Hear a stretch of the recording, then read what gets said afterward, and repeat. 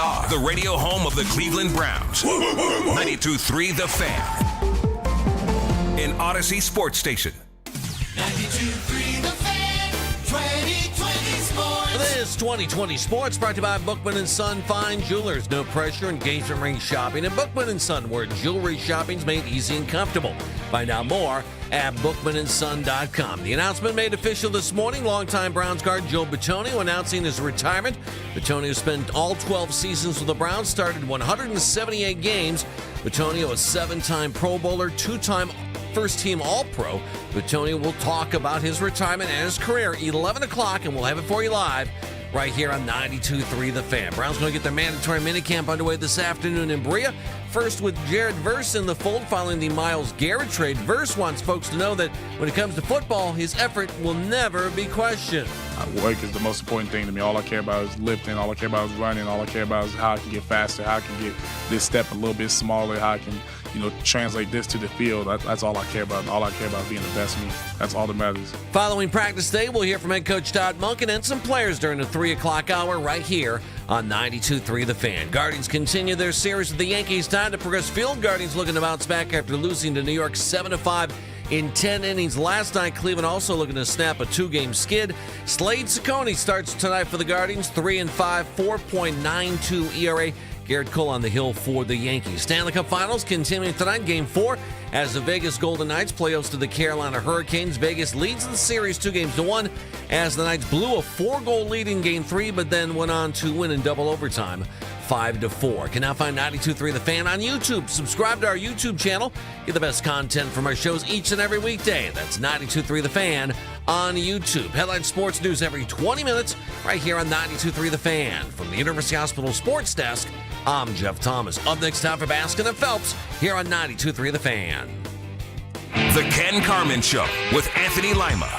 Joe Bitonio retires. He is 12 years up. He is calling it a career. So what this does to the offensive line, how many people were actually planning on Joel coming back to the offensive line? Nobody I knew. That's why I'm surprised everyone's like, well, now here the Browns have to mobilize this. I did not think he was coming back. Yeah, I thought we had kind of written this off a while ago. I didn't know anything. It wasn't like I was sitting there like, oh, yeah, I've been texting Joel. No, I didn't know that. I'm just pointing out I did not expect him to be coming back. The Ken Carman Show with Anthony Lima. Weekday mornings starting at 6 a.m. We are Sports Radio 92.3 The Fan. Talk sports with guys in the know. It's embarrassing. I mean, are they not embarrassed? It's time for Baskin and Phelps. Cleveland's Sports Radio 92.3 The Fan.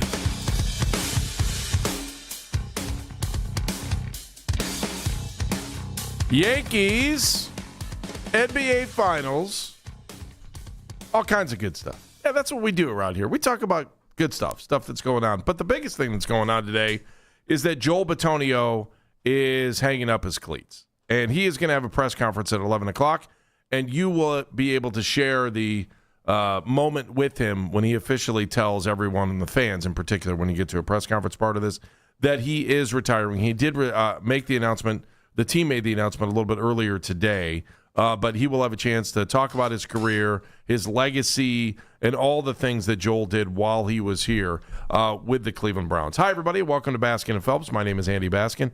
His name is Dan Mennigan. He is filling in for Jeff Phelps today. Meredith Kane is also with us, and so are you at 216-474-0092. So we have all these things to talk about, plus Jay Billis is going to talk to us at noon. I cannot wait to talk to Jay. Obviously, he's going to talk about the tidal wave that happened yesterday with a ruling in Texas that a athlete who was busted gambling while playing is now able to play. And we'll explain all the rest of that coming up. Hi, Dan. How are you?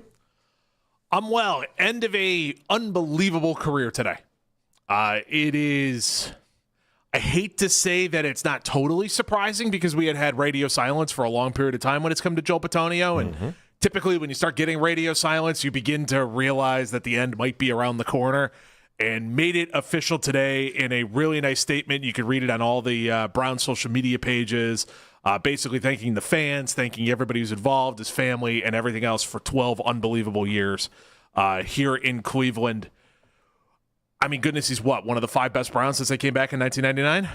I think I could say that with pretty well certainty. Yeah, it's fair. I do think it's interesting, though, when we try to label who's, what, and where, that, even as much as I love Joe Thomas, and I thought Joe Thomas was really good, as a fan, I think it's hard to have a quantitative, is that the right word?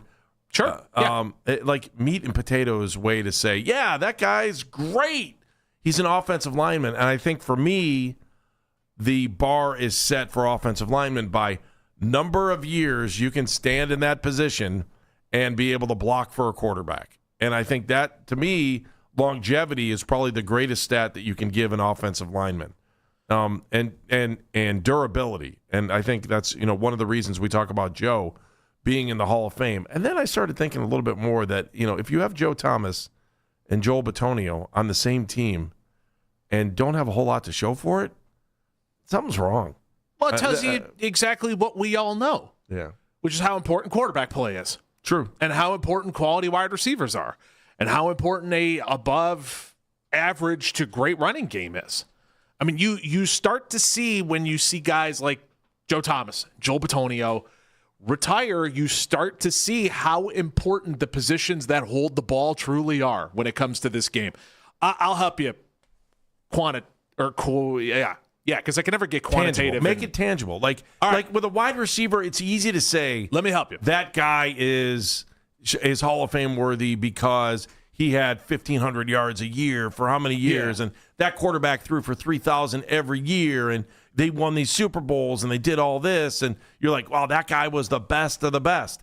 I think with an offensive lineman, it's a little bit tougher. All right, let me help you a little. Okay. So Joel Bitonio in his career, and I'm grabbing all of this from PFF, which I know PFF has its flaws, but it's the best thing that I can grab quickly. Okay. Joel Bitonio in his career played 11,966 snaps. Okay. In those 11,966 snaps, he gave up 24 sacks. Or 26 sacks, sorry. 26 sacks I gave him 2. He allowed the quarterback to be hit 41 times. In there, the quarterback was hurried because of something Joel Bitonio did 189 times. Again, that is out of 11,966 snaps. And if you're going to be somebody who goes, well, that does also take in the run, and the quarterback doesn't get pressured with the run, here's the pass block side of it. That would be 7,375 snaps. So 7,375 snaps. The things that you don't want your offensive lineman to do, he had those happen 26, 41, and 256 times. I'm not going to do math on the air for you, but I can tell you if we did that by percentages, those percentages would be low.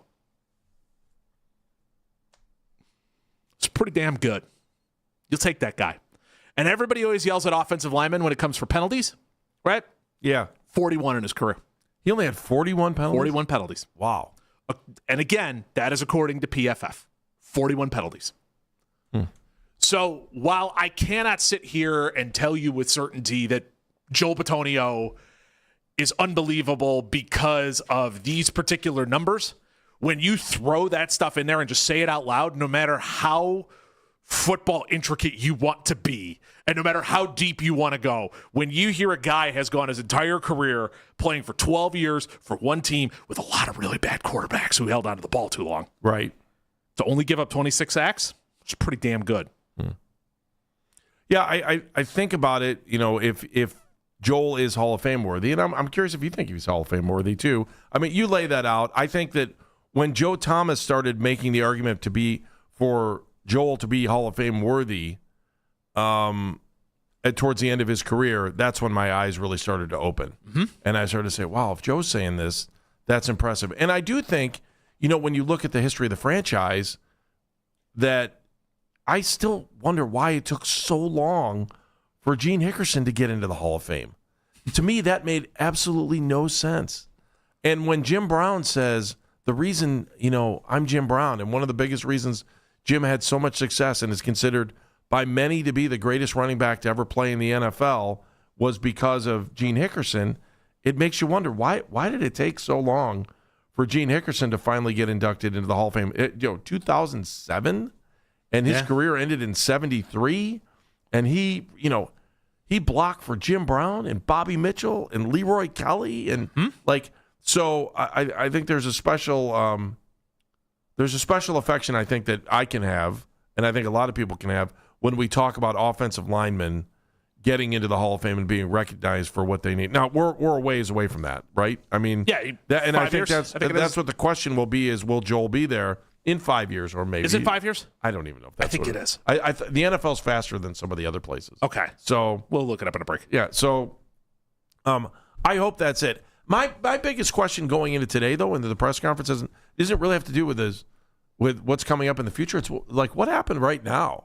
Like I wonder why Joel took so much time to figure out that he wanted to retire now, because I still think there are plenty of people that think he's got gas in the tank, that he could still play. And, if you go back and listen to like almost every press conference since the end of the season, hey, is Joel coming back? Have you heard from Joel? What's going on with Joel? What's going on with Joel? So I wonder if there's like a contractual thing, if there's a money thing for why. Maybe it took till maybe there's a contractual thing after June 1st.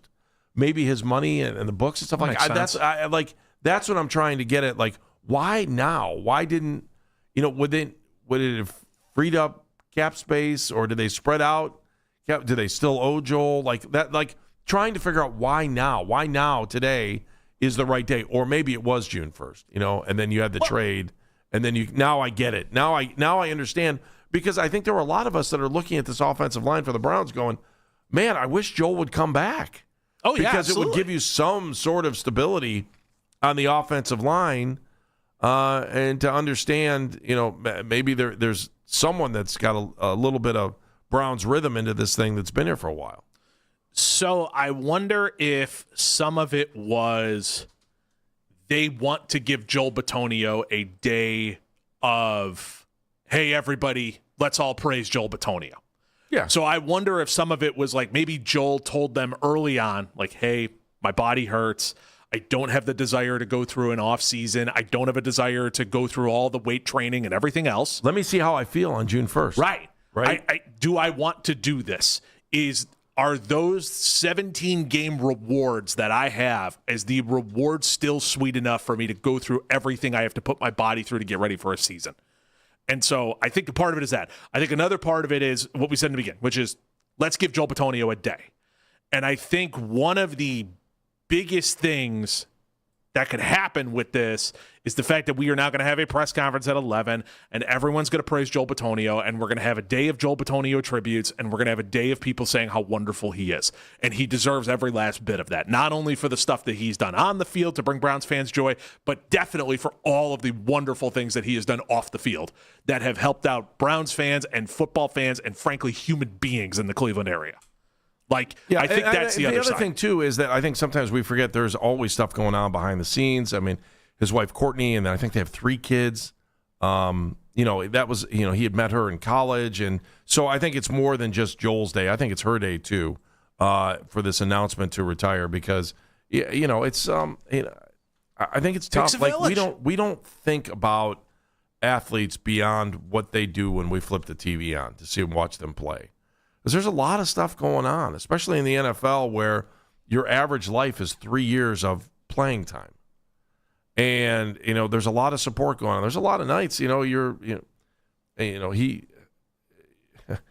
think back and you wonder, hey, when he was in high school, I wonder if he wondered what he was going to do. I mean, he ended up playing at Nevada. It's not like he was at, he wasn't at a Pac-10 school, wasn't at a Big Ten school. He wasn't, he was at Nevada. Which is a good team, but it's not, it's like, it's a MAC kind of thing, right? Right? It's a MAC kind of thing. You know what I'm saying there? So, and I think I embrace those athletes too, because like I watched a lot of those guys play from the Big Sky and try to, you see a handful of those guys make it onto the bigs. And then, the same kind of thing, like Nevada was a Big Sky school at one point. But, and then like sometimes we just flip on the TV and we just take everything for granted. But there's a lot of nights there where, I'm sure he couldn't wake up on a Monday morning trying to walk, and someone's got to be there. And it's not like the fans are going to lift him out of bed. It's his family. You know? So I find it interesting. I always enjoy listening to guys when they first retire, because I think a lot of things are fresh in their mind. And listen to who they thank you. I always think that's important when you listen to one of these press conferences, because those are the real people that make a player who they are. And any player that thinks that they're, Hall of Fame worthy even at this point, you've got to catch some breaks and you've got to have some good people behind you. And I think Joel has had that regardless of wins and losses. So I am looking forward to his press conference coming up at 11 o'clock. To every Browns fan who's out there, if you get a chance today, go read his letter that he wrote. It's on clevelandbrowns.com. It's very heartfelt. It's very kind, his retirement note that he sent out there. And it gives you a lot of insight into how Joe Bitonio thinks. All right. Mary Kay Cabot's going to talk about Joel Bitonio and everything else that's going on at Browns mandatory camp now as we get into mini camp, and guys have to be here. So let's see what happens as we get into the first time Todd Monken gets a chance to say, let's go, here we go, let's go forward. And as we get ready for the season, which is going to be here before we know it. Mary Kay Cabot, Cleveland.com. Next, Joel Bitonio's press conference at 11. Jay Billis at high noon. Doug Deacon is going to join us at 1 o'clock. I can't wait to talk to Deacon, see what he's up to, as well as him talking about Joel and what makes him worthy of all the accolades he's about to receive, I think, on the other end of retirement. It's Baskin and Phelps with Dan Mennigan, 216-474-0092. Hey, everybody, it's Andy Baskin for FanDuel. Right now, new FanDuel customers can hit the court with $350 in bonus bets guaranteed after betting $5 for 7 straight days. FanDuel is the best place to bet all of your favorite players during the NBA Finals.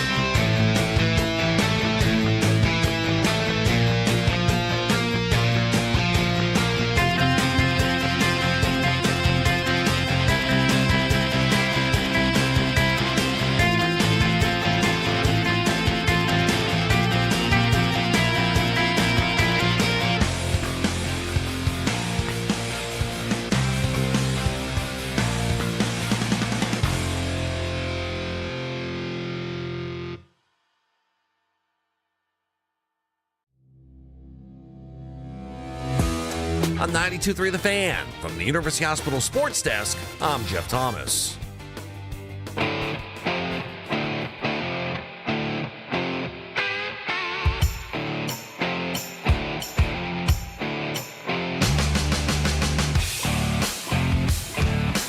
Browns back to work in Berea, and one Brown is saying goodbye. Joel Bitonio, and what will his future be off the field, and will he make a trip to Canton? Let's answer some of those questions to our good friend who joins us a little bit early because we got the press conference coming up at 11 o'clock for Joel Bitonio. She is Mary Kay Cabot. Make sure you are listening to the Orange and Brown Talk on Cleveland.com all the time, their podcast, which is killing it. Right now, she is on the Weishart Right. We make it right. Call Kyle Wright hotline. Hi, Mary Kay. How are you? Hello, Mary Kay. I'm doing great, guys. How you doing? We are doing good. We're excited for Joel today in this press conference. I just right out of the gate, I wonder why it took him so long to announce this, or did June 1st have something to do with it? And I think we were all kind of hoping that maybe he would come back this season, but I think everyone respects him for his decision. Just so you know, I'm arriving in Berea to a bunch of large construction machinery. So sorry about the background noise. But as long as your hard hat has a stripe on it, you're good. Exactly. That's how you just need a stripe. That's how you on know your- you're official. That's right. Right. So I think that there may have been some thought on the part of people around Joel, wondering if perhaps he might not want to just play it out until the end and see if there was maybe another team that came calling. So I think that had something to do with it. I think there were people, not necessarily him, but I think there may have been some people in his camp that just wanted to make sure that he was ready to retire and didn't want to perhaps maybe squeeze one more year out of that as amazing beaten up body.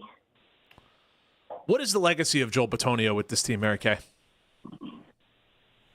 Well, Joe Thomas is a hard act to follow, but Joel absolutely was able to live up to those almost impossible Joe Thomas standards, both on the field and off the field. He was an amazing human being, is an amazing human being, and he was an amazing football player. And I do believe that he should be in the Hall of Fame, and I hope someday I get to deliberate on his name in those rooms. I really hope that happens. And, of course, I'll do everything in my power to make sure that it does because he deserves that. And I think that should ultimately be his legacy. But it's very, very hard to get into the Hall of Fame as a guard. We'll have our work cut out for us, but certainly something to aspire to and to try for Joel. But just in every way, shape, or form, he was a dream to cover. And if the Browns ever had 53 Joel Bitonios, they would be in phenomenal shape. Mary Kay, we were talking about it earlier, especially because he is a guard. And like I was telling, Dan here, I was like, I can't believe how long it took Gene Hickerson to get in as a guard when you think about the great running backs that he blocked for. And I'll never forget the day we were all sitting in the room in Berea with Jim Brown talking and Joel in the room, Hickerson in the room. And, I just kept looking. I was going, man, I wish this would have happened earlier for him because of what he was going through at the end of his life. And then, it's just like, and to get a guard into the Hall of Fame, I know you touched on that. How hard is it, and how do you make that argument to get him in? Well, once again, it is difficult, but you guys have cited some amazing statistics and numbers on the show today, and certainly those things will be a huge factor, as will just everything that he's accomplished on some really challenging football teams. He's blocked for 20 different starting quarterbacks. Wow. Has had four. That's insanity. That's crazy. And, he's had 4 full-time head coaches. But I think there are certainly ways that you can, make the strong case for Joel Bitonio so that he has that opportunity to get in the Hall of Fame. And I will do everything I can to make sure that happens. Mary Kay Cabot joining us, Cleveland.com, and Napoleon Dealer, where you can read her. You can always listen to her on Orange and Brown Talk as well with Ashley Bastock and Dan Lobby. Minicamp starting up today, oh, by the way. Give us something that Browns fans should keep an eye on besides the quarterbacks. Well, Jared Verse, this is the first opportunity for Jared Verse to step into Myles Garrett's position and show everyone what he can really do. He only did individual drills when we watched him during his first practice during OTAs last week. So this is, in addition to it being Joel Bitonio Day, on the field, it's going to be Jared Verse Day, in my opinion, after the quarterbacks, because all eyes will be on him. He's got enormous shoes to fill. I know he's excited to do it. I loved his press conference. I thought he won his presser hands down. And this is his opportunity to help bring this defense together and let everybody get a chip on their shoulder and show that they have something to prove. Mary Kay, it is interesting if you kind of look at the defense as a whole. I think you have 9 of 11 starters coming back next year. And, I think the question about the defense then just becomes, in some ways, obviously losing Myles, but the transition to another coach on defense. And just, one, how important are these camps to make sure that everybody's on the same page? And two, how will this defense look next year without Myles? And how much of the drop-off will there be? Like, I was concerned when they were talking about trading Myles. I'll be like, oh, man, how do you replace him? But by the same token, I think if you were going to go out and get anybody that has the potential to be close to him, maybe they did that. Well, they certainly did a phenomenal job of getting something great in return. There was no way this was happening unless they were able to try to replace some of that amazing production of Myles. And we don't expect Jared Verse to have 23 sacks this year, but he brings great pressure production. He's great at the run stopping. He will get his sacks. And I think that they're going to just have to play really, really good team defense. I think that's going to be the key, to spread the wealth around a little bit. The Seattle Seahawks won the Super Bowl, and they didn't have a double-digit sacker. So you don't need a double-digit sacker to win a Super Bowl. You need really, really good defense. You need to get that pressure, but you don't need to get it all from one person. So hopefully for them, they'll find ways to spread things around a little bit. And, that might even foster some more team building and some camaraderie to know that everybody will have a chance to shine. And it's not all about making sure that Myles gets that sack record or that Myles gets NFL Defensive Player of the Year. I think that this could have some benefits for these guys. Mary Kay, we're not expecting any holdouts or anything, correct? No, I don't think so. I think that, there are maybe a couple of guys that could be in line for an extension here or there, but no, I don't anticipate anything like that happening. Okay, cool. Just one of those. I hadn't heard anything, and so I assumed that was the case, but I wanted to just confirm it with somebody who knows more than I do. So far to this point, what is the biggest difference you've seen through OTAs, rookie minicamp, that kind of stuff, between what Kevin Stefanski was doing here and what Todd Monken has been doing with the Browns? It's not massively different, really. There aren't, football practice for the most part is football practice. I think I've seen, maybe some more 11-on-11s and things like that, and they do go hard from beginning to end. The practices, he takes the full allotment of time. It doesn't seem to be as many guys resting, getting those veteran days of rest. But who knows? This is the first time that we will see everybody here today with Denzel Ward and Grant Delpit and some of the veterans. So we'll see how that goes.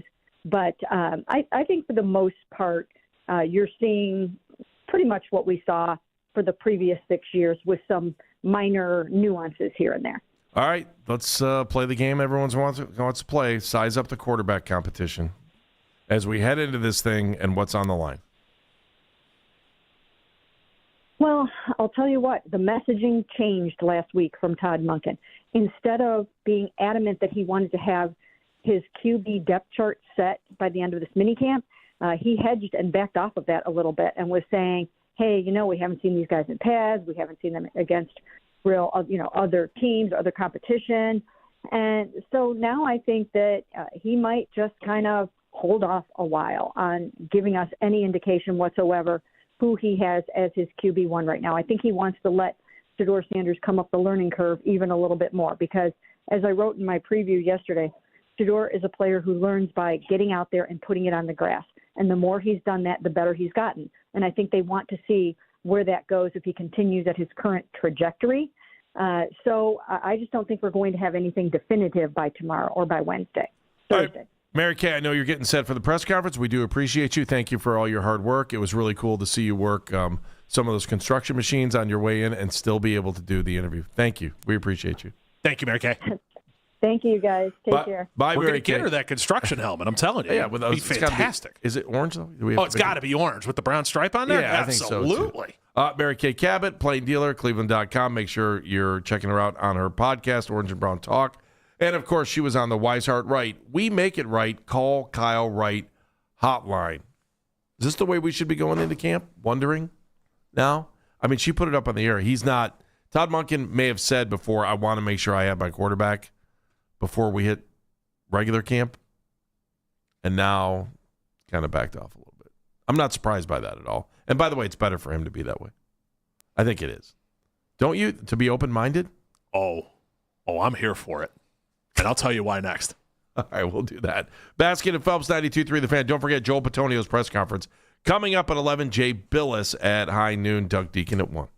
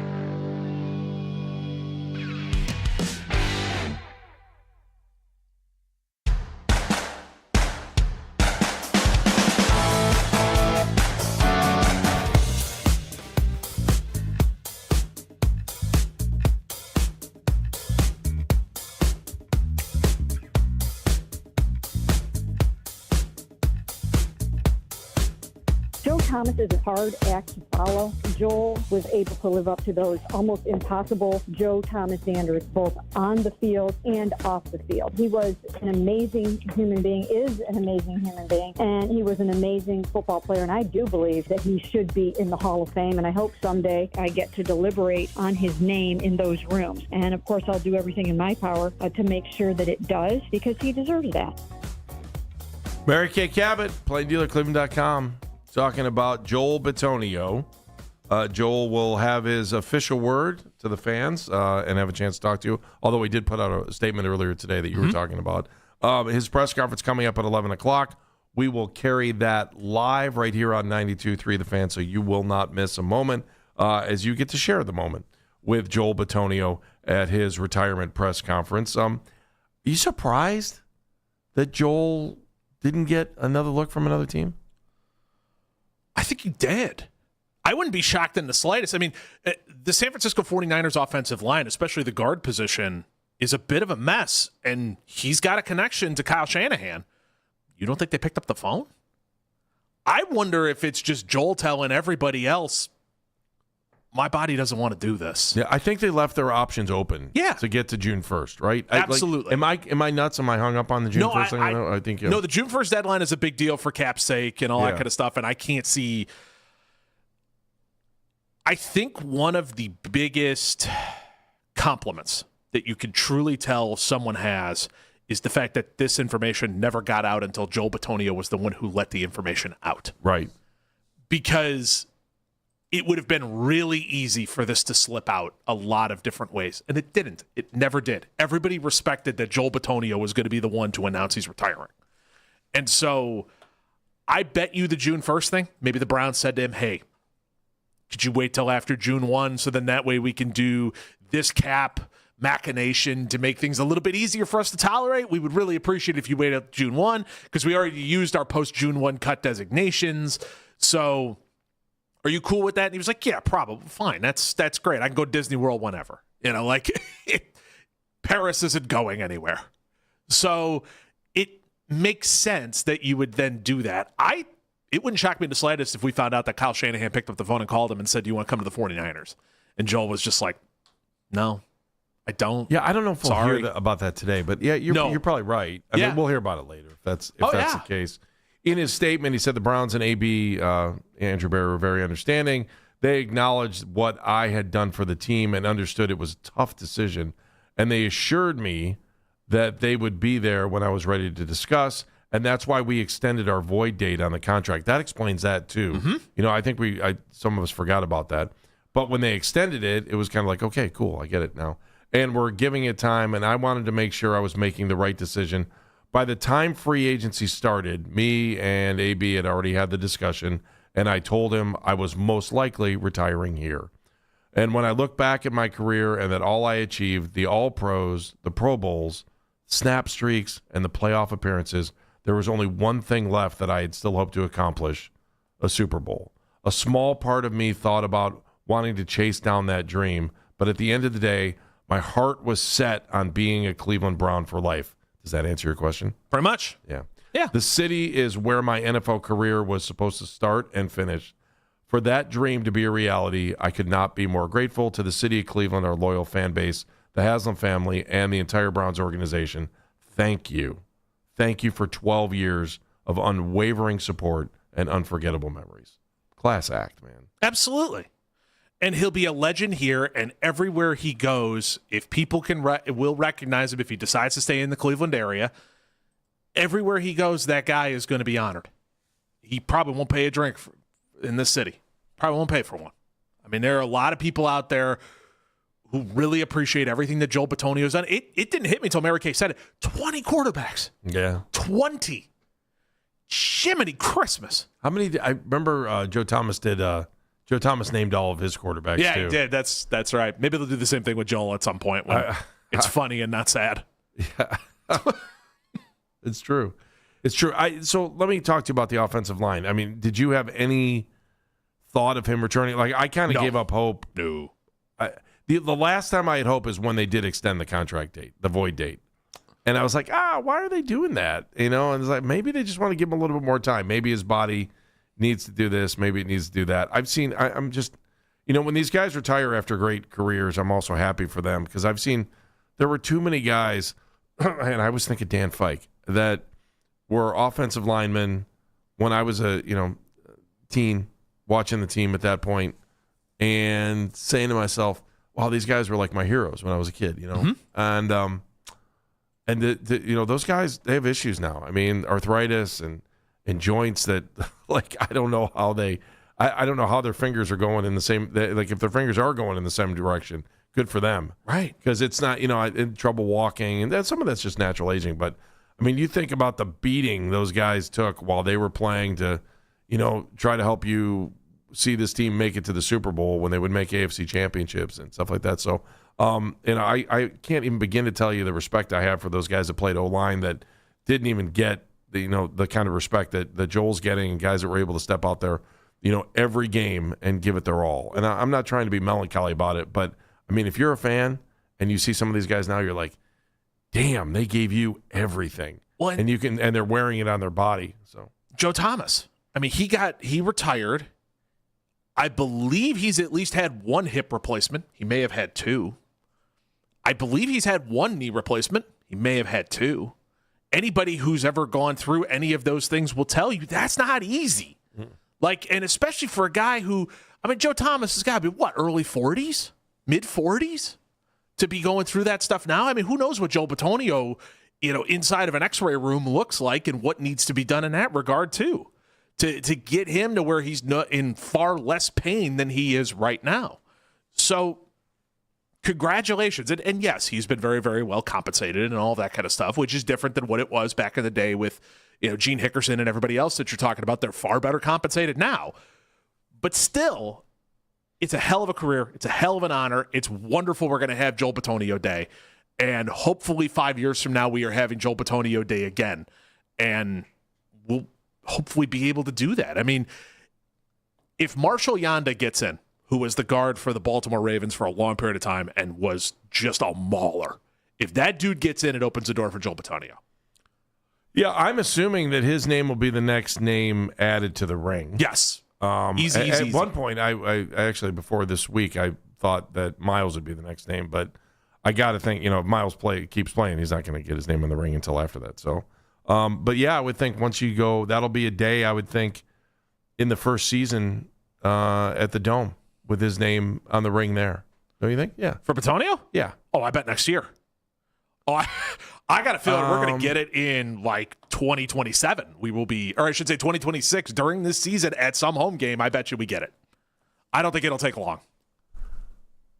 Well, they have a tendency to not put names in the ring unless you're in the Hall of Fame. Clay Matthews is, I think, the only one, right?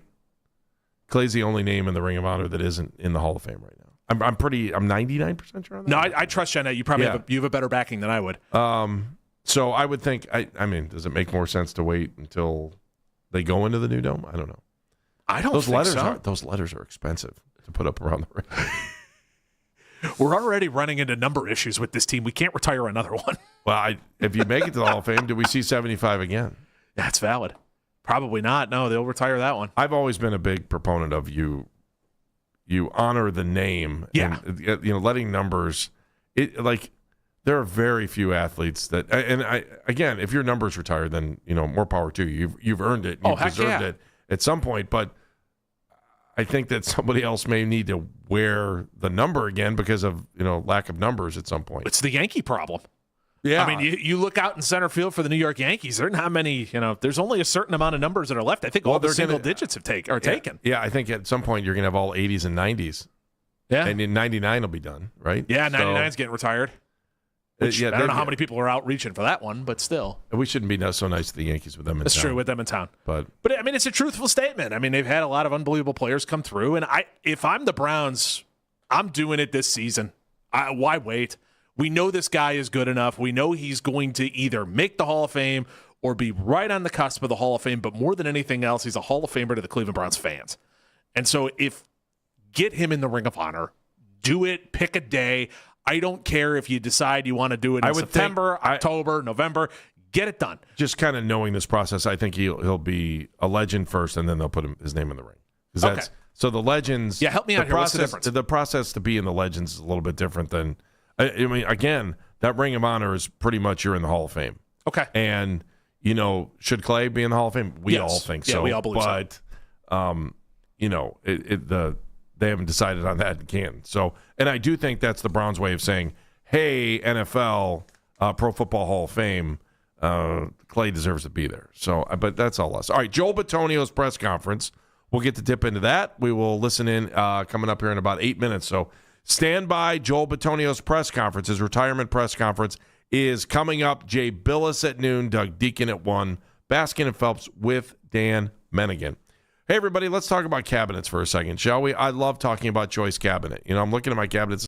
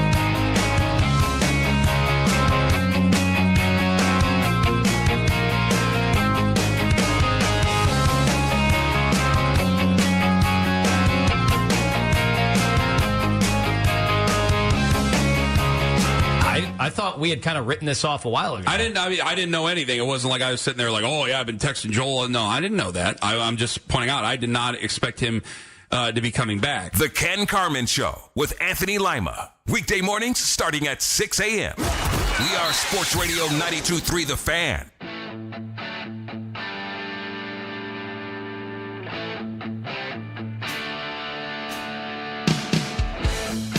Baskin and Phelps, 92.3 The Fan. He is Dan Mennigan. I am Andy Baskin. Joel Bitonio is about to step... excuse me. A little choked up here. He's about to step up to the podium, and he is going to deliver his farewell press conference as a player. Jimmy Haslam is expected to be there. So the first voice you may hear when we hit the press conference, which is brought to you by our good friends at Expert Renovations, expertrenovationsllc.com, expertrenovationsllc.com. Happy to bring you the press conference, and you should hear, I believe you're going to hear Jimmy Haslam first, and then you will hear from Joel Bitonio. So nice to have the owner up there to recognize a player that is given it his all for the last 12 years for the Cleveland Browns. Absolutely. It will be good to hear from him, but more than anything, I hope he says something nice and then gets out of the way and just let Joel Bitonio have his moment. Don't take questions. Don't make it about you. Don't make it about the quarterbacks. Don't make it about anything else. I can't imagine. This is Joel Bitonio and Joel Bitonio only. I hope that is truly the case. I hope he says something nice. Same thing with Andrew Berry. If Andrew Berry is there to say something nice, get out of the way. Don't take any questions. Just make this about Joel. Yeah, I can't imagine Jimmy's taking any questions today. There's no reason for him to. I mean, and the only question is what kind of a player was Joel Bitonio for you, if you really want well, but and again, it's not a slam on anybody who is involved, but you get such limited access to the owner.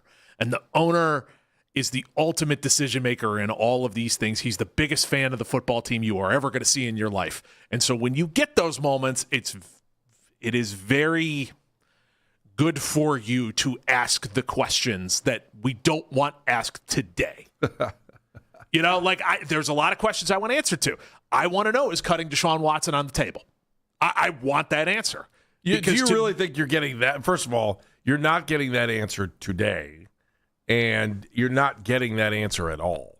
When someone's active on the roster, they're never going to tell you. Well, but that's the thing. It's when you get the owner in front of you of all of the people who have said things that they probably shouldn't say. He's pretty high on that list. And so when you get that guy in front of you, it's pretty easy to go, all right, let's get some answers here. Let's see if we could get him to slip a little. I think the only answer you got was from Mary Kay Cabot, who joined us earlier today at 10:20. And by the way, if you want to go back and listen to that, you can always do that on the Rewind feature on the Odyssey app, powered by Integrated Restoration, your local experts in water, fire, and storm disaster restoration. Hey, guys, let's go out to Berea for Jimmy Haslam and Joel Bitonio. It's our organization.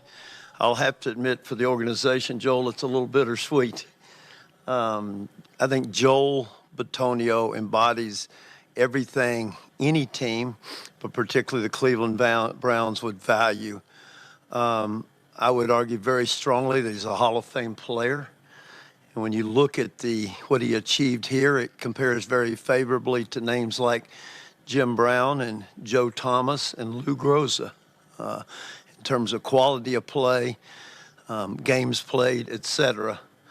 We're excited for he and Courtney and their three little ones who are over here, all appropriately adorned in 75 jerseys. And they'll have their dad back full time. Their dad is already slimmed down. He said he's not quite as slim as Joe Thomas, but he's headed in that direction. Body feels better, etc. And we're also delighted, at least for a year, Courtney, that and maybe longer, that y'all are going to stay in the Cleveland area. And that'll obviously, you will always be a Cleveland Brown, but it helps when you live here. So we're delighted about that. I think we'd be remiss if we didn't comment and just all of us go through what all Joel accomplished in his career.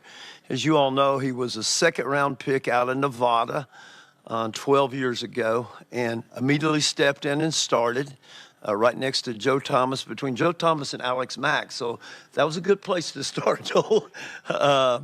and early on had an injury, a foot injury, if I remember.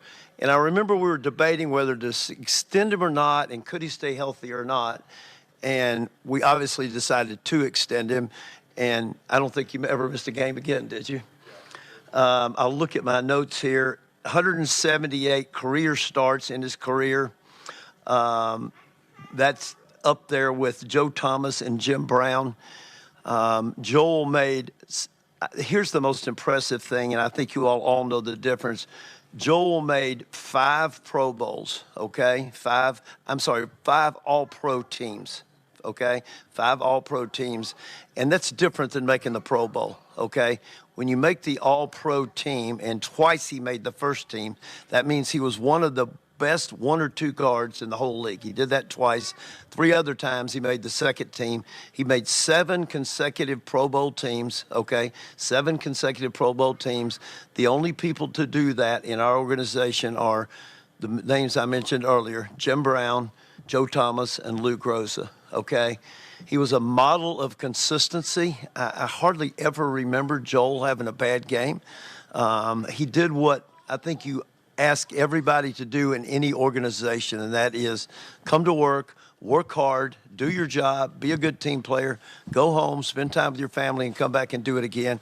And he did that for 12 years. And, you know, when players aren't in the building, there's a little bit of a tendency to forget about him. And when he and Courtney and the 3 kids got out of the car today, I thought, dang, I miss that guy, because Joel was so reliable, showed up so often, et cetera. So Joel is going to come up and make a few remarks, but I just want to emphasize, I hope we can find more players in the future who are as good of players and as good of people as Joel Bitonio, because he embodies everything we want a Cleveland Brown to do. So with that, we'll introduce Joel Bitonio, number 75 from the University of Nevada. So come on up here, big guy.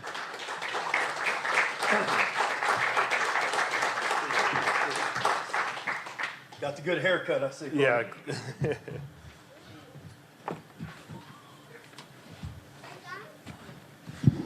Well, first off, I just appreciate everybody being here. I know it's a little short notice for some people. Surprisingly, it's been in the works for, a little while, getting everybody's schedule on page and stuff like that. We, it took us a little while, but I appreciate the kind words, Mr. Haslam. Everything you guys have done for me and my family. It is like family here, and I appreciate that. So I prepared something, so I'm gonna, try and read it and try and stay focused. It's just an emotional time, because it's what I've done, my whole adult life has been here and been a Cleveland Brown. So it's a big moment, but I'm gonna read some of these words to you guys, and I appreciate you guys being here. When I reflect on my time as a Cleveland Brown, I'm so grateful. I've learned so much. After I was drafted, I had the unique experience of playing left guard in between 10-time Pro Bowl left tackle Joe Thomas and 7-time Pro Bowl center Alex Mack. What a way to learn how to be a pro in the NFL. I saw firsthand their toughness, their ability to play through injuries, the importance of being there for your teammates. I took that with me and did my best to instill that in my teammates later in my career. I sat next to John Greco in meetings. He taught me how to be a pro, take notes the right way, and play guard in the NFL. I was drafted the same year as Johnny Manziel, and we actually roomed together. I learned some things not to do from him. I got the opportunity to play with and learn from so many guys. I learned how to be egoless from Nick Chubb. I learned to always smile like Christian Kirksey. I learned to chief slam from David Njoku. I learned how to be fiery and competitive from Baker. I learned selflessness from all my offensive lineman brethren. There are truly too many to name, and the O-line is just such a special group. But just a special shout out to Mitch Schwartz, Wyatt Teller, Ethan Posick, Jack Conklin, Kevin Zeitler, and the countless others. It was an honor to share the meeting room and the field with you men. I learned how to be detail-oriented and always show up on game day for your teammates, even if you didn't practice all week or ever, from J.C. Treader. I got to experience Pro Bowls with guys like Jarvis Landry, Denzel Ward, Amari Cooper, Myles Garrett, J.O.K., and Jerry Jeudy. I learned the feeling of pride that comes with representing this organization among the greats of the NFL, and that's a feeling that never got old. I learned about the people behind the scenes who help get the team ready for Sundays. The people in the building help make this place so special. Joe, Pat, Steph, and the training staff who would get me from being barely able to get out of my car on a Monday to ready to play on Sundays. Larry Jackson and his strength staff for the countless hours in the weight room, including Dale Jones for going above and beyond the second half of my career to help extend it. We always have our Friday morning lifts. Brad, Corey, Jimmy, and the equipment staff who are always there with any request. The cafeteria staff who kept us fed. The PR staff, including my guy, Murph, who from day one had me ready for any questions the media threw at me. I learned about the Cleveland media, the seriousness of how they approach their jobs. I learned to just answer their questions as honestly as I could, because it ultimately helped make the fans more interested. I learned just how hard it is to win in the NFL and how special the locker room is after those wins. Those are the moments I will never forget. I will always remember our Thursday night win against the Jets to open the fridges. I learned about serving the community. As athletes, we have a platform and have the opportunity to make a real difference for people. Giving back was something that my parents instilled in me. Those interactions with Browns Give Back, A Kid Again, the Cleveland Food Bank meant a lot to the kids and the people who we were able to help. But they also meant a lot to me, too. I encourage everyone to give back. I learned about sacrifice and love from my wife, Courtney, my kids, Zoe, Benny, and Ada. I love you guys so much. Courtney has been on this journey with me since college and was truly the heartbeat of my career. Through the injuries, the wins, the losses, always there, always supportive, and always my biggest fan. I learned how to compete and always try to win, even if it was racing to the car for my brother and sister. I learned true strength and love from my mom. Sometimes love is letting you know you shouldn't have false started in the second quarter. I learned self-belief and hard work from my dad, who never got to see me play a snap in college or the NFL, but was with me every step of the way. He believed in me and my dreams before I knew what they were. He would tell me, "Why not you?" whenever I brought up how hard it was to make it in college or the NFL. So if he's listening right now, I just wanted to let him know we made it. I learned how to be appreciative. Thank you to the Haslam family, to all my teammates, to the coaches, to Andrew Berry, to anyone who believed in me, to the fans who supported us. Thank you to everyone I was able to learn from. I learned to appreciate everyone who helped me on this amazing journey. I learned what an honor and a privilege it is to be able to wear that orange helmet and what this team means to the fans.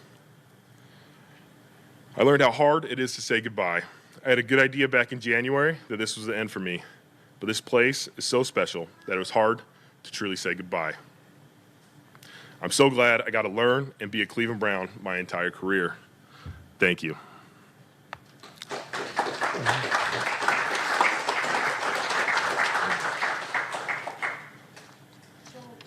Why was it so important for you to stay here, to finish your career here, even through all the losing and the hard times and the coaches and the quarterbacks? Yeah, I was always appreciative of the team drafting you.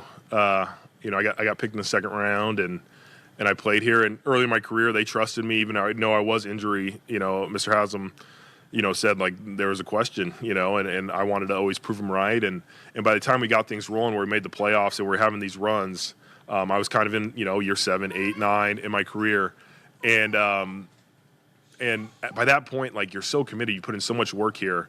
I was ready to see it through, and I was ready to see, the ultimate goal was to win a Super Bowl, and that was my goal here. But once you get through it, for me, I could never just picture myself in a different uniform. Were there overtures made to you from other teams? Never anything serious. I know my agent talked to a bunch of teams, during the combine and everything, and people asked if I was interested in continue to play, like what my plan was. But there never got anything where I was telling people I wanted to play for another team.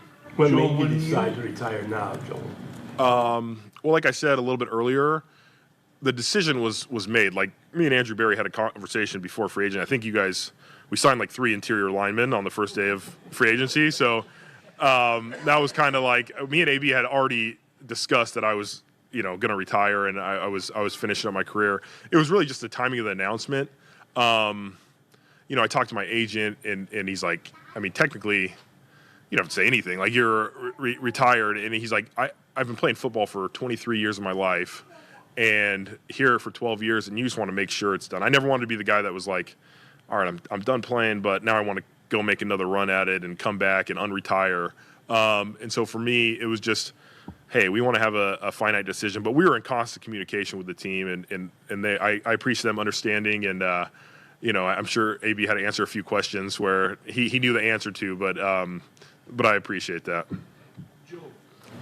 Football's been your life. I mean, even the last college, now the last 12 years.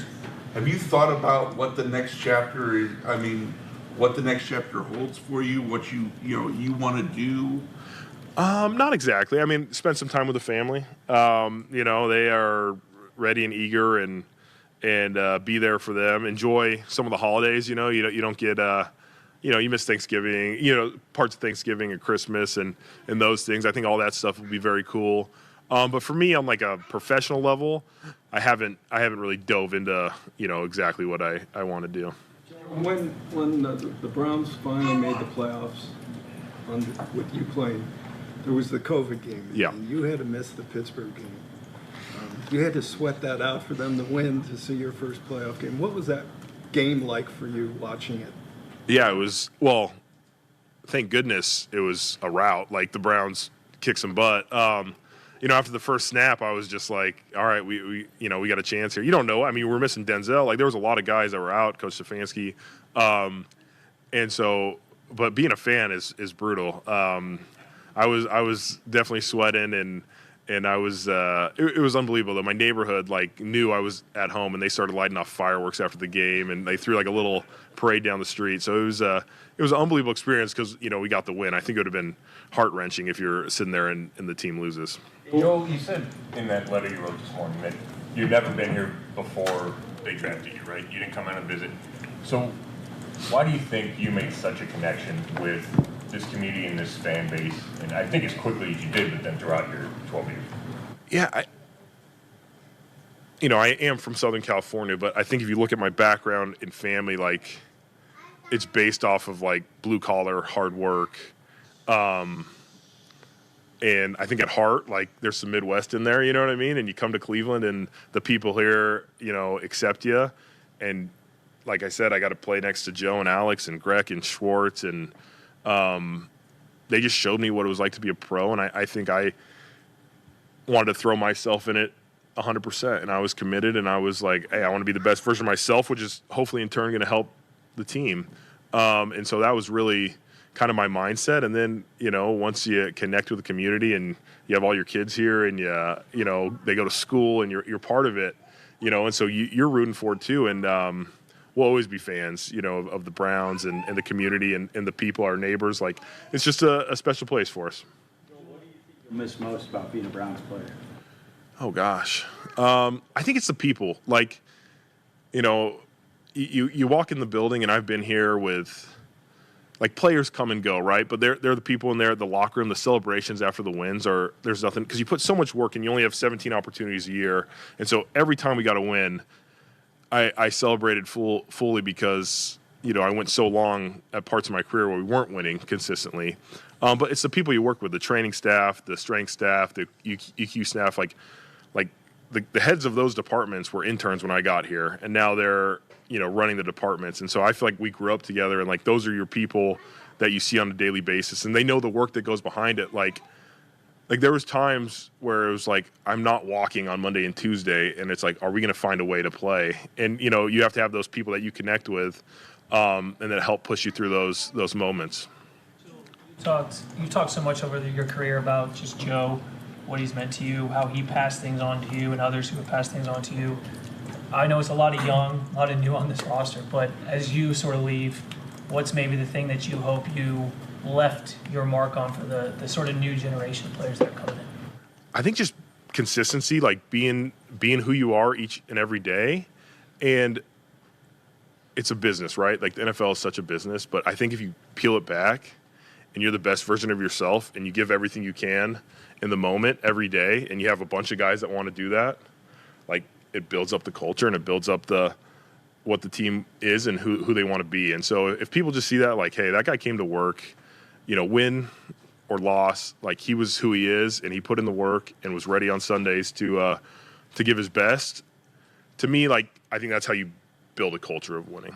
How are you able to maintain such a positive attitude week in, week out, year in, year out, through all the losing? I mean, I remember Joe Thomas saying that it really got to him emotionally, but you just were, you just seemed like you were always there with a smile on your face, and you kept the locker room up and the fans up and gave everyone some hope. How did you do that? Yeah, losing is not easy. Like, everybody plays the game to win the game, but I feel like I woke up in the mornings and I was like, I'm playing in the National Football League, for the Cleveland Browns, and I get to go to work and I'm healthy and I'm playing in these games. And so that was special. It was just a moment. It's like what you dream of as a kid and you're living your dream. And like, I do think positive vibes are contagious, right? Like, if you're a positive person, like, hopefully that rubs off on some people.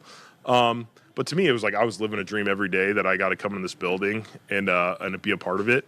And the ultimate goal was to try and, lift a Super Bowl. And that's why I tell people, like, the best moments were going to those playoffs because we were getting closer and you wanted more of those moments. But, like, those wins and those locker rooms made up for all the tough days you had.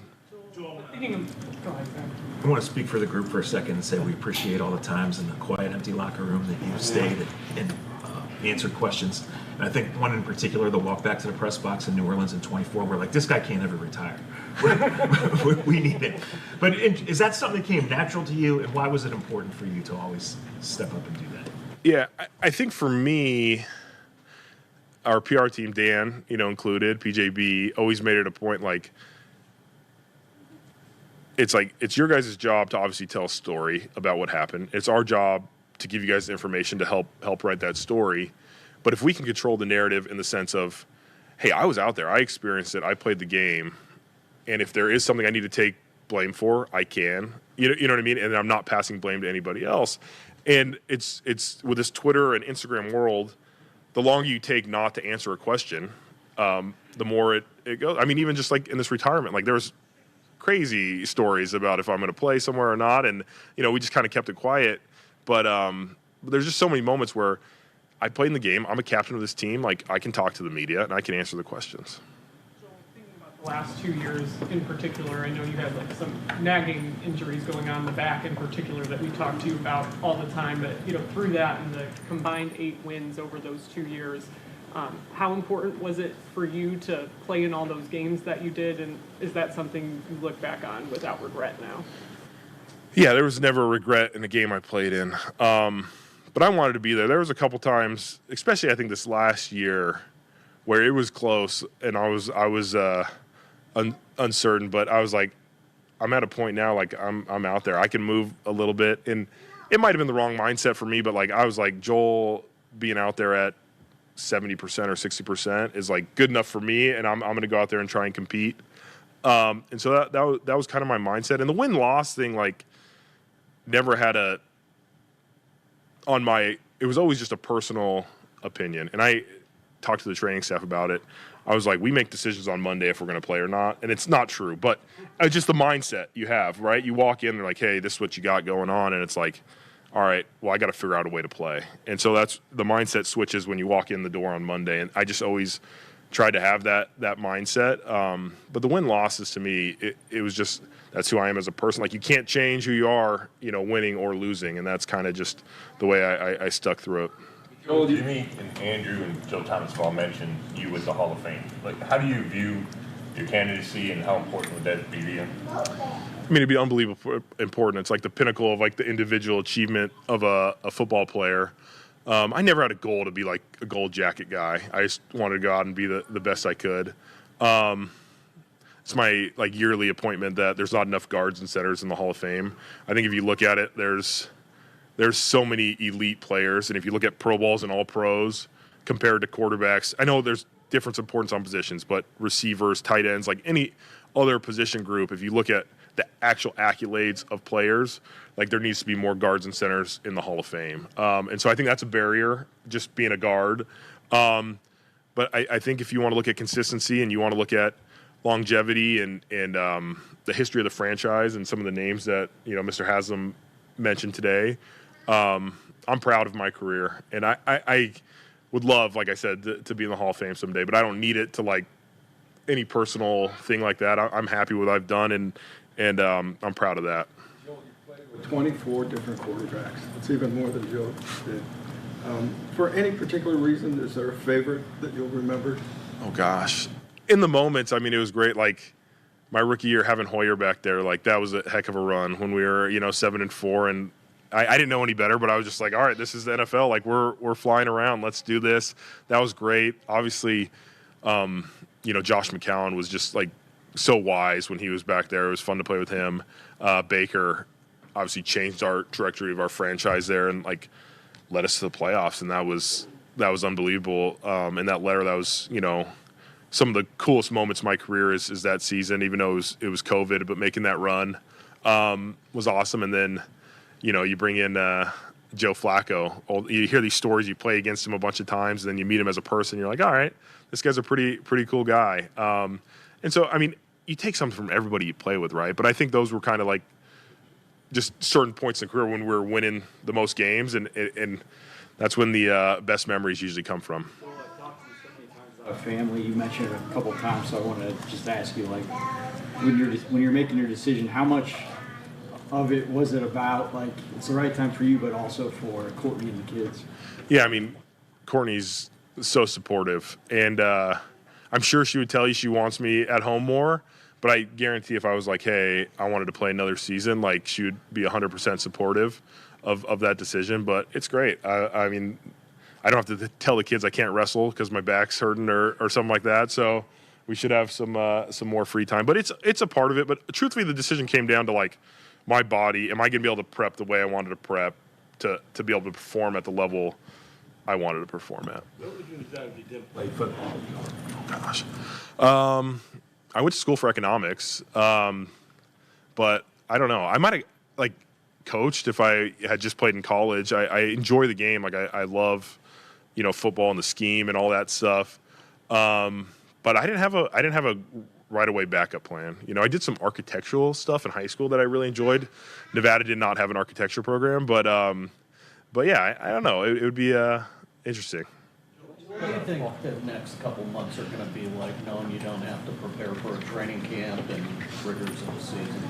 I think I was, telling my wife the other day that like it still kind of feels like an off season right now. Like I've still been working. I'm obviously not training as much, not at mini camp right now, but I think when training camp starts is going to be the real moment. Like, okay, I'm retired from this, because that's when, so end of July, August, September, when everything really cranks up. So we'll see how it feels. I'm sure there's emotions going in there. I tell you what, like the stress of getting ready for a game and wanting to perform at your best, I don't know if I'll miss that.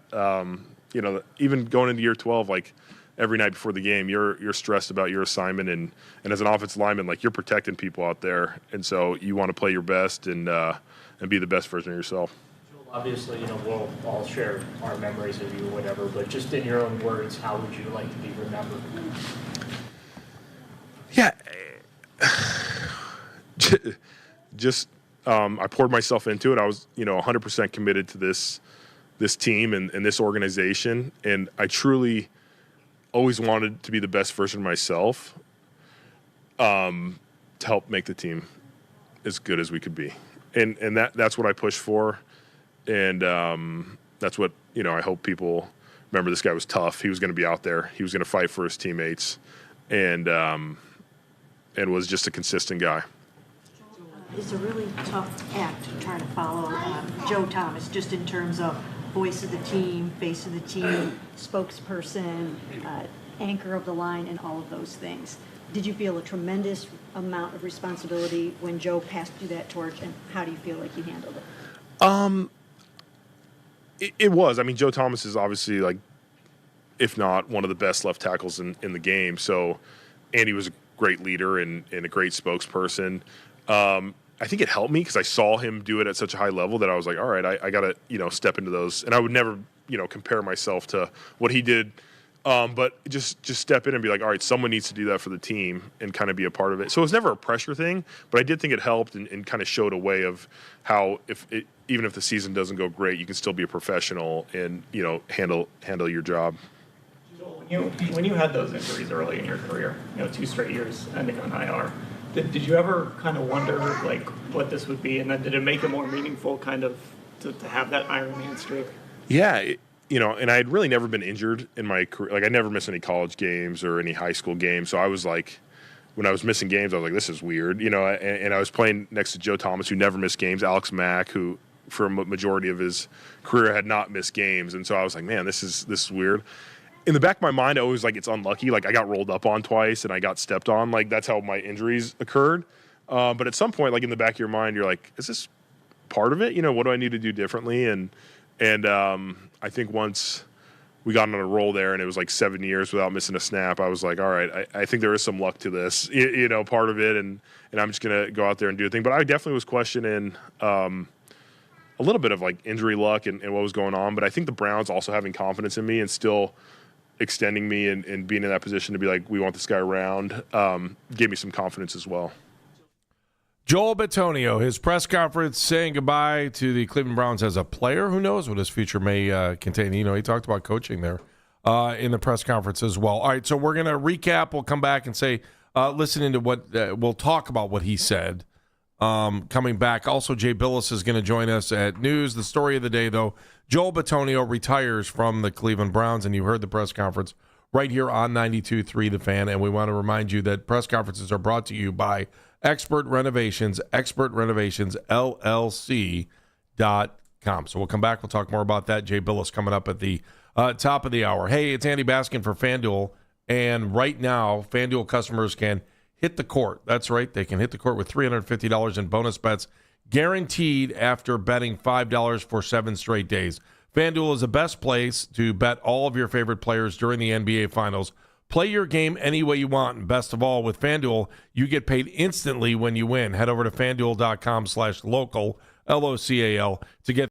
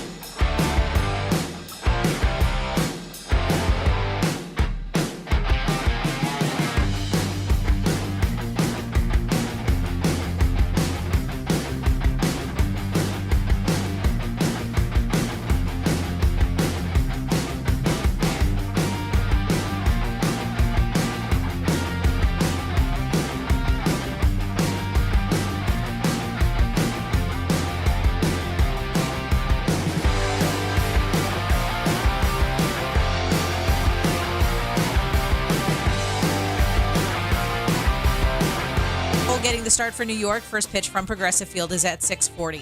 You can listen to the Fan Rewind weeknights from 11 p.m. to midnight, all the best segments from all our shows, and you can always listen on the Odyssey app. Headline sports news every 20 minutes on 92.3 The Fan. From the University Hospital Sports Desk, I'm Meredith Kane.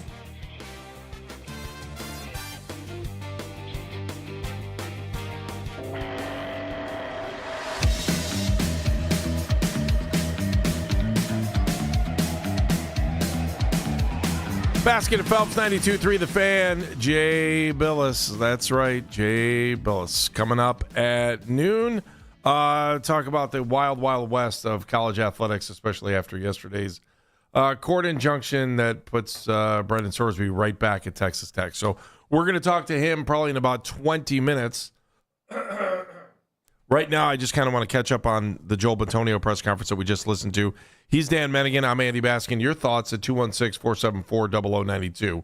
216-474-0092. You know, a lot of times, Dan, we hear guys say, oh, I love the city. I love where I play. It's important to me that, you know, that I play for the fans. And while I think a lot of players mean it, especially the ones that have been professional players that have been in the city for a long time, I mean, you can kind of tell who really means it and who doesn't mean it. And I mean, it's really simple little things that you hear that in the press conference, you know, what he's talking about. And, you know, that the biggest thing that kind of hit me was talking about Browns Give Back, talking about the food bank. Talking about, it's the way he said, I'll never forget the Thursday night win over the Jets where we opened the fridge. Like, the only people that know that are you, anyone who's probably listening to us right now. I mean, open the fridge is, you know, was that big beer campaign after they had the long losing streak. You know, who knows that? Someone from here, someone who gets, I mean, I'm not, you guys always make fun of me when I say he gets us. That to me is very real.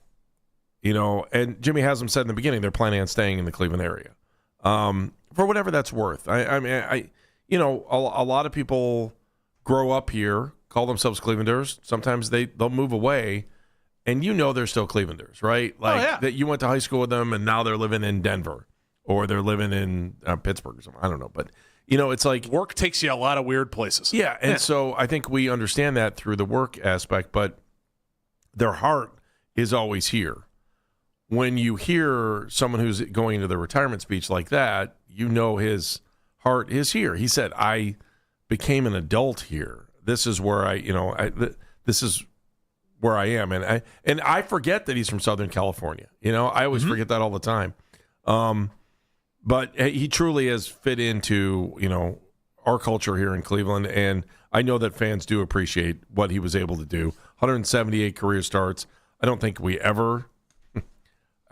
I can't remember him ever getting into trouble. Am I wrong?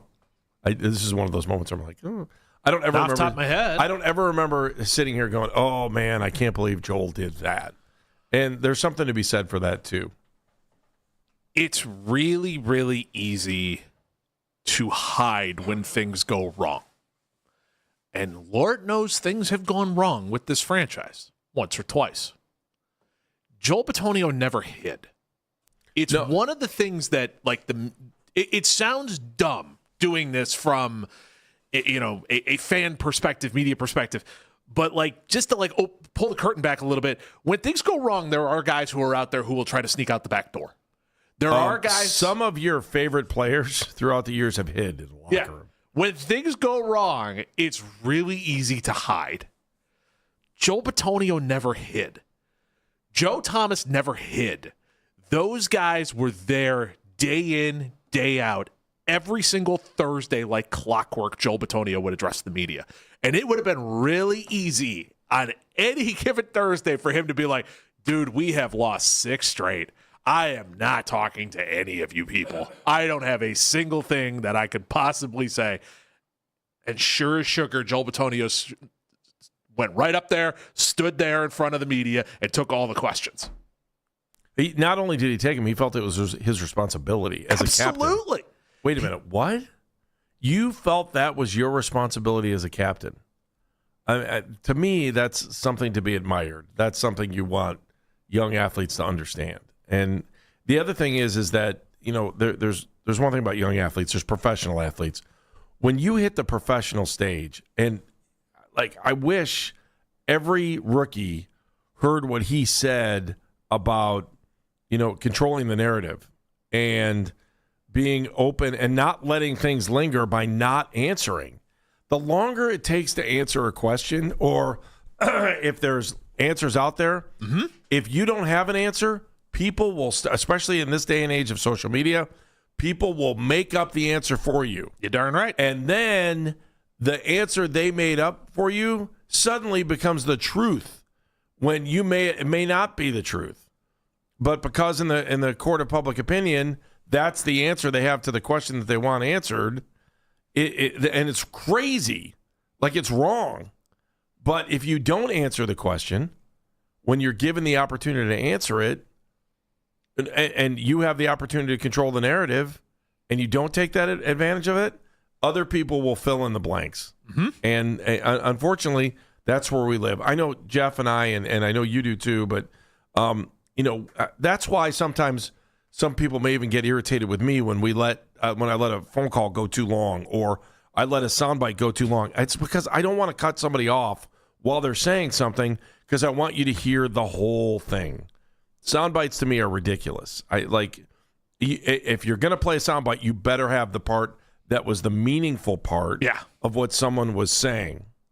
And, I think back to when I was doing local news. They're like, well, you only have 45 seconds to do sports tonight. And we're like, how am I going to do this and hit the most important parts? It was so stupid. I'm the only one still talking about it because nobody's watching it. But you're right. I mean, we try really hard to do that here, that we will play the full clip. We're not gonna clip the beginning. We're not gonna, we try really hard not to clip the beginning, clip the end, do all that kind of stuff to misconstrue anything. I want people to hear the context. Yeah, because it's the context part of it. When you read something, it's very easy to misconstrue it compared to when you hear it.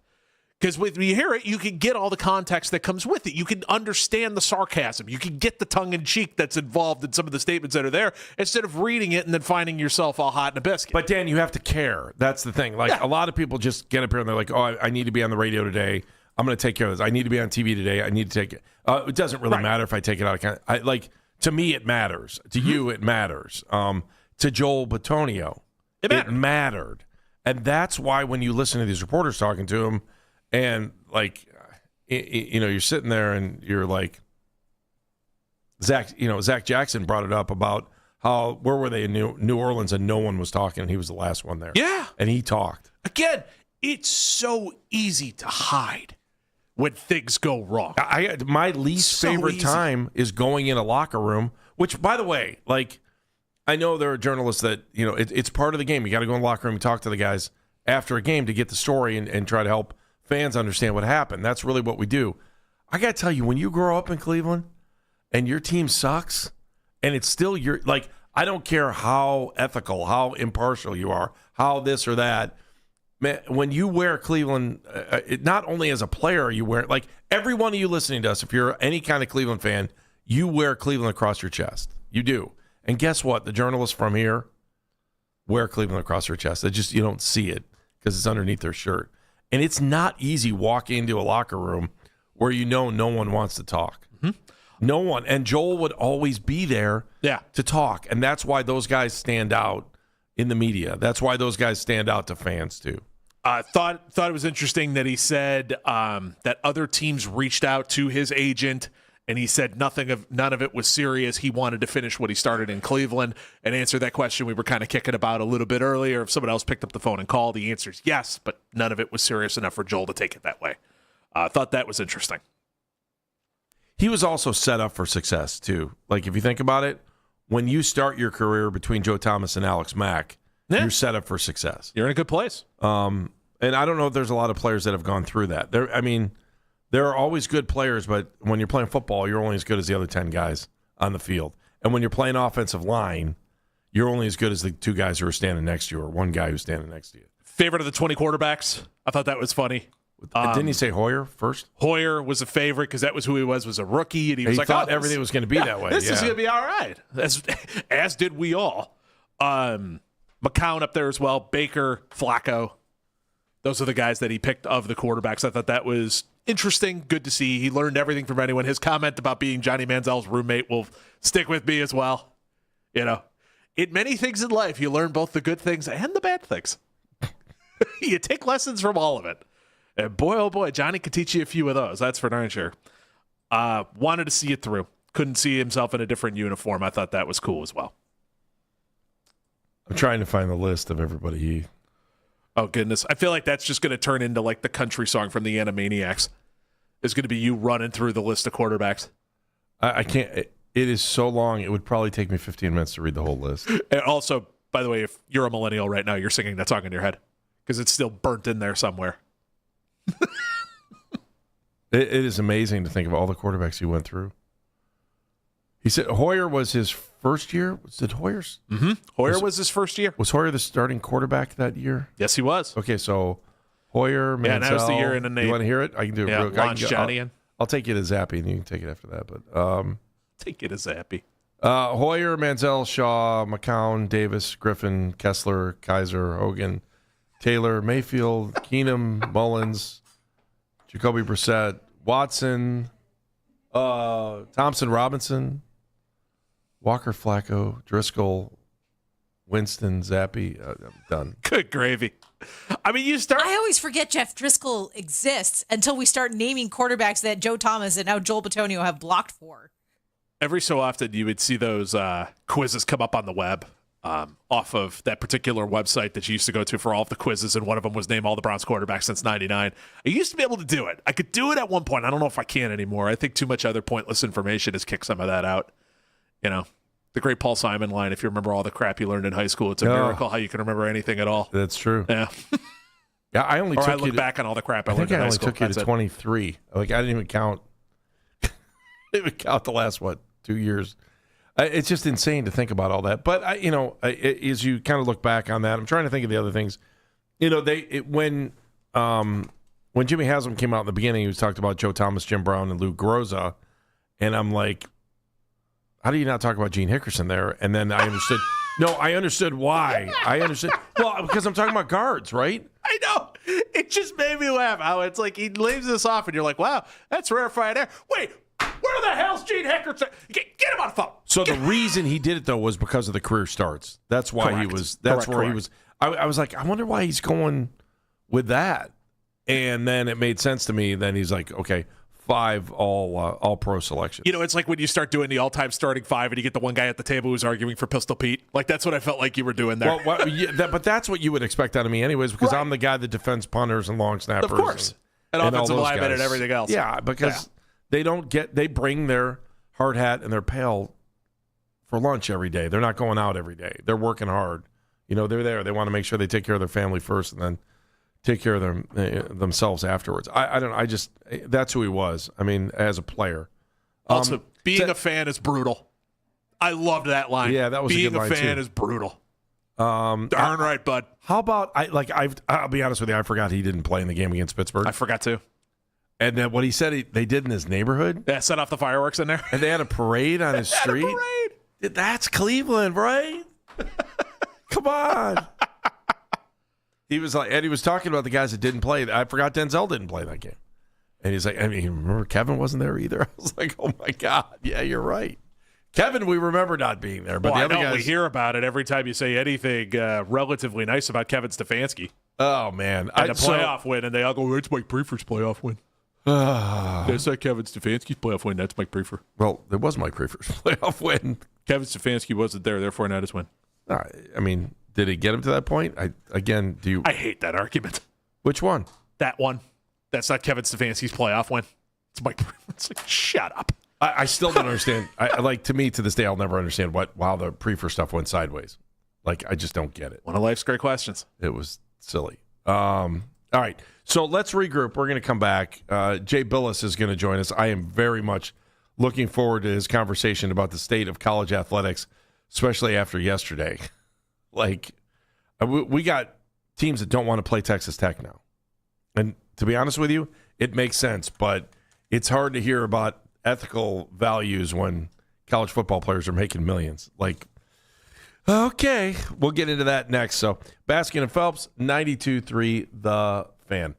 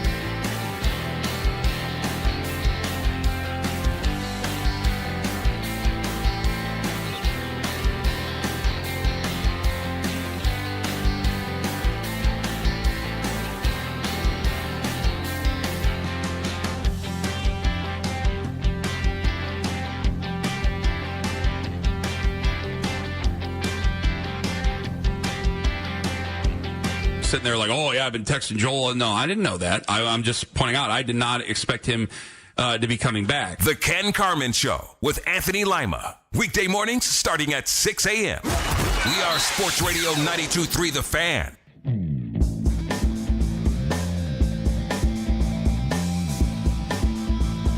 Basket of Phelps, 92.3 The Fan. Doug Deacon's going to join us at 1 o'clock to talk about Joel Bitonio's retirement and all those things that are surrounding it. So the legend, Doug Deacon, will join us coming up at 1 o'clock. Coming up shortly, Jay Billis from ESPN, the man that should be running the NCAA, right? We both agree on that. No, right? he won't do it. I know he won't, but if the Wild West ever needed a sheriff, Jay Billis would be that sheriff.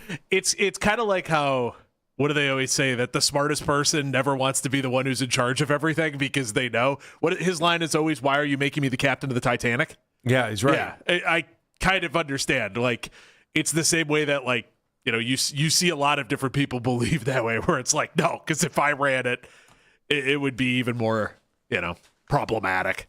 We'll see. Hopefully, you know, we'll get him ASAP. So the big story again is about Brendan Sorsby, who, you know, yesterday got an injunction from a Lubbock County judge of the 99th District Court.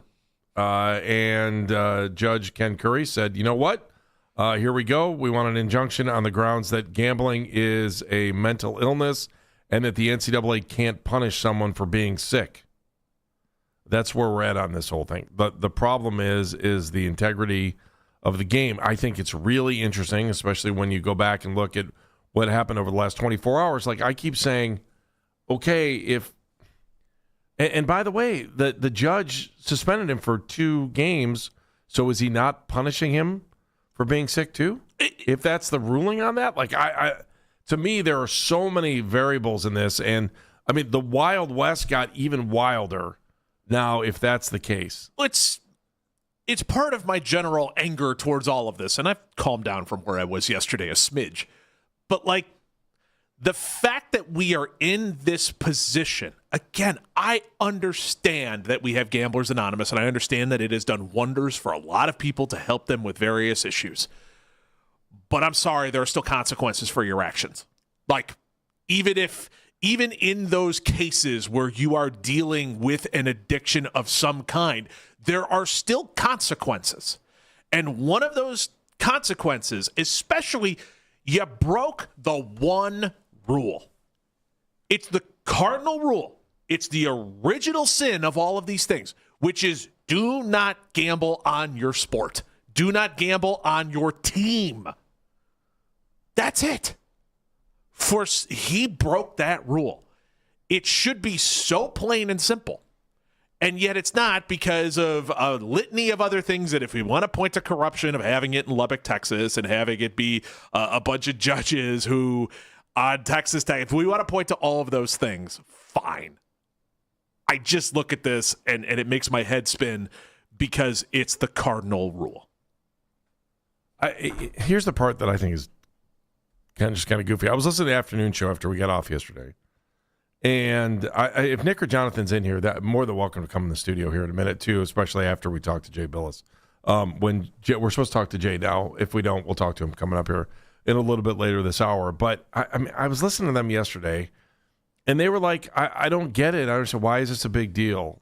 Like, you know, it's legal to bet on gamble. It's legal to gamble on sports now. And I'm like, yes, it's legal to gamble on sports, unless you're playing.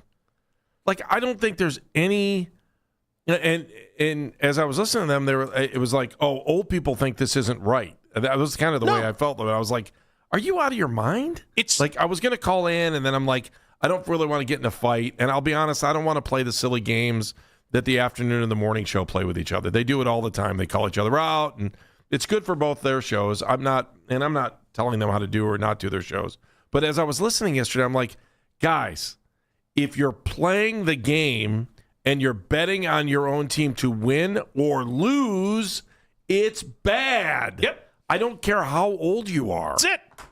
Sorry. It's that simple. And if I'm misinterpreting what they said in the afternoon yesterday, then I apologize to them. Because I'm not playing the let's pitch shows against shows game here. So here's There's just no, like, you can't. I don't know how Sorsby can walk on the field, and I think even Jonathan said it yesterday too. Like, how do you not think that if he throws an interception, he didn't do it because he was worried more about the spread than he was about winning a game? The bottom line is, as of right now, Sorsby, I agree with the NCAA, but now they have no power. Like, this injunction took away the power of the NCAA pretty much on anything. Because if anybody gets busted gambling now, they just need to run to the doctor and go, I think I'm addicted. Not only gambling, but anything. Anything that would put the integrity of all of our sports in jeopardy can go back to this court case.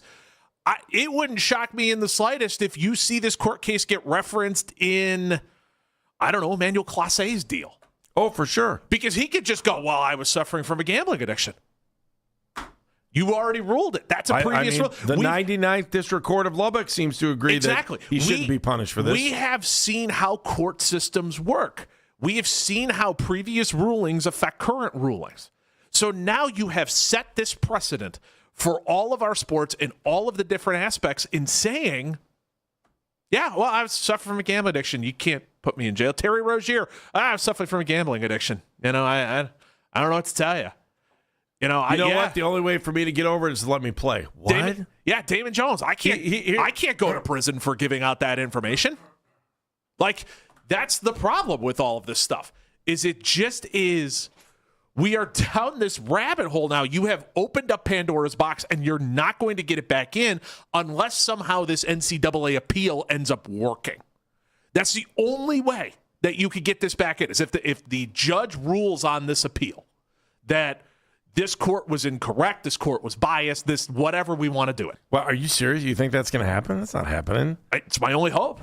No, you have to hope the NCAA appeals this thing. Well, then the next court says, oh, wait a minute, man, Judge Curry was off his rocker when he made this decision. That's what we got to hope for. And didn't realize the implications of what he was saying. And by the way, by suspending him for 2 games, you now have an argument that Sorsby was wrong and that they probably shouldn't have given him the injunction. And that, I mean, to me, you want to stop some of the bleeding right now. Texas Tech has got to say, hey, Brendan, you are allowed to play, but we're not playing you. You're not. I don't want you anywhere near my team right now. I mean, you have.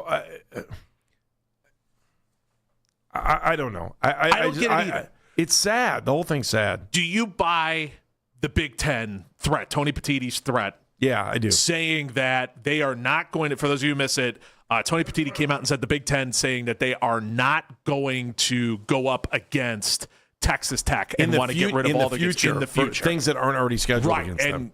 Well, I mean, if you want to make it serious, you would do it ASAP, which I know would be a little on the tougher side. Well, no, because then for sure you're pulling out of games that you already have contracts on. That's why you wouldn't do it. So that's where the issue is for the Big Ten right now. They're like, how much money are we willing to lose for integrity? And let's face it, this is college athletics, right? I mean, we're asking right now, if you want this to have any, meat on the bones, for the big schools to say, we're not playing you anymore. We're asking schools now that pay kids millions of dollars to play football to have integrity. Think about that. Do you see the irony there?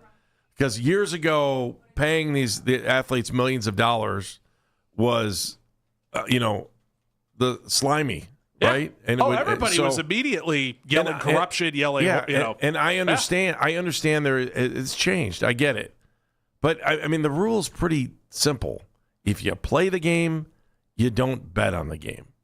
So, therefore, there is no question of the integrity of a game being up in the air.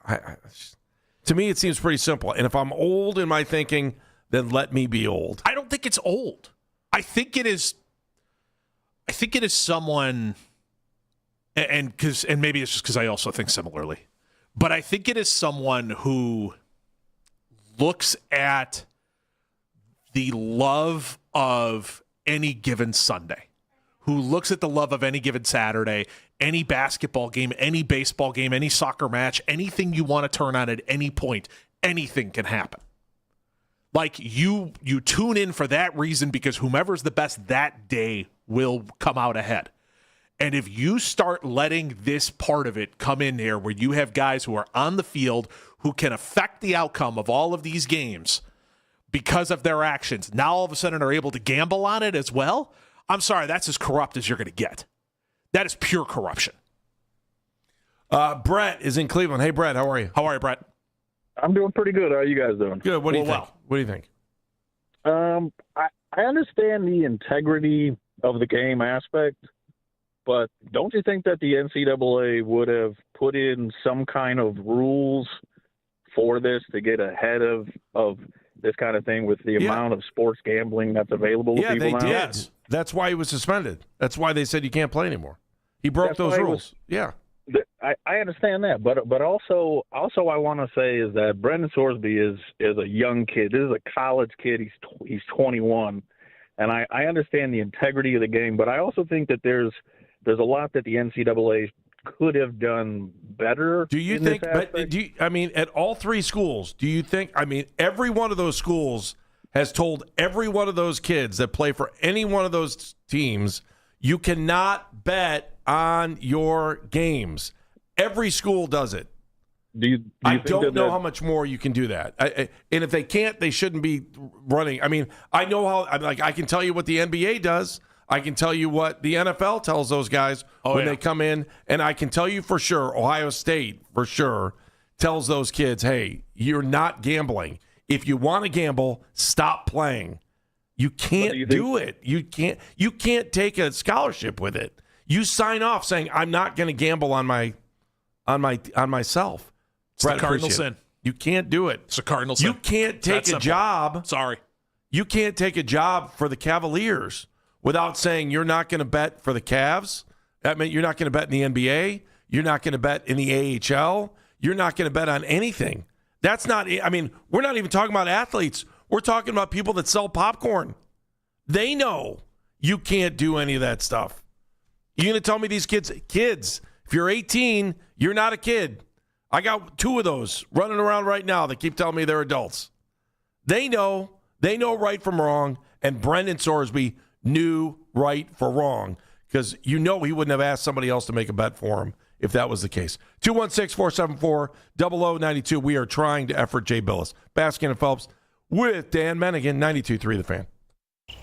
If you dread dealing with your insurance company more than you dread yard work, in 90-degree weather. Wow, it is a scorcher out there today. With a swarm of hungry mosquitoes buzzing around, then you might have Insuranoia. And if you have Insuranoia, then you should get NJM. They go to great lengths to do what's best for their policyholders. No jingles or mascots, just great insurance. NJM. Here with Ari, owner of Poochers, Poochers, I've heard it all. So people have been hearing you on the radio, huh? A lot of people are coming in mentioning the radio ads. They mention the ads, but they don't know how to spell the name of the poo. There's 2 great debates. Not only do they not know how do you say it and how do you spell it? Right, I was just going to say. It's Poochers, and it's Puchers. But no matter how you say it, you guys are going to take care of the customers, huh? Customers always come first. So window treatments. Yes. Basically anything that can cover your windows, blinds, shades, shutters, drapery. We have all the different options on display. Our sales staff is very knowledgeable and really good at design and helping you pick everything out. You got any specials going on for the spring? Absolutely. We have through the end of the month 5% off. We have 12 months, no interest financing all year round. How can we get a hold of you at Poochers? We have 2 locations in Broadview Heights and Berea. You can also find us at Puchers.com. My name is Whitney Allen, and I'm a widow. My husband, Ryan, died. We never thought we'd ever have to use life insurance, but the unexpected happened. With Ethos, signing up was fast and 100% online. You can get a quote in seconds, apply in minutes, and get same-day coverage. No medical exams, and you can get up to $3 million worth of coverage. I'm grateful we were prepared. Get your free quote at ethos.com/radio. That's ethos.com/radio. Paid spokesperson. Time spent on application may vary. Online health questions required. Wait, everything on this IHOP value menu is just $6? I told you it was amazing. A huge plate of pancakes, bacon, and eggs is just $6. Wow. There's also French toast, a ham and cheese omelet, and oh, they got a BLT and fries now. Okay, we're coming here every day. You don't have to tell me twice. Feast for just $6 with the IHOP value menu. $7 in some locations, available every day for a limited time at participating restaurants in the U.S. Hours may vary. No substitutions. Not valid with other discounts or promotions. Prices may vary. Summer's a gift. The gift of good times. And even greater deals at the Kia Summer Sticker Sales Event. So gift yourself some savings on a 3-row Sorrento, Adventurous Sportage, Multipurpose Carnival, and Nero Hybrid. All backed by a 10-year, 100,000-mile limited powertrain warranty. So the gift of summer can keep on giving for summers to come. And right now, get 0% APR for up to 48 months, plus $750 retail bonus cash on specially tagged 2026 Sorrento and Sportage vehicles. Kia, movement that inspires. Call 800-333-4KIA for details. Always drive safely. See dealer for warranty details. Financing for 24 to 48 months from Kia Finance. Subject to credit approval for purchase of a new 2026 Sorrento or Sportage. $20.83 per month per 1,000 financed at 48 months. $750 retail bonus cash on specially tagged 2026 Sorrento and Sportage vehicles must be applied as down payment. Not available as cash. Must take delivery by 7/6/26. Offers may not be combined except where specified. Subject to vehicle availability and dealer participation. See Kia dealer for details and available stock. Steak is for dads. All types of dads. Grill dads, cast iron dads, charcoal dads, all united by their love of steak. So shop in store at Omaha Steaks at Westwood Town Center and Rocky River for the perfect Father's Day gift. From perfectly aged, oh so tender USDA certified tender steaks to hand-selected gift packages, Omaha Steaks makes it easy to give your dad what he really wants. A license to grill with a Father's Day gift from Omaha Steaks at Westwood Town Center. Or go to omahasteaks.com today for fast delivery. Get the latest on the Browns quarterback competition all week long. Browns minicamp is here. This is the radio home of the Cleveland Browns. 92.3 The Fan. 92.3 The Fan, 2020 Sports. Joel Bitonio has officially announced his retirement from the NFL earlier today. He spent all 12 of his seasons in the league with the Browns. Over his career, he's played in 178 games, which is 9th all-time in games played in franchise history, and has had the most starts by a Brown since 1999. In speaking with the media, Browns owner Jimmy Haslam said the retirement is bittersweet and that Bitonio ranks among team greats like Jim Brown, Joe Thomas, and Lou Groza. The Browns are back to practice in Berea today for the first day of mandatory minicamp. The team will have 3 practices this week, and then they'll break for summer before training camp kicks off later this fall. We'll be hearing from head coach Todd Monken and select players after practice today in the 3 o'clock hour. And the Guardians are back in action tonight. They'll be hosting the Yankees for Game 2 of a 3-game set. The team is looking to bounce back after losing 7-5 in 10 innings last night. Slade Ciccone will be on the hill for Cleveland, while Garrett Cole will get the start for New York. First pitch from Progressive Field is at 6:40. You can listen to the Fan Rewind weeknights from 11 p.m. to midnight. All the best segments from all our shows, and you can always listen on the Odyssey app. Headline sports news every 20 minutes on 92.3 The Fan. From the University Hospital Sports Desk, I'm Meredith Kane.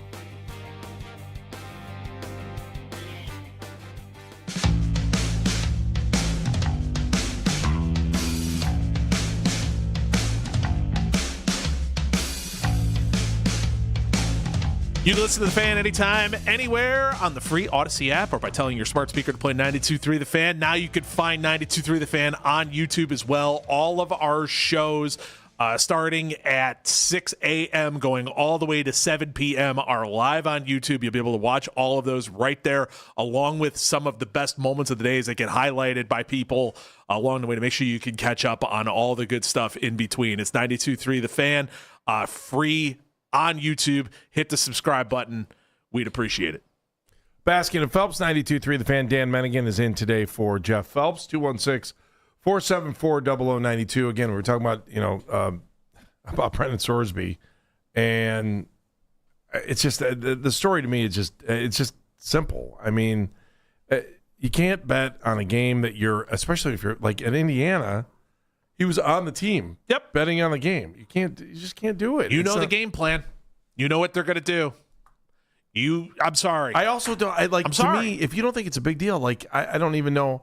So you're just saying I expect every game to be scripted in some ways. Yeah. Right? You're like, it's okay if it's scripted. That's fine. Somebody wants to throw the game. That's fine. I'm just kind of along for the ride. I'll give you a reminder that it wasn't that long ago that. And if you're concerned about the implications on this stuff, and the NCAA has just completely run away right now. It's just they have no power. Mm-hmm. They have no power. And it's all their own doing. To me, it is their own doing. Which is the biggest thing. It's their own doing. But again, I'm not trying to sound old, but when I was young, I used to hear stories about everything was about boxing, horse racing, and baseball. That was it.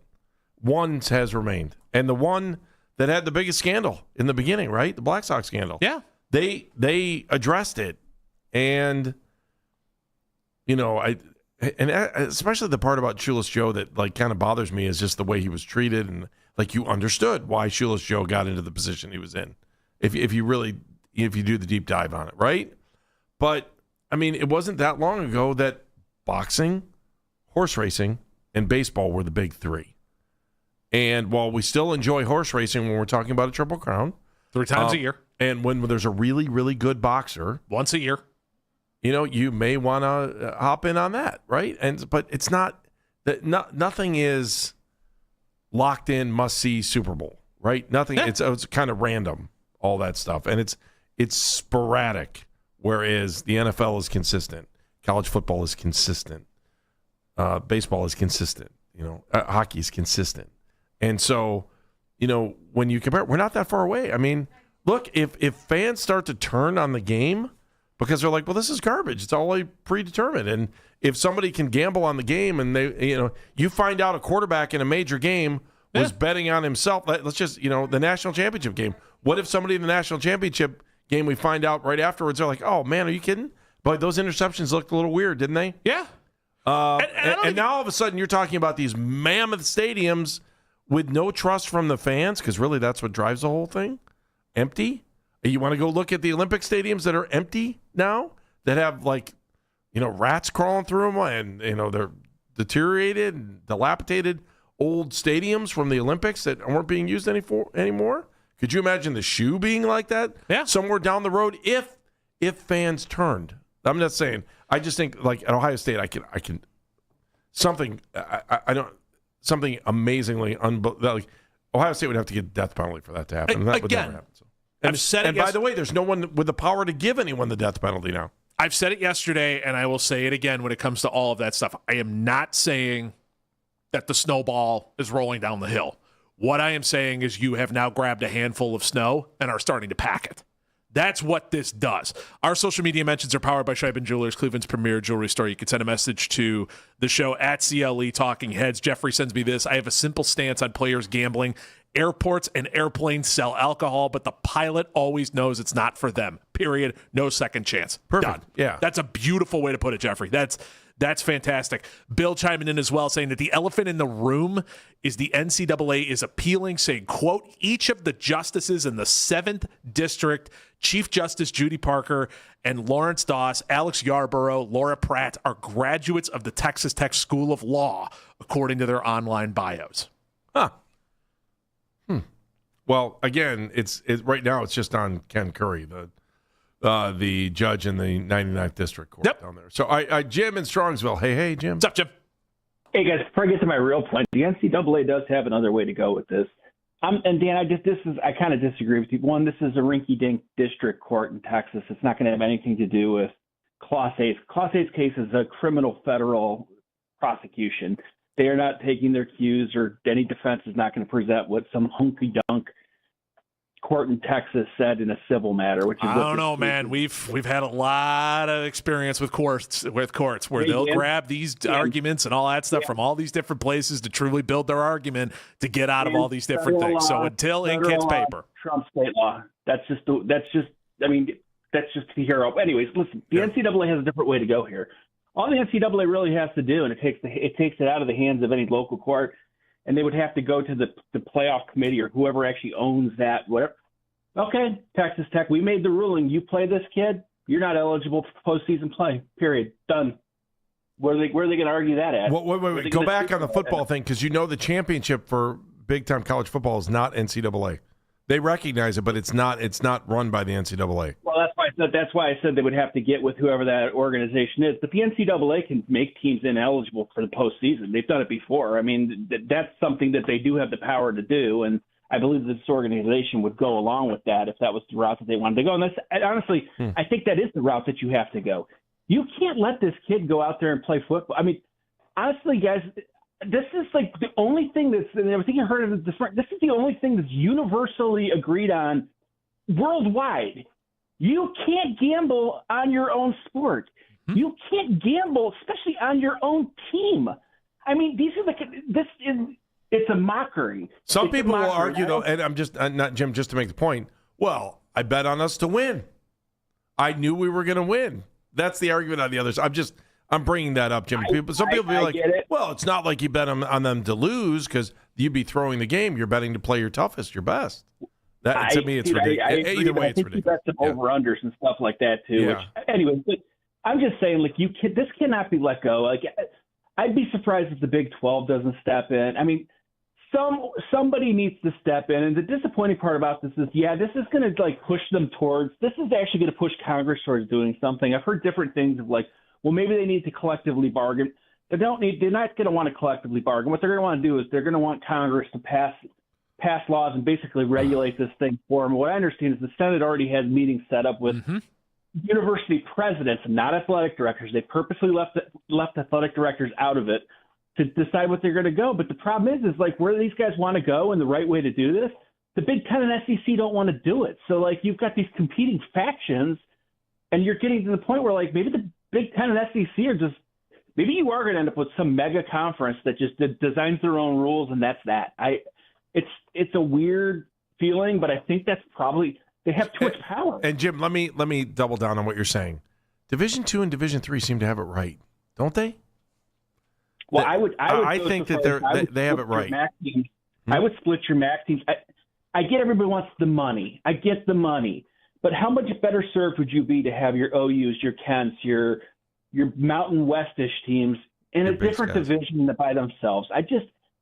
To me, that makes sense. I would love as an OU alum to be able to see OU compete for a whatever division championship. So, Jim, let me ask you this, though. To do that, you have to say to yourself, I'm going to walk away from that big money that we get from the NCAA basketball tournament. That's the thing. That's part of it. Football, not basketball. You could be different divisions. Yeah, no, I agree. Go back to what was the old 1AA. Yeah, I get that, and I agree. But the MAC's not doing that. But there's too much money to be lost. But it's sad. You're an alumni. Wouldn't you like to see Kent, when they have a good year, be able to actually compete for a championship? And win a championship? Yeah, as someone that followed a national championship team all the way through at Montana, that when they beat Marshall to win a national championship, that was probably one of the best moments. I mean, you know how hard it is to be inside a championship locker room after a game? It's impossible. It's really, really impossible. And we'll never get that. And we'll never experience that at Kent. Never. Not where they are right now. Thank you, Jim. Appreciate you. Appreciate you. Let's go Rhino in Columbus. Hey, Rhino. What's up, Ryan? Hey, gentlemen. Thanks for taking my call. Good conversation, man. That guy, Jim, he had some good points. I tell you, me as lived in Vegas for 2 decades, again, the conspiracy theorists will be out in arms, like everyone's alluding to. Menigan is completely accurate about his animosity and direction of what this is, a Pandora's box that should not be even brought up as a possibility. This is like, throw your hands up in the air. What are you guys doing? This will open up not only from standpoint of gambling, just judicial, just courtroom house. I mean, everything from getting fired for not showing up at work or this. I mean, there's a million things that this opens up. Like, well, they're going to get away with it. Maybe I could try again. Just the quarterback scenario, obviously, like Art Schlichter, obviously Tom Donahue, et cetera. Man, all these guys. I mean, they really not Ty Cobb, the guy from the Black Sox, et cetera, man. There is so many phantom punches in boxing. Again, I've lived in Vegas for so many years, and these guys are always on arms like, oh, it's a conspiracy. They're all in on it. And now if somebody truly has some type of baggage with them that showcases maybe there might be something, I mean, wow, there is so many. I mean, that guy's scenario, he will not be accepted. Everything he does, right or wrong, definitely will be construed, overlooked, and just overwhelmingly, it's just a negative thing. They got to work on something to where they cannot allow this to occur. It is, like you said, Menigan, it is something that needs to be halted. It is Pandora's box because if we don't know what end this is going to be like, if this is accepted, what else, like you guys alluded to? Again, I hope this guy gets straightened out. It is a health issue. I got myself straightened out, so I think a lot of people can. But again, I just feel that this is just definitely Pandora's box, like you guys said. Hey, great conversation always. Thanks for taking my call, guys. Appreciate it, Ryan. Thank you, Ryan. We're just in this spot. Like, this should be one of those things we don't touch with a 10-foot pole because we know that the minute anything turns into WWE, where, and I hate to say this for people who are out there, the outcome of the match is predetermined. But, like, how we get there is a question mark and all that kind of stuff in between. If that happens, you can kiss sports goodbye. Say that again. The minute you have WWE where anywhere the outcome can be predetermined. Now, how we get there can always be a question mark of how that is. But the outcome is predetermined in WWE matches, not trying to break anybody's heart. The minute that becomes professional sports, you're done. You're gone. Goodbye. Nobody cares. People will zone out. People will be done with all of it because they'll immediately look at it and say, this is fixed. Why am I even paying attention? That's how slippery this slope gets. And I hope with everything in me that whoever the NCAA appealed this to shuts this nonsense down ASAP. And I hope that the NCAA and the groups of all of these conferences can come together and figure out something that doesn't involve Congress, because Congress doesn't want to give you antitrust laws, because that's what the NCAA is asking for of Congress right now, is for it to break antitrust laws. Yeah, let me ask you this. I mean, because you can bet WWE. Yes, you can. Right? Okay. So as long as the athletes, because they are athletes. Absolutely. I mean, all the hits are real, all the bumps are real, all that kind of stuff. Absolutely. I would say as long as the athletes who are performing are not telling others the outcome. Do you understand what I'm saying? That's so really you've what got. I'm just saying. You've got the wrestlers themselves. You've got the refs that are doing it. You've got the writers. You've got the people in the locker room. You've got a lot of fingers in there. So do you think any of those guys, if they go out and bet on that they don't get in trouble? I'm Even sure though you could? Yeah. I'm sure there's some kind of discipline that would come from all of those different things. Yeah. And so that's just kind of where I'm getting at. Pandora's box. All right, let's do headlines when we come back, because I'm ready to talk about something else here for a moment. So we'll do headlines when we come back right here. Baskin and Phelps. Doug Deacon, 1 o'clock. Looking forward to talking to him. Hey, everybody, it's Andy Baskin for Weather.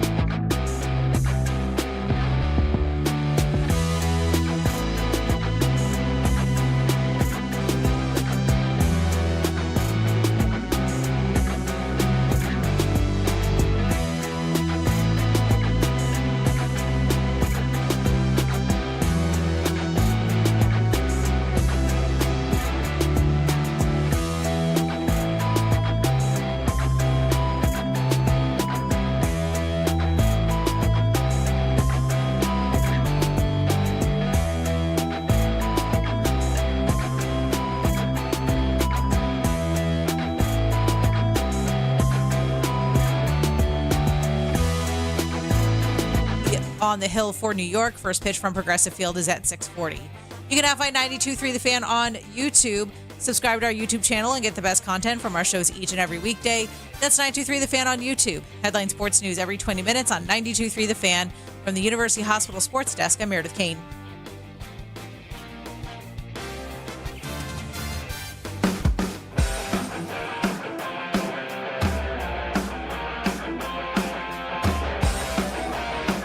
Basket and Phelps, 92.3 The Fan. Doug Deacon, 1 o'clock. We're going to talk about Joel Bitonio's retirement with him, former Browns legend. I can't wait to talk to Deke at 1. Speaking of Deke, I was just thinking about, I saw something on Channel 3 here this morning. Did you catch this?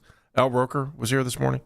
I think it was this morning. Really? I did not see that. Yeah, it was just pretty cool. He was on with Chud and Danita and during the morning show, and it gave him like this tiny chair at the desk, and he's like super low compared to, I mean, obviously I work with Danita, one of my favorites for years.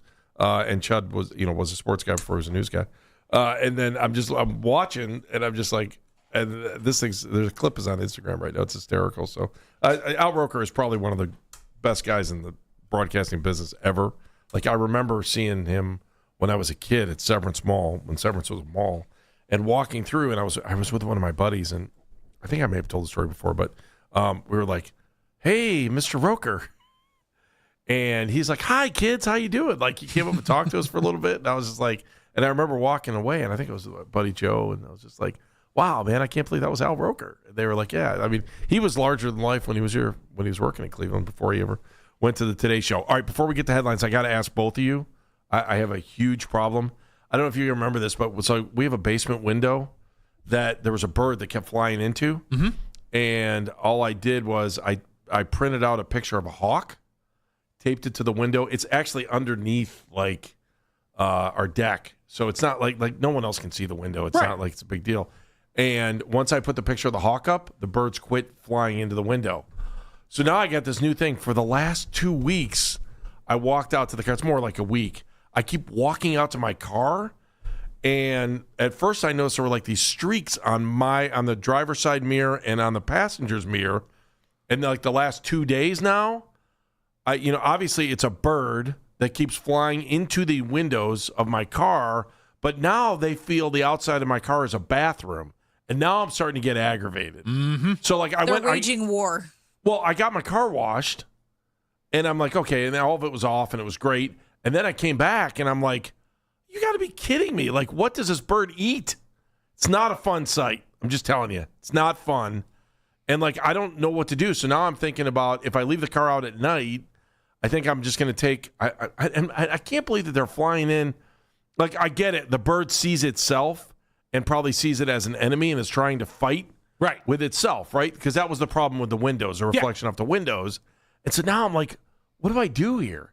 So do I, like – I don't – like – I was thinking about this, that, this is a very hockey thing too, by the way, but like when you buy a mask for hockey, they come with these bags, especially when you buy the plexiglass ones, and that you put the bag in. I'm thinking about getting 2 bags like that and covering up my windows at night or when I'm not driving the car so the bird will stop doing it.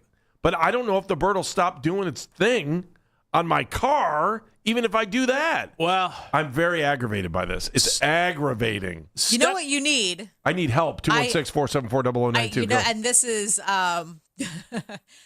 this is a very dumb idea, which is why it comes from my brain.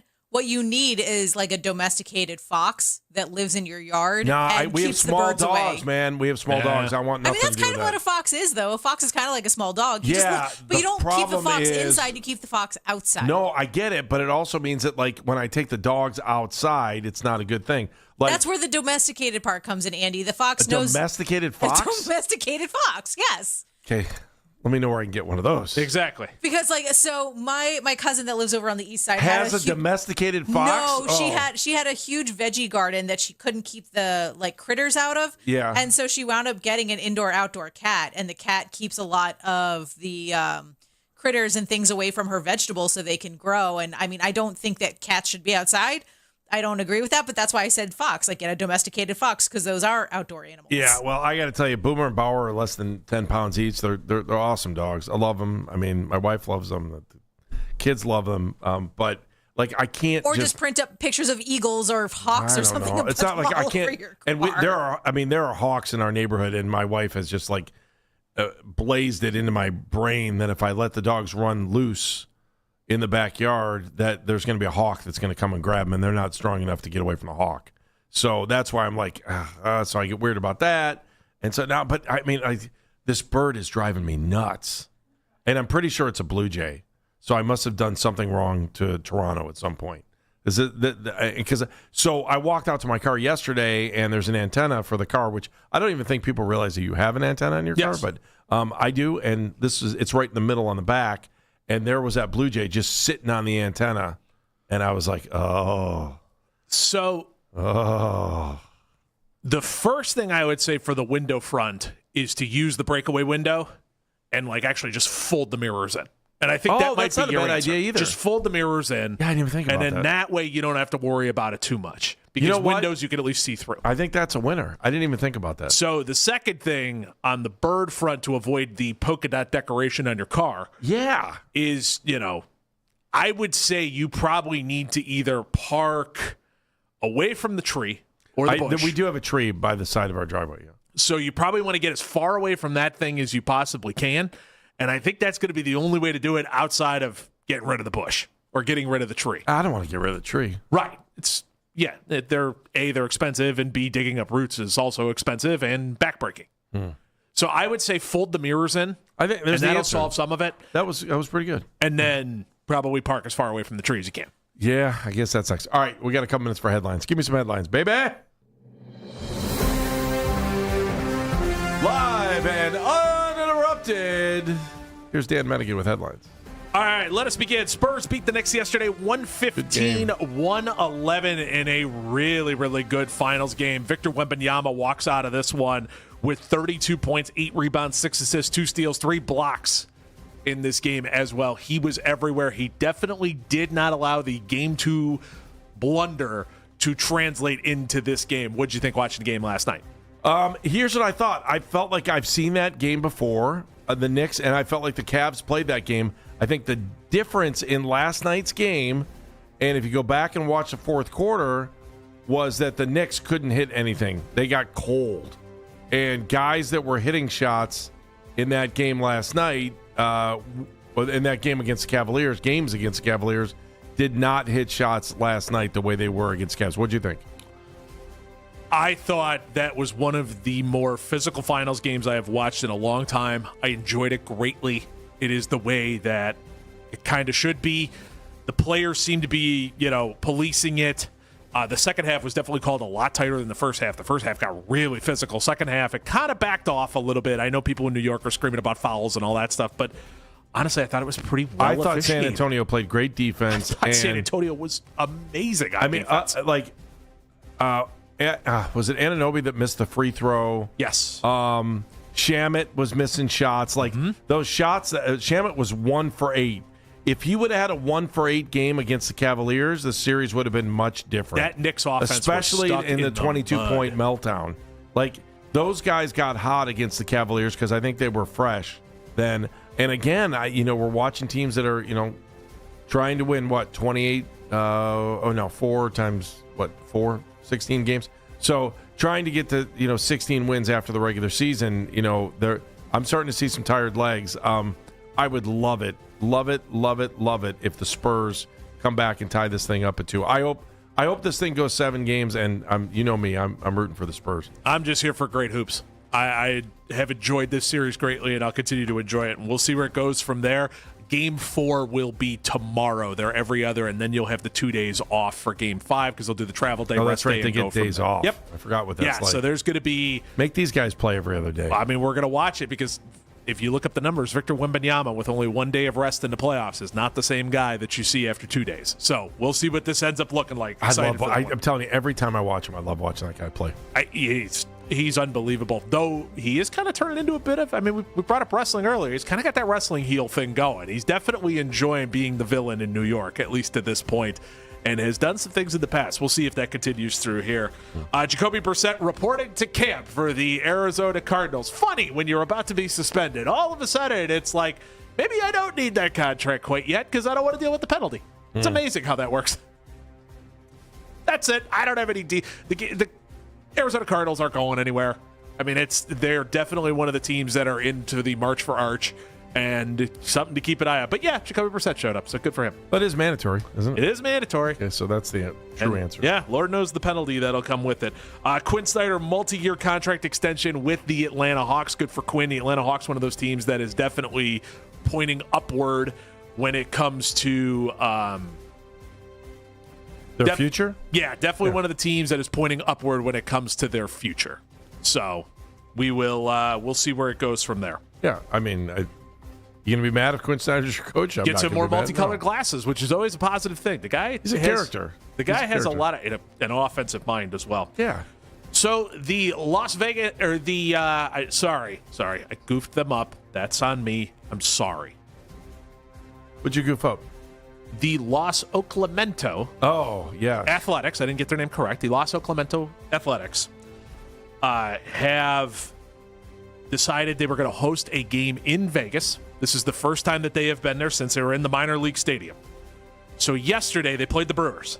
You ready for this? Okay, go for it. 15-14 was the final score of that baseball game. 11 home runs were hit in it. 11 bombs hit in this game. And of course, if people don't realize it, Las Vegas is above sea level. So the ball is definitely going to fly a decent amount, and the dry air and everything else that is out there. So they are going to truly have to figure out a humidor and everything else in between there. Yeah, how are they going to get that done? If you like home runs. One of the silliest things came out of it. If you get a chance, Jake Bauers hit a ball square off of home plate, and the thing ricocheted. It had to have been 6 feet up in the air. Like, typically you hit the ball off and you kind of get this like goofy little chopper when you hit it off the plate. Mm-hmm. This one shot straight up and like bounced in. It looked like he had like a square hit single because he hit it so hard off the plate and it bounced so much. So things to keep an eye on. Can I throw one in that we haven't talked about because we were out last week? Sure. One of the headlines, Mike Gansey going to Philadelphia. Yeah, Gansey to Philly. We never talked about that. Congratulations to him, man. Yeah. I mean, he and his family have been nothing but generous and gracious. And I know, I'm pretty sure his mom still listens to the show sometimes every once in a while. And I just remember covering Mike in high school. And, man, I am super excited for him. And I remember when he was at West Virginia, just like rooting for him.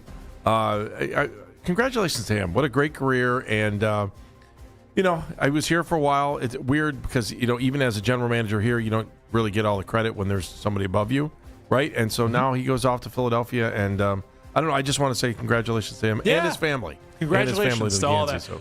We will end headlines with, you know what? Yeah, we can do this real quick. Yeah. Carolina, Vegas tonight. Oh, Big man. in the Stanley Cup Finals. Vegas up 2-1. This series has been unbelievable. Very back and forth, very close games between all of it. What are we feeling tonight? The game's in Vegas. I kind of want Carolina to win just to even it out because I want to see it go 7 games. It's the only reason why. I feel the same way. I think I'm rooting for Vegas. I think I'm Carolina because I want this to go 7 as well. I do not have a horse in this race, though it does make me laugh that the Portland Trailblazers owner also owns the Carolina Hurricanes. Good old El Cheapo himself at his finest moment. Weird. So we'll see where this goes from there. You do realize that Carolina was almost Columbus, right? So they had moved from Hartford, and it was close. Before the Blue Jackets were born, Peter Karmanos, I believe, was the owner, was going to move the team to Columbus, and they were going to play in a hangar at the airport at Port Columbus, or it's John Glenn now. But isn't that crazy? It's crazy to think that team was almost Columbus. So I don't know. I want Vegas to win, but I want Carolina to win tonight because I want it to be tied at 2. I'm just looking for more hockey. Doug Deacon, boom, there you go, 1 o'clock. Can't wait to talk to him about 5 minutes away right here, Baskin and Phelps with Dan Mennigan. This is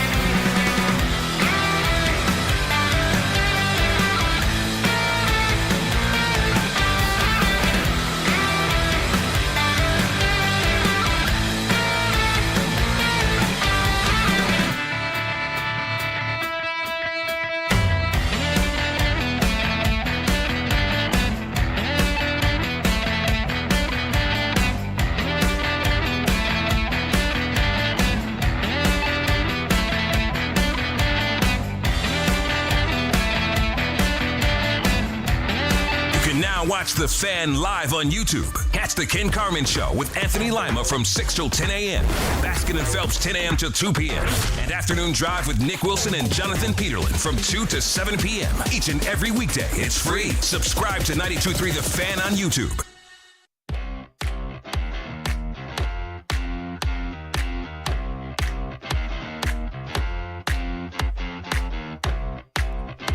New schedule for you. Doug Deacon coming up here in just a few moments. And then Jay Billis at 1:20. So, Jay, we were hoping to talk to him at noon, but now he's going to join us at 1:20. I'm Andy Baskin. He's Dan Bennigan sitting in for Jeff Phelps. 92.3 The Fan is looking for a winner. Enter the code word MOBILE, MOBILE, mobile, at 923thefan.com before 2 p.m. for your chance to win a 4-pack of combo meals from Mr. Hero. There's something for Download Mr. Hero's mobile app, get a regular BOGO offer just for signing up, receive monthly coupon offers, order online and earn points while you enjoy your favorite menu items. Download today in the Google Play Store or Apple Store. He is a hero. He was our hero. And we love talking to him about the Browns, especially when it comes to the offensive line. He is the guru of all time when it comes to offensive line. I don't care about Joe Thomas in this situation. Doug Deacon is the man, formerly the Browns Radio Network, now in, I'm assuming, enjoying golf. And right now he's on the Wise Heart Right. We make it right. Call Kyle Wright, hotline. Hi, Doug. How are you? What's up, Deke? I'm doing fine. And if you played golf like I do, you wouldn't be enjoying it. Please tell me you're getting out at least a couple times a week, right? Oh, no, I get out. We're working on it. Got to go back to the driving range to find out what's wrong. Oh, there's nothing wrong. I've seen you play enough times. Doug, can I tell people behind the scenes on that? Say no, if I'll stop the story right now. Yeah, Doug was just every year. I can't tell you how gracious, even when he was playing. We have an annual tournament. It was at Firestone for a long time, cystic fibrosis tournament. And every year I'd turn out, I'd be like, hey, there's Doug. And Doug, I always appreciated you being there and supporting the event. So it gave me a chance to thank you publicly. And I hope I didn't out you for being at my event, but I do appreciate you. No, I enjoyed it back then. The golf game was a little better. It's a frustrating game. God, is it? I've learned a vocabulary I didn't even use on Dwight White or Joe Green. That's hysterical. All right, Doug, big day for Joel Bitonio today. He announces his retirement. Just give me your reflections on his career and what he meant to this franchise and organization. I think he was rock solid. You know, I played against a guy, or not against a guy, but with a guy, Gene Hickerson, that was a Hall of Famer. Unfortunately, it took a while to get Gene in. But Joel Bitonio, he's in that class. He's obviously, he played next to Joe Thomas. You got two Hall of Famers basically side by side. And the guy plays hurt. Those are the things that you admire. You watch the game tapes and you say, oh, he made a great block. But, you don't play that many games as Joel did, and where you don't play hurt. And those are the guys that, you count on, the guys that, have that ability. What was Joel able to do, Deke, that made him so good? He was consistent. You knew what he was going to do. And, one of the things is when you break in a new tackle and with a guard, the tackle might set short, he might set deep, and you got to get used to that. And Joel did a great job of adapting, after Joe Thomas. With Joe, you didn't have to adapt because you knew he was going to take care of business. But, if you got a guy that's going to set back a ways, all of a sudden you create a seam to the inside in case you have a game going. And Joel, the other thing is, the games that I broadcast, I don't remember, saying holding Bitonio, not that I'm aware of what that's all about. I love it. It's not holding. It's more like wrangling. It's more like just slowing down. Isn't that what it's become? That's mud wrestling without the mud. Right. Well, maybe with the mud. It depends on the weather. I think the other part, just like you, Doug, and I think there's a reason that your appreciation in this city goes well beyond football and radio. It's that you made yourself a member of the community. And again, he said today, I'm from Southern California, but I feel like I'm from Cleveland. And he's given his during the press conference, he's talking about, Browns give back. He's talking about the food bank. He's talking about, opening the fridge after the long losing streak. Those are all things that endear themselves to folks here in Cleveland that watch him. And I don't know. You tell me, because you're one of the. I mean, it would have been easy for you to pack your bags and maybe head back to Illinois at some point if you wanted to, but you decided to stay here, and he decided to make Cleveland his home, and that was important to him. Can you relate to that and understand why, and try to explain it to fans too? I think the best way is, a lot of people say, "Hey, why did you stay in Cleveland?" I said, "It's about the people." I mean, you've got good people in the town, and you've got all of the sports teams, and it's just a great place to live. Doug Deacon joining us on the hotline. Browns legend. Deke. Come on, you don't need me to intro him. So, how about it? Browns has been. Stop. Would you stop? No. Come on. You can still wrangle somebody out there now. So, Deke, how important do you think it was to have Joe Thomas on one side of Joel Bitonio to begin and then Alex Mack at center? How much do you think that helped him be as good as he was?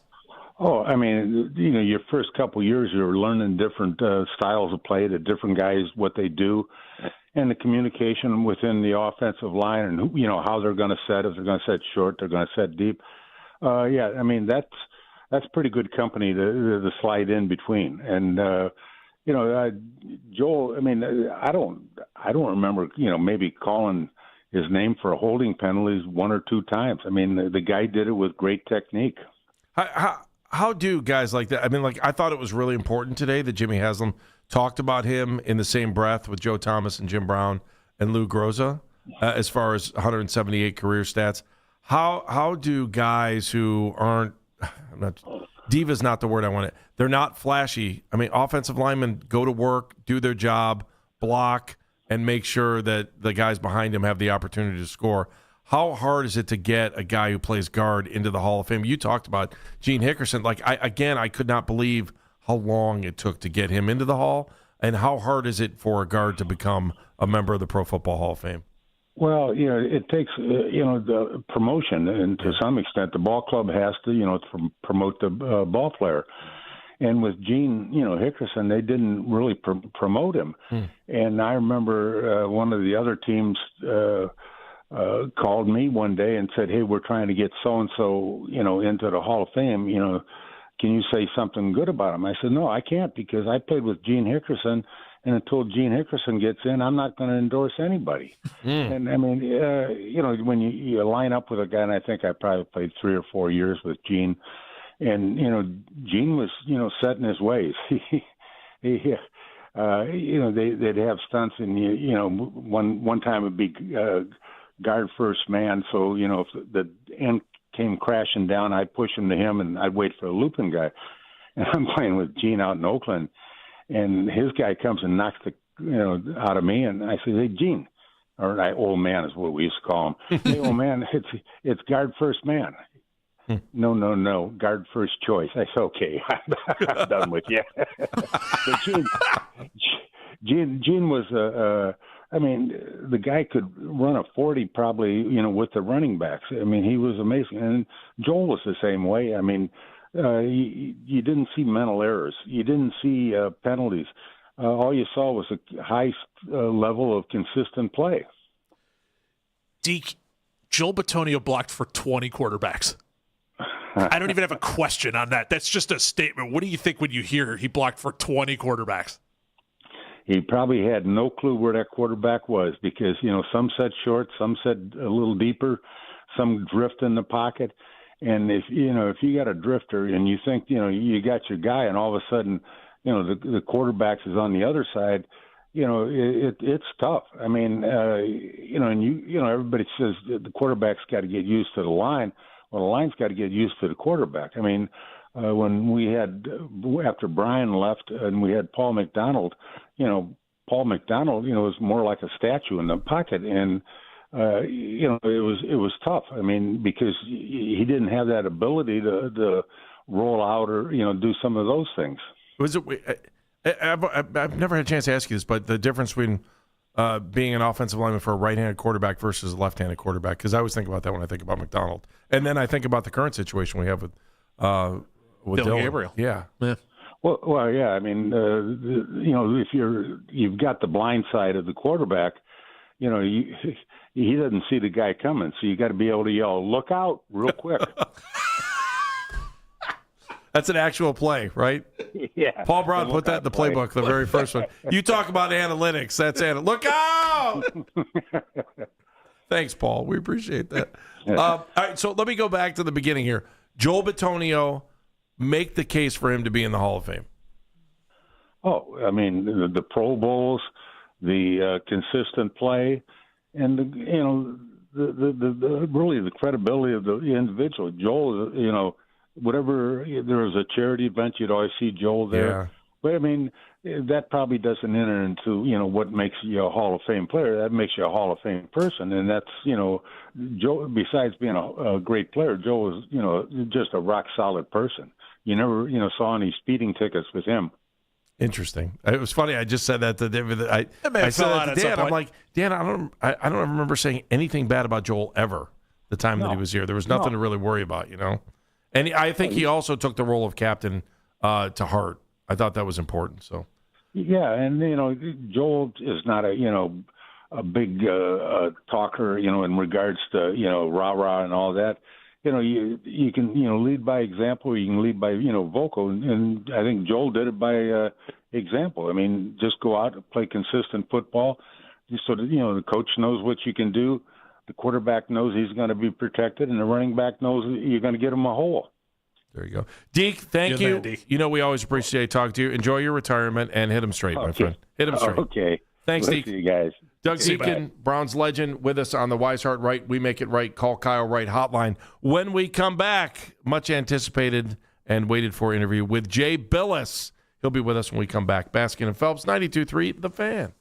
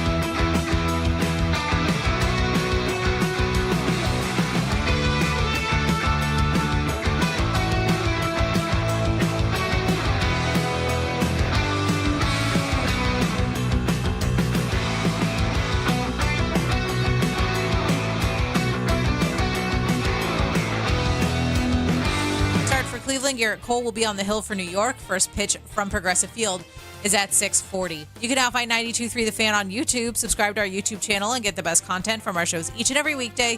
That's 92.3 The Fan on YouTube. Headline sports news every 20 minutes on 92.3 The Fan. From the University Hospital Sports Desk, I'm Meredith Kane.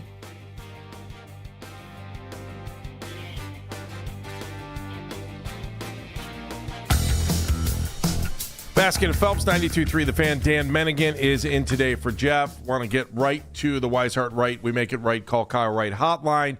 You know him and love him from ESPN. He is, I just respect his opinion like nobody else's, especially when it comes into legal matters and stuff like this. He is Jay Billis, and again, he's on the Weishart Right, We Make It Right, Call Kyle Wright hotline. Hi, Jay. How are you? Thanks for joining us. We do appreciate you. Hi, Jay. Yeah, my pleasure. Good to be with you guys. All right. I kind of want to just say the words Brendan Sorsby to you and hear what your reaction is, just even by saying his name, because I don't want to steer the direction of my conversation anyway. So we know about the ruling yesterday. They got the injunction. Brendan Sorsby goes back to Texas Tech to play football. He's going to be suspended for the first 2 games. Just your thoughts. Well, first of all, just mentioning his name, I mean, I don't blame him for trying to use the legal process to get what he wants. I mean, that's a right of every American. But I was surprised at the ruling, and I do believe that the ruling is going to be overturned on appeal. Usually with the preliminary injunction, I mean, the lawsuit itself was to permanently enjoin the NCAA from enforcing a ban on Sorsby playing in the future based upon his prior gambling on sports and on his own team. And look, I think most reasonable people would say, hey, that's a pretty bright line that was crossed here. So the penalties for that were known and reasonable. I get that gambling is a sickness, and I get the mental health side of it, that his lawyers are great. Like Jeffrey Kessler's the best, so I'm not surprised he did well. Mm-hmm. But I do believe it'll be overturned on appeal. In order to get a preliminary injunction, you've got to show a likelihood of success on the merits at trial, which I don't think they can. They're gonna win a trial. Irreparable harm, which I think you can make a reasonable argument there as to irreparable harm. But one of the things that is part of a preliminary injunction is you cannot do something that's against public policy. And I happen to think that this is against public policy. And I know the NBA, NFL, with their gambling rules, those are collectively bargained. And, hopefully for the NCAA, this will be yet another egg in the basket of going toward collective bargaining rather than begging Congress for an antitrust exemption so they can just unilaterally impose crappy work conditions and salary caps on the players. This is one of the things that could and should be collectively bargained. But this now, the NCAA, to my understanding, has appealed this decision with an expedited appeal, and it goes to a 3-judge panel. I think it's in Amarillo, Texas, and I expect it to be overturned. So I think it's kind of like the Charles Bediako thing. Like everybody lost their minds over a G League player that averaged 10 points a game. Like, who cares? But a similar thing here. I don't think we're going to see a lot of this, and I don't think that the people losing their minds over this, that this is going to ruin college sports, that now all of a sudden every player is going to be Pete Rose. That's kind of ridiculous. And I saw the Big Ten, what the Big Ten said, that, they may not as a conference, not play Texas Tech. That's an overreaction. Wait to see what happens in the appeal, on the appeal, and we can go from there. I think you need to be a little cooler about this than what some commentators have been. So on the legal side of things, Jay, what happens after the appeal? Well, it depends on the ruling. So if the NCAA loses the appeal, and I don't think they will, but if they do, then it would head toward trial for a permanent injunction, and trial could take this. Football season will likely be over by the time they could get a trial underway.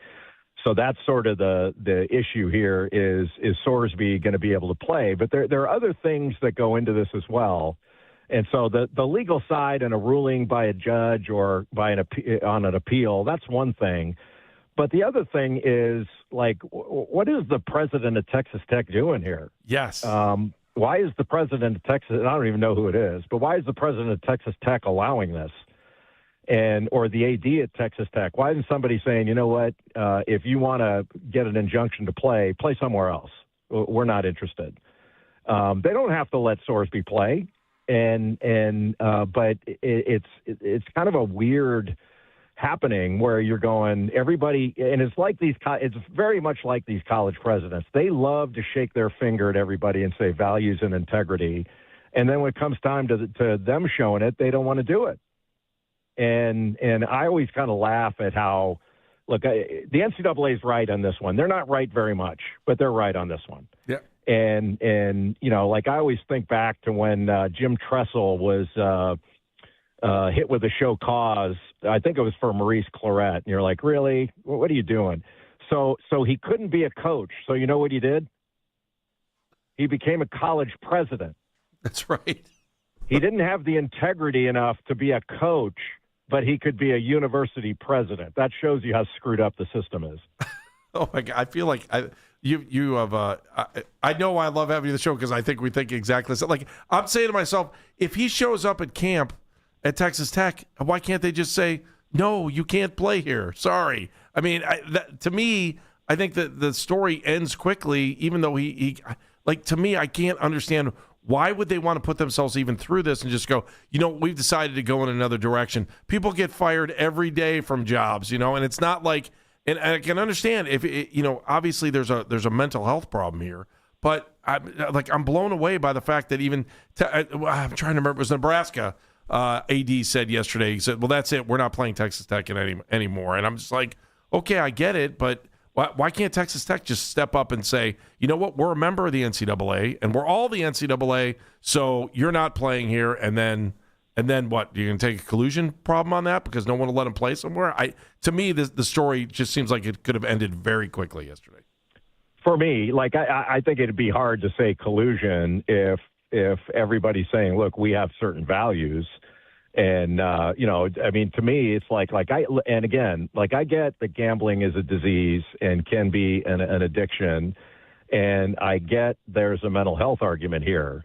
But if a firefighter was found out to be a serial arsonist, I don't think any fire department would say, well, you know, he said he's sorry and he's not going to do it again. So we're good with it. I think people would go, wait a minute, you know, that's kind of a bright line there. And look, I know that was taken to the extreme to make a point, but, you know, everybody knows what the rules are with regard to gambling. And you know, nobody gets a free pass for saying, hey, look, you know, if they get a DUI, they don't get to say, hey, you know, I checked myself into rehab, therefore I'm not responsible for the decisions I made. You're responsible for it. And I don't want to diminish the sickness, and I don't want to diminish the mental health argument that's being made here. But I think most reasonable people are like, this doesn't make a whole lot of sense. And I'm not anti-gambling, but I'm anti-gambling on the part of players, coaches, administrators, and officials. Like if you're involved in it, shouldn't be gambling on it, period. And I don't think you should be gambling on sports, period. You know, I'm not going to argue with a guy, you know, having $20 on a golf match with like an official putting $20 on a golf match with his buddies, but I don't want to see him sitting in a casino playing blackjack all night. You know, that just raises too many issues. And you know, while it's an integrity of the game issue. Now, do I think that now every player is going, hey, look, we can all gamble on our own teams? I don't think that's going to open the floodgates for it. I think that's an overreaction. Jay Billis joining us on the hotline. You can see him on ESPN. Jay, so the president of the NCAA then immediately turned around and said, "Dear Congress, please pass this bill to give us the help that we need to regulate this." Is that the case? Is that what needs to happen? Or are we just, once again, being the NCAA, unable to make a decision themselves and wanting Congress to save them? Well, they're not asking Congress to save them. College sports doesn't need saving. It's making billions of dollars. It's never been more popular, and ratings have never been higher. So, you know, that's like asking the billionaire class, please save us. That's absurd. Mm-hmm. They don't need saving. What they need is some courage to make some decisions that are going to be in the best interest of the enterprise. What they're asking Congress to do is bail them out. Like, give us a law that says we can act the way we used to act, which was illegally. Allow us the legal leeway to act illegally. It's like Congress saying, all right, bank robber, here are the keys to the bank. You don't have to break in anymore. Like, it's stupid. What I would do if I were Congress, because I do think there's a role for Congress here. What I would do is, as Congress, is I would create a federal pathway for collective bargaining. Like right now, collective bargaining is difficult for the NCAA because of the public and private institutions. They could help with that, or they could just exempt all college athletes from the National Labor Relations Act and the Fair Labor Standards Act, and allow them to sign contracts as independent contractors, multi-year contracts where they don't have to be employees, which is what the NCAA wants to avoid. You can fix this to everybody's satisfaction without giving the NCAA the nuclear option, which is, okay, you guys get to do whatever you used to do, pay yourselves as much as you want, keep paying coaches $10, $12, $15 million a year, and then you can limit athletes to whatever you want. That's wrong, and they can't do that. While I got you on the line before we let you go, the 5 for 5, 5 years, the age-based eligibility model, your thoughts on that? The NCAA has never had an age restriction. There have always been players that were older, and we've always had these feel-good stories every couple of years of a 50-year-old that was playing junior college football or something that never went to college. I don't think it's necessary, but if they want it, it needs to make sense. And already when they went with this 5 for 5, they said when your high school class graduates or when you turn 19, whatever it was, and immediately BYU started balking, saying we have players taking missions and you can't punish people for their faith-based decisions. And then you had others saying, what about military service? Kid goes into the Marine Corps and then serves his country, his or her country, and then can't play afterwards. Like, that's wrong. And then hockey complained. Yeah. All the way up to Gary Bettman in the NHL. So now they changed it to 20 years old and when you enroll at a 4-year institution. So they're already buckling. I don't think it's necessary. Like, how many 25-year-olds were there playing, or 26-year-olds? You had a 30-year-old playing at Wisconsin Green Bay or something. So what? Like, it's not like there's a ton, like LeBron is saying, okay, I'm going to Ohio State now. That's not happening. It's not going to happen. So it rankles people. Therefore, we have to make a restrictive rule that's going to hurt more people than it helps salve a couple of wounds that we have. It's just an consistent overreacting NCAA. So will it fail, you think, then? It may not fail, and everything, it can work. I don't think it has to be 20 years old or whatever. I think there are circumstances you can have, but to me, if a player if an athlete has never been enrolled in college, do you really care if somebody's 22 years old and enrolls in college and they play till they're 26? What difference does it make? No, the hockey world knows that very well too. That's so why stupid. The big complaints coming from there. Yeah. Yeah. Why do we care? And look, John Calipari made an argument that I almost started laughing at him, and I love him. He's usually spot on, but he was saying it's unsafe. Like unsafe for an 18-year-old to be playing against a 27-year-old. Like they have strict rules at the YMCA so that they don't have adults playing against, 19-year-olds. It's absurd. Nobody's getting injured based upon age. And, just put a rule in. You can play 4 years and 5 or play 5 and 5 or whatever. That makes sense. I mean, I kind of thought, hey, do you want to make it about earlier on, I said, why don't you pass a rule that say college sports is for undergraduate students only, whatever age, and then you're done. And he said, well, but what about those that graduate early? Well, tough. Don't graduate early. Like, it's for undergraduates. Dad gets mad at me because I make the argument. I'm like, look, if you pay to go to school there, whether you're getting your master's or your undergrad, why shouldn't you be able to play athletics? Like, that's the never-ending story. It's Jay, I'm not going to lie to you. I can't stand Radiohead. This feels like my favorite band is covering Radiohead. That's literally what I feel like I'm in the middle of right now. We don't want any 30-year-old students that worked before they went to college playing in the band. That would be unfair to a 19-year-old tuba player. All right. Oh, man, Jay, we can talk to you all day. I know you have other things to do. We always appreciate your time, and thank you for the perspective. My pleasure. Thank you, guys. We'll talk Appreciate to you it, later. Jay. Thanks. Oh, man, Jay Billis is such a go-to guy for. Man, he's so awesome. I hate that he agrees with you. This is literally like listening to my favorite band cover Radiohead, and I have to sit here and listen to Karma Police by someone who I love. Oh, man. Oh, God. Of course, Jay was on the Weishart Right. We make it right. Call Kyle Wright hotline. Let's take 2 more minutes here. What'd you think of what he had to say? I mean, besides the fact that, again, you and Jay are... I thought it was brilliant what he had to say. He laid that out well. He calmed me down a little bit when it came to the ruling itself and the appeal that is going to follow it. And if there is another appeal there, it seems like the courts will be able to stop this maybe before we place the snowball down and give it the shove on the hill. Hopefully that is the case because, boy, oh boy, we might be able to get this thing back into Pandora's box and buck the trend on that stuff. I'm still worried until ink hits paper and a judge signs a ruling. I'm still worried about that fact. He actually brought some common sense to the whole conversation, right? And it's the other part of it with the schools jumping out there and saying, we're not going to play Texas Tech. And he's right. Like, where is Texas Tech?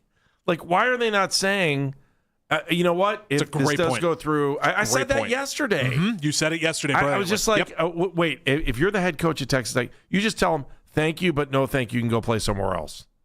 That's all there is to it. And by the way, that somewhere else, he would probably say that if all the other schools got together and said, no, you can't play for us, that was my point on the collusion thing. Mm-hmm. That, I'm sure there is some school that would have taken him too. You know it as well as I do.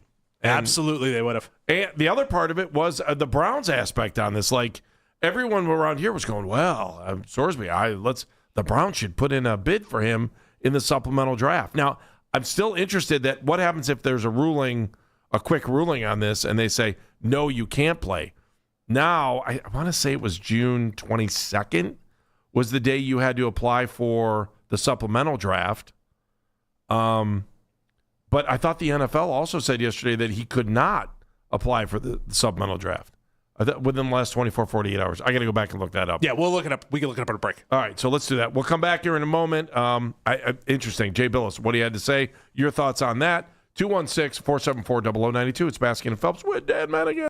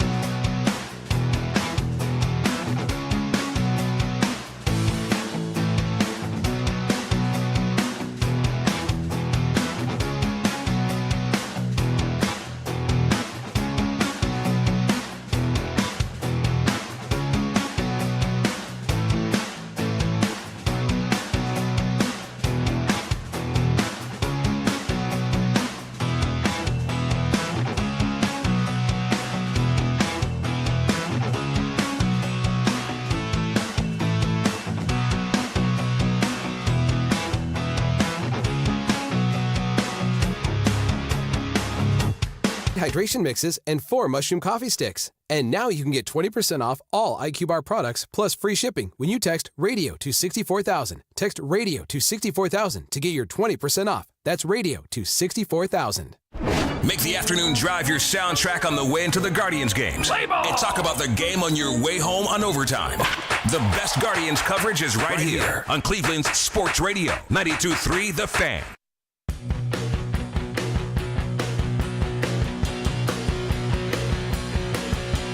Take the Fan with you wherever you go. Listen to us on the Odyssey, iHeartRadio, or TuneIn apps.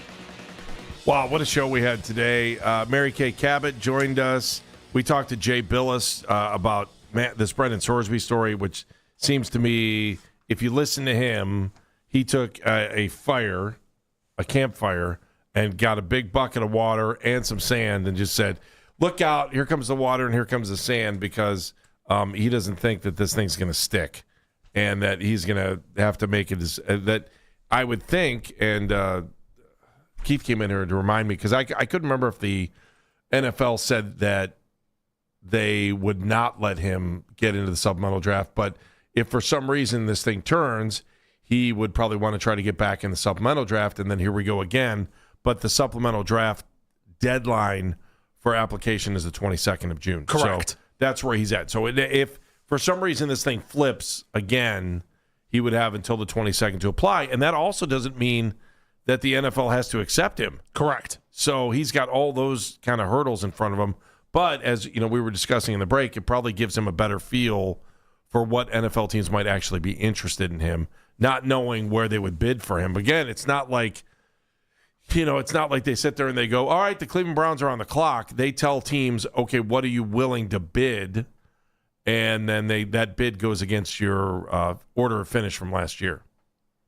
And what round, I'm assuming. Whatever round draft pick. Yeah, I would assume that the highest bidder would have the opportunity to get him. So what's going on at Browns camp today? All right, so Browns camp is taking place right now, as we've been going about everything else with mini camp. So I think the biggest news that comes out of this is right now Dillon Gabriel has changed his number. He is currently wearing number 6. So we have solved the biggest woe that is going on in camp right now, which is, hey, you can't have 2 number 8s. Again, Kruger Industrial Smoothing can't work with 2 Cocos. Okay, we had to have a Gammy and a Coco, and then we can move forward and get the job done. Now we have a number 6 and a number 8. Number 6 previously worn by Jeremiah Owusu-Koramoah, who is on the PUP list. No idea what that means. Just stating a factual statement. I don't know if that has any if there was anything to it, JOK probably said, yeah, go ahead and wear it. I'm not playing right now. Why wouldn't you? Right. I get it. But I don't know if that indicates any kind of retirement or anything like that. That's the only reason why I point that out. It was JOK's number. So the other piece of information out there, Luke Whippler participating in individual drills, injured his knee in week 18. Guys who are not practicing right now, Mason Graham is in a walking boot on his right foot. Oh, that's not good. Harold Fannin, Carson Ryan not practicing. Fannin hasn't in any of the early ones. We're grabbing a chunk of this from Daniel Oyefusi. Daniel Thomas, Emmanuel McNeil-Warren, E-Man, and Dom Jones also not practicing. Dylan Sampson back at practice after sitting out some of the... Did it say why E-Man wasn't practicing? No word from Daniel Oyefusi as to why E-Man is not practicing, just that he is not practicing. Also, 2 separate fields going on right now. Shedeur Sanders is on one field with... the starting offense. Deshaun Watson on the other field with the second team offense. Whoa. I guess I know what we're talking about tomorrow. By the way, the Guardians play the Yankees. Reps. Right. Hello, boys. How are you? Nice to see you. I missed you. Reps. So Todd Monken has quickly learned that he does not want to hear about why didn't Shedeur take any first-team reps? Reps. So I wonder if he's going to say something like, on the odd number days, Shedeur takes first-team reps, and then on the even number days, Deshaun takes the first-team reps. Or maybe he's going to say, we come out and flip a coin. We haven't even started at the beginning of practice. We haven't even started, and I'm annoyed. Right, so I'm so annoyed. Does that mean Shedeur is the starting quarterback? Does it mean Andy, I think you want him to be the starting quarterback. I want him to be the starting quarterback. I think most people want him to be the starting quarterback. Can I be completely honest with you? I just want a starting quarterback. What you're saying is that you don't want the next Browns offensive lineman to retire and we have to recite 20 quarterbacks that he blocked for? 24. It was 24? It was 24. Holy He smokes. said 24 in the press conference. Did today. he? I thought he only said 20. I mean, what's best for the Good future? gravy. What's best for the future is if Shedeur Sanders becomes the starting quarterback. Absolutely. And is effective and can lead the team down the field and get the scoreboard to read more than 14 points for the Browns. Absolutely. That would be the dream because then there's a future. All right, we've reached that point in the show where we ask you, why are you smarter? Brought to you by QC Kinetics, a leader in regenerative medicine. If you're in pain, give QC Kinetics a call at 216-770-5488. 216-770-5488. That's our friends at QC Kinetics. Meredith Kane, why are you smarter? I'm smarter because of Jay Billis and learning that even though Brendan Sorsby got an injunction, the drama surrounding him is far, far from over. Dan Menigan, on your own show, my friend. Deke was awesome. It just made me happy to catch up with Deke. It made me happy to hear his voice. It made me happy to see how he was doing and get his thoughts on Joel Bitonio. If you missed that, 923thefan.com, wherever you get your podcasts. I thought Jay Billis was awesome and today. the Bill Illustrator killed it, by the way, too. Yeah, That's really nothing good. against him. I'll be really honest with you. Listening to the Joel Bitonio press conference today made me really smart about why he's not playing anymore, the responsibility he took as a player, the responsibility he took as being a member of the Browns, being a Clevelander, giving back to the community, and understanding all the things that I think as fans we think about all the time. And I will tell you this, I think I'm a little smarter because Jimmy Haslam tried to lay down the foundation for him to become a Hall of Famer by putting him in the same breath with Jim Brown, Joe Thomas, and Lou Groza. Love it. 178 career starts. Thank you for your time, Joel. We do appreciate you, and you will be cherished. Your name will be as an offensive lineman in Browns history. Thanks for listening today. We do appreciate you. We are back again tomorrow at 10. Until then, Jeff's back tomorrow. Good job the last 2 days. Thanks, buddy. I appreciate it. You as well. So we're back in tomorrow at 10. Until then, be a hero, be a real hero, be an organ donor, lifebank.org. See you, Cleveland. See you. Afternoon Drive. They'll take you home next. And that's a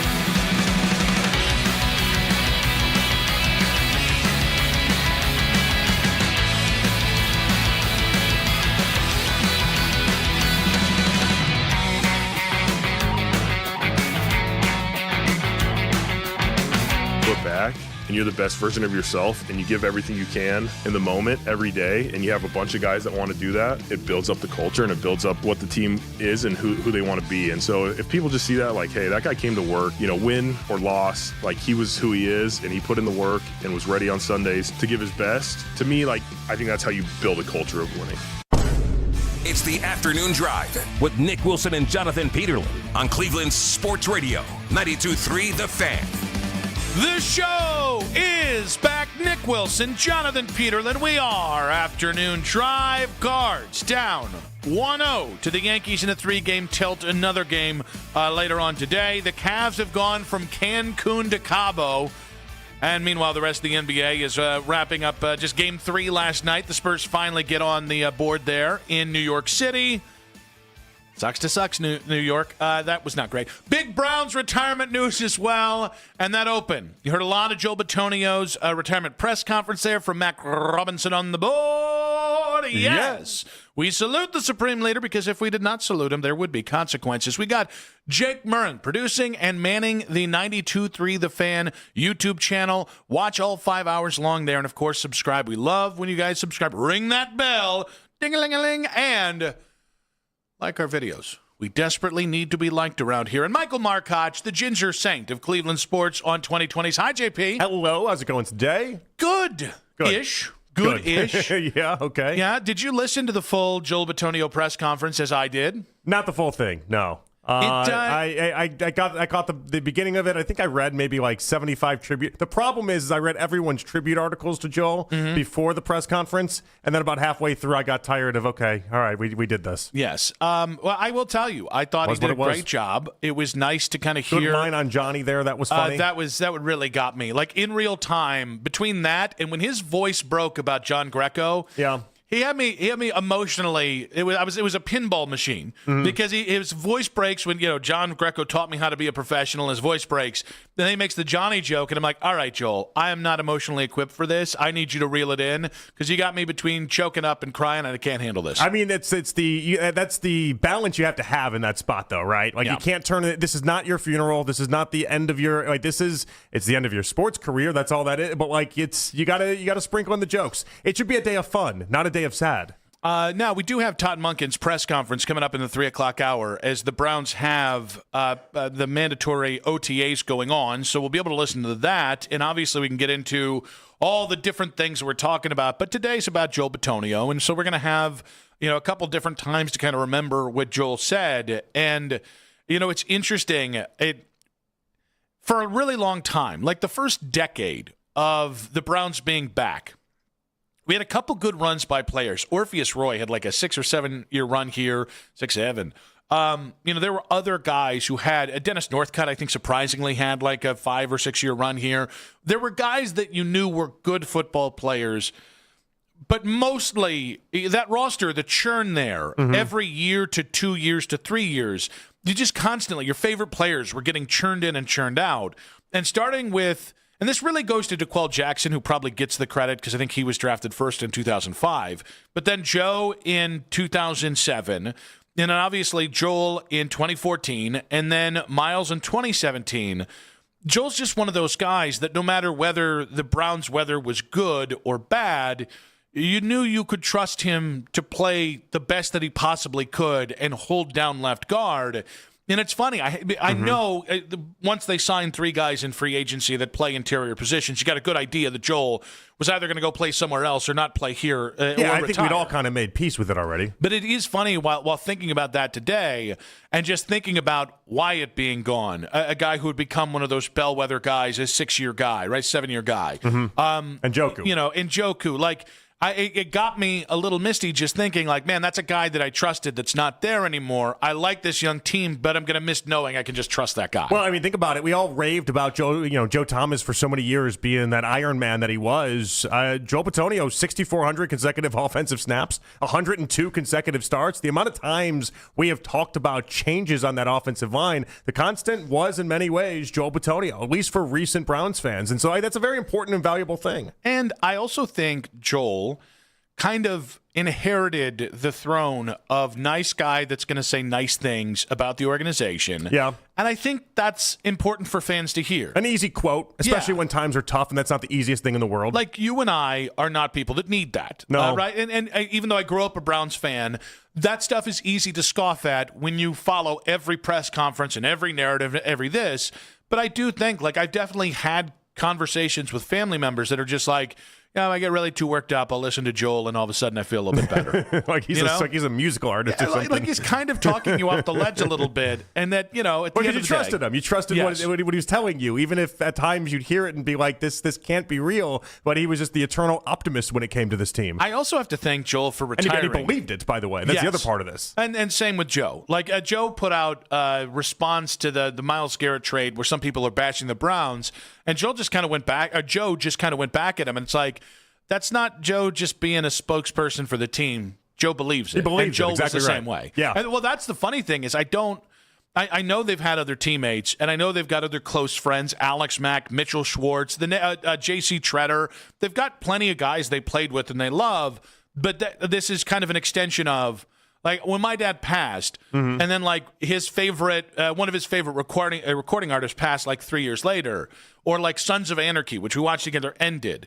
Those things ended up being more than just about that artist. Though, it was like, it's like re-experiencing that again. Today was kind of like re-experiencing Joe not playing for the Browns anymore and just realizing how far you are away from that. Also, I mean, it's a weird gift to get right now in regards to our emotions, because I just assumed Joe Bitonio was gone, and I also assumed he was going to go play for a team like the Chargers. Yeah. I didn't think he was done with football, and to fast forward, and now all of a sudden, because he really did not, that was not a bad season last year by Joe Bitonio. There was a lot of bad parts of that offensive line. That was not Bitonio's fault. It's really hard to be really good when you have a lot of instability. Like Joel had two different centers. Actually, I think by the end of the season, he might have had three different centers.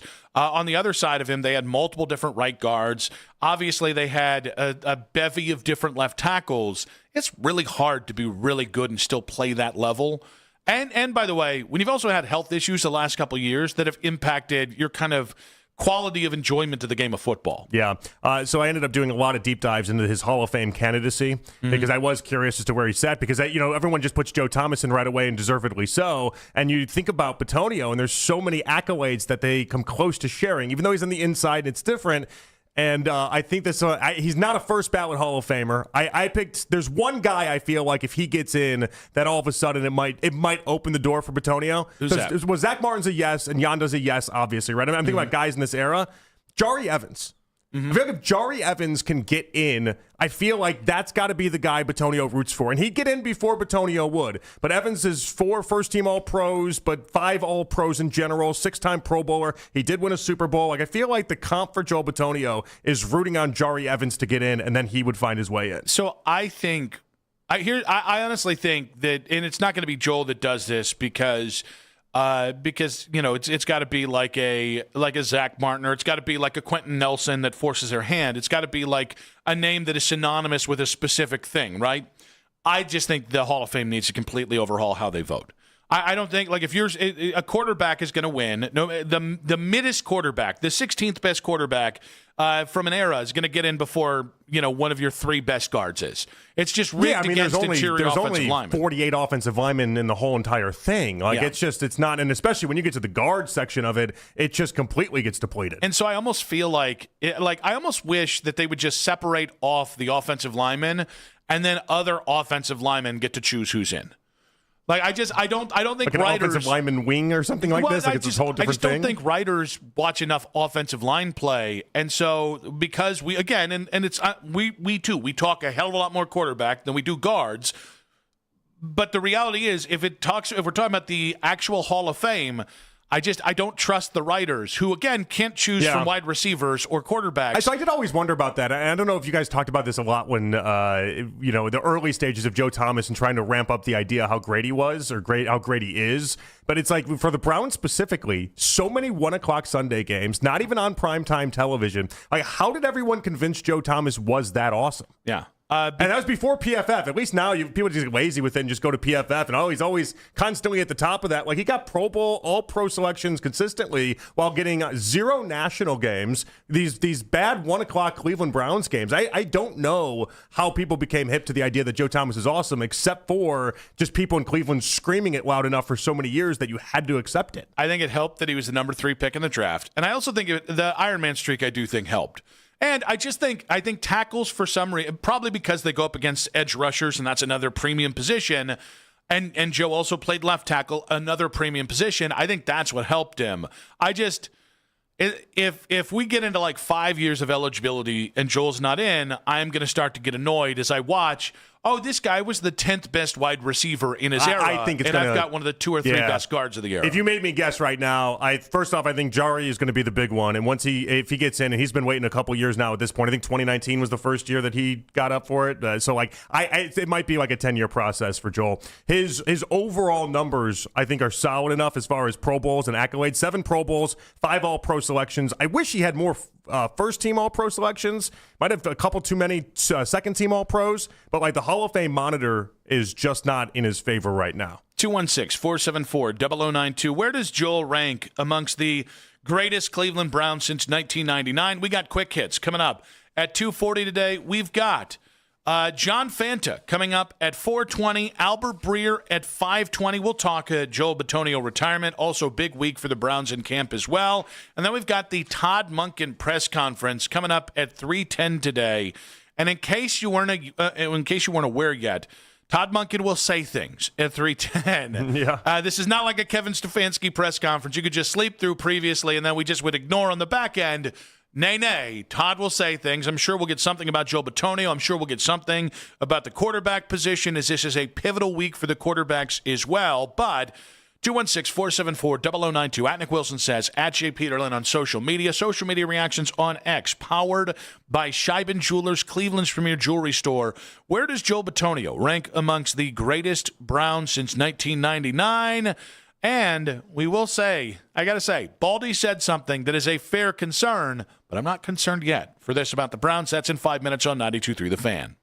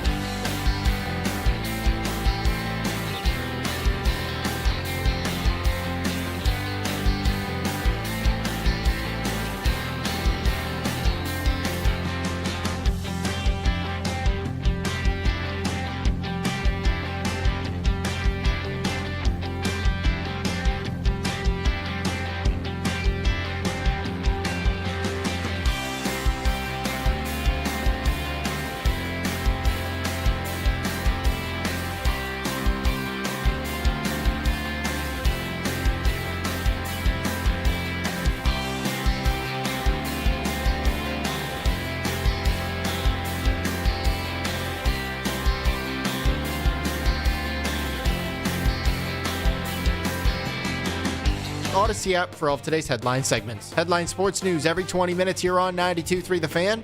From the University Hospital Sports Desk, I'm Michael Markatch. Your mornings are about to change with 92.3 The Fan. We're going local at 5 a.m. It's The Fan Warm-Up Show with Jeff Thomas. All the latest from the night before in Cleveland sports and getting your day started even earlier. We are Sports Radio 92.3 The Fan. Quick hits coming up in about 20 minutes here. Nick and JP back on Afternoon Drive. A little bit of, a couple bits of news from the Browns from OTAs today. The long-awaited saga of the number 8 for the Cleveland Browns is officially over. Mm-hmm. Maybe it's created a new saga here. Is Dylan Gabriel, poor little fella, turned to the number 6. He's now wearing the number 6, and at least for the next couple months. And so people rightfully pointed out, I guess, what does that mean about JOK? And I think we know what that means about JOK. And that's okay. That's fine. They needed a number. JOK wasn't playing again. He's this fine. year. We have to say it like that. Because for some reason we can't say he retired. I'm okay with saying he's never playing football again. No, I think you're right. I just think it's weird that we haven't had like a ceremony or we haven't. It's just weird. By all accounts and what you see on this, the Browns did JOK a solid. 100%. You know, like they let him. He gets to work out in the buildings, do whatever he needs to do. His insurance is covered, like all this stuff. The money part of it, like they did him a pretty big solid, all things considered. And so, the least he could do is be like, "Yeah, I'm not using number 6. Here you go." It'd be really funny if he stiffed Dylan on this too. I didn't realize they had him keep his number until I guess I just never thought about it. Guess it makes sense if you're still getting paid. I guess you had to assign him. It's odd to think about the random people in his exact situation across the NFL that is just on rosters with numbers, and it just is what it is. Now, from the news from practice, Scott Petrak of the Chronicle Telegram sending this out. Malik Collins back with the team today, but not practicing with a quad injury. Julian Okwara has left left something in a thick wrap. He isn't practicing. Fannin Jr. remains out, and then Dylan Sampson and Luke Whippler are back practicing. Yeah, big news of the day, though. Obviously, we got to find out what happened with Mason Graham. Mm-hmm. And so Mason Graham in a walking boot. We'll see. When Monken speaks, I would imagine that's one of the first questions, people trying to figure out how serious this injury is for Mason Graham. Well, and when we start to talk about the post-Miles defense, Miles Graham, to me, becomes the new enforcer. Like, I think going into year 2, considering where he was drafted, and considering what I think we saw at Michigan for multiple years, I don't care about the sack numbers. It's really about pressures with him. Because I think if he and Mo Collins can be healthy this year, I think you can still have a robust defense. If Mason has to miss any modicum of time, all of a sudden I really start to worry about this defense being what you need it to be. Well, and he's also very important for Jared Verse getting off to a hot start, too. I mean, think about it. Jared Verse had just a plethora of awesome players around him on that Rams D-line, one of the best D-lines in the NFL, if not the best. And so he's going to need a guy like Mason Graham to have attention on him and make sure that Verse gets more than just double-teamed every time. Is it a hot take to say, I don't think Miles breaks the sack record last year if either Malik Collins or Mason Graham are not on that roster with him? I'd agree with you in the Collins part of it because we have some evidence of that. When Collins got injured last year, you watched, yes, Miles traditionally got worse as the season moved on. Most pass rushers tend to. It gets colder. Your burst isn't just as good. You've been playing longer. But last part of the last 6 games of the season, we have evidence. Without Malik Collins, Myles Garrett was not the same Myles Garrett last year. So while we await word on Mason Graham, while we await word from Todd Monken at 3:10 today, you're going to hear that press conference live. By the way, Coach Riz saying Shador's getting all the first-team reps so far today. Oh, how are we feeling about that? Sanders first in all drills to this point. Now, it's an ongoing thing, but to this point, Shador's been getting the first-team opportunities. How are you feeling over there? Well, I don't know. Is tomorrow we're going to turn around and make it Deshaun have the first-team opportunities, and we're just going to do this rotating day-by-day thing? I don't know. You can't feel one way or another, really, at this point. It is OTAs. But so while we await all this news from camp and Todd Monken at 3:10, Brian Baldinger, Baldy himself, Odyssey NFL Insider, was on with the Morning Boys earlier today. And while he talked about the quarterbacks, he talked about the Myles Garrett trade, while he talked about all these things, it was interesting to hear his opinion on the Browns' rebuilt offensive line. They rebuilt the offensive line. How quickly? I mean, it's 5 new starters. I don't know the last time I've seen 5 new starters and an offensive line in this league. I can't remember a team changing 5 offensive linemen out. Now, that doesn't happen. Those guys don't build chemistry and start, blocking for the backs they have and protecting the quarterback without some level of growing pains there. And so how does that come about right now? I'm anxious to kind of watch just that development, especially in light of, the Joel Bitonio's, the Wyatt Tellers, just real pillars in that Cleveland Brown locker room for a long, long time that aren't there anymore. So I want to see who take charge up front and how quickly it comes together. He's right. I also don't know how to quantify this. What do you mean? Meaning, because we just don't see it? It is something that if you didn't pick the right guys, if you didn't bring in the right assortment of guys, or you can't find the right 5 guys, it is going to hold you back this year. But at the same point, I don't think them swapping out 5 guys. If you pick the right 5 guys, you're going to figure it out. Yeah, I would think so. I'd ask you this. How long do you think it'll take before this team starts to gel? One of the cases that I don't even know if they're anti-Shedeur or pro-Shedeur, I can't tell. But the people that want Shedeur to start second in this battle is the idea that week 6, week 7, week 8, whatever that is, the offensive line would be in a better spot.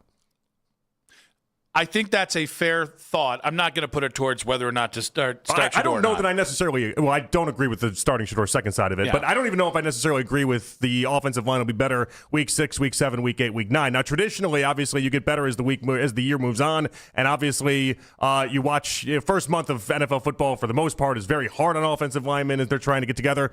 But from an injury standpoint, at least in week 1, all 5 are healthy and are going to be available. I don't know how this is going to change as far as health and injuries are concerned with this line. I do think that's the key. I do think there are going to be growing pains. Also, given we got a lot of guys on this team with the offensive line that have a lot of histories of injuries. Well, but given that we don't know truly who's going to start at center, right?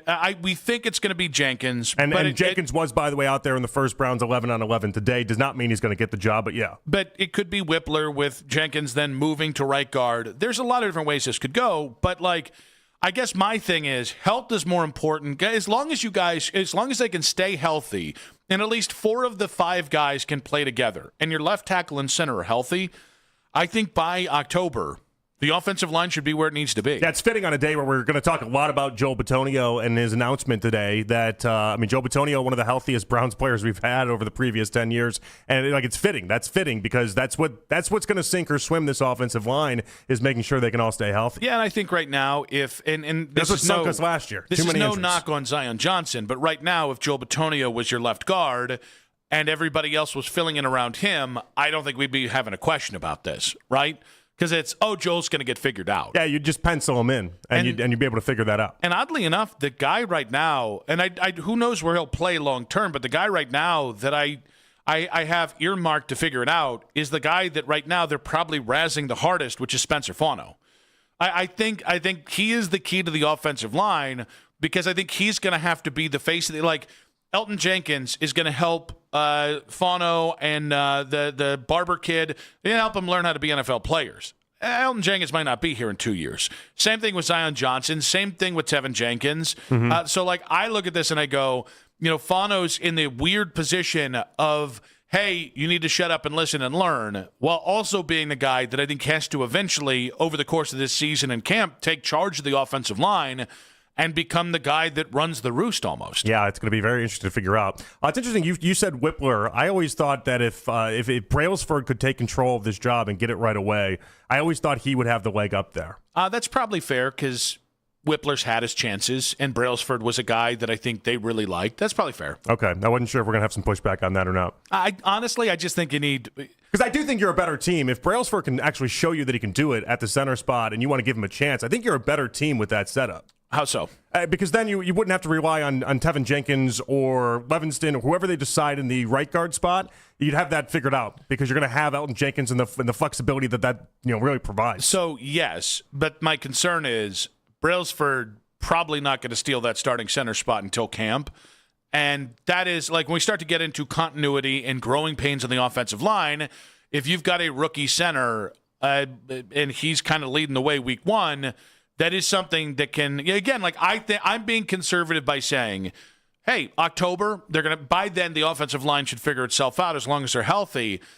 that's a conservative estimate. It becomes less conservative if you are starting a rookie center. I think of all the spots, center's the toughest spot to put in a rookie, especially a guy that isn't a first-round rookie. For sure. I also thought Elton Jenkins was better in spots that weren't center, though, too. I think his value's better in other spots. And so it is going to be interesting. Like, can you legitimately start in the two most important spots on the line in center and left tackle? Can you start two rookies there in the idea that we're going to let the kids play and work it all out this year? I also think, and I know that there's been a lot of scuttlebutt and that people get cynical on the offensive line. That's fine. I think we should free ourselves to overreact to every social media video this year, to every nuance of who's playing and when. And I'm not just talking about the quarterback spot, but like Dustin Miami just hit me with, he quote tweeted Daniel Oyefusi's Shedeur Sanders to Denzel Boston video and said, wrist up, kids. There we go. I don't know if he's being sarcastic or not. I don't think he is. I haven't watched the video. Was it a good video? I haven't watched it either. Okay. But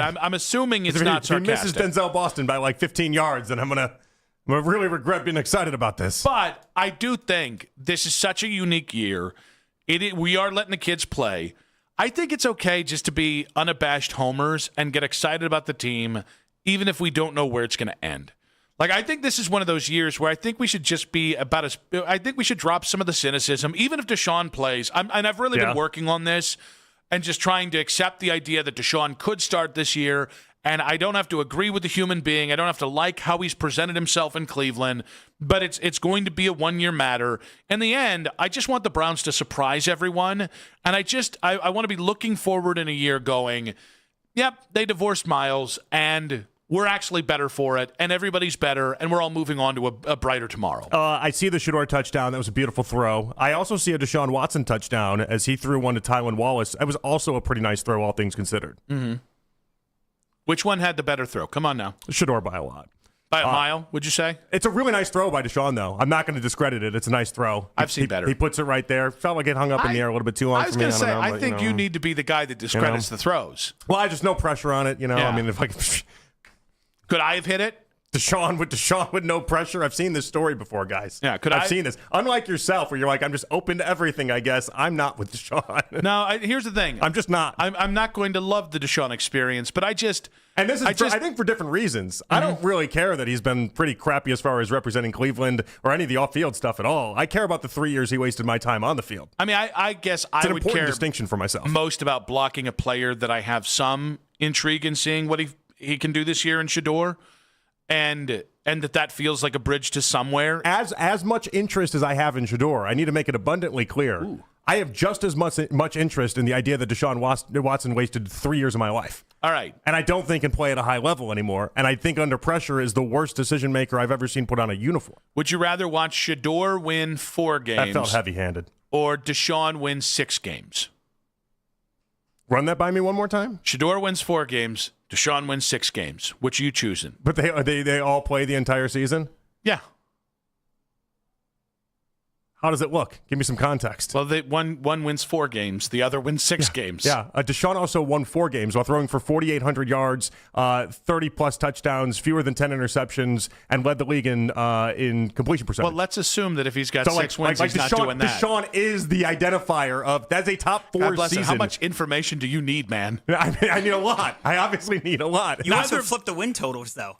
You said Deshaun in 4 wins or Shedeur in 6.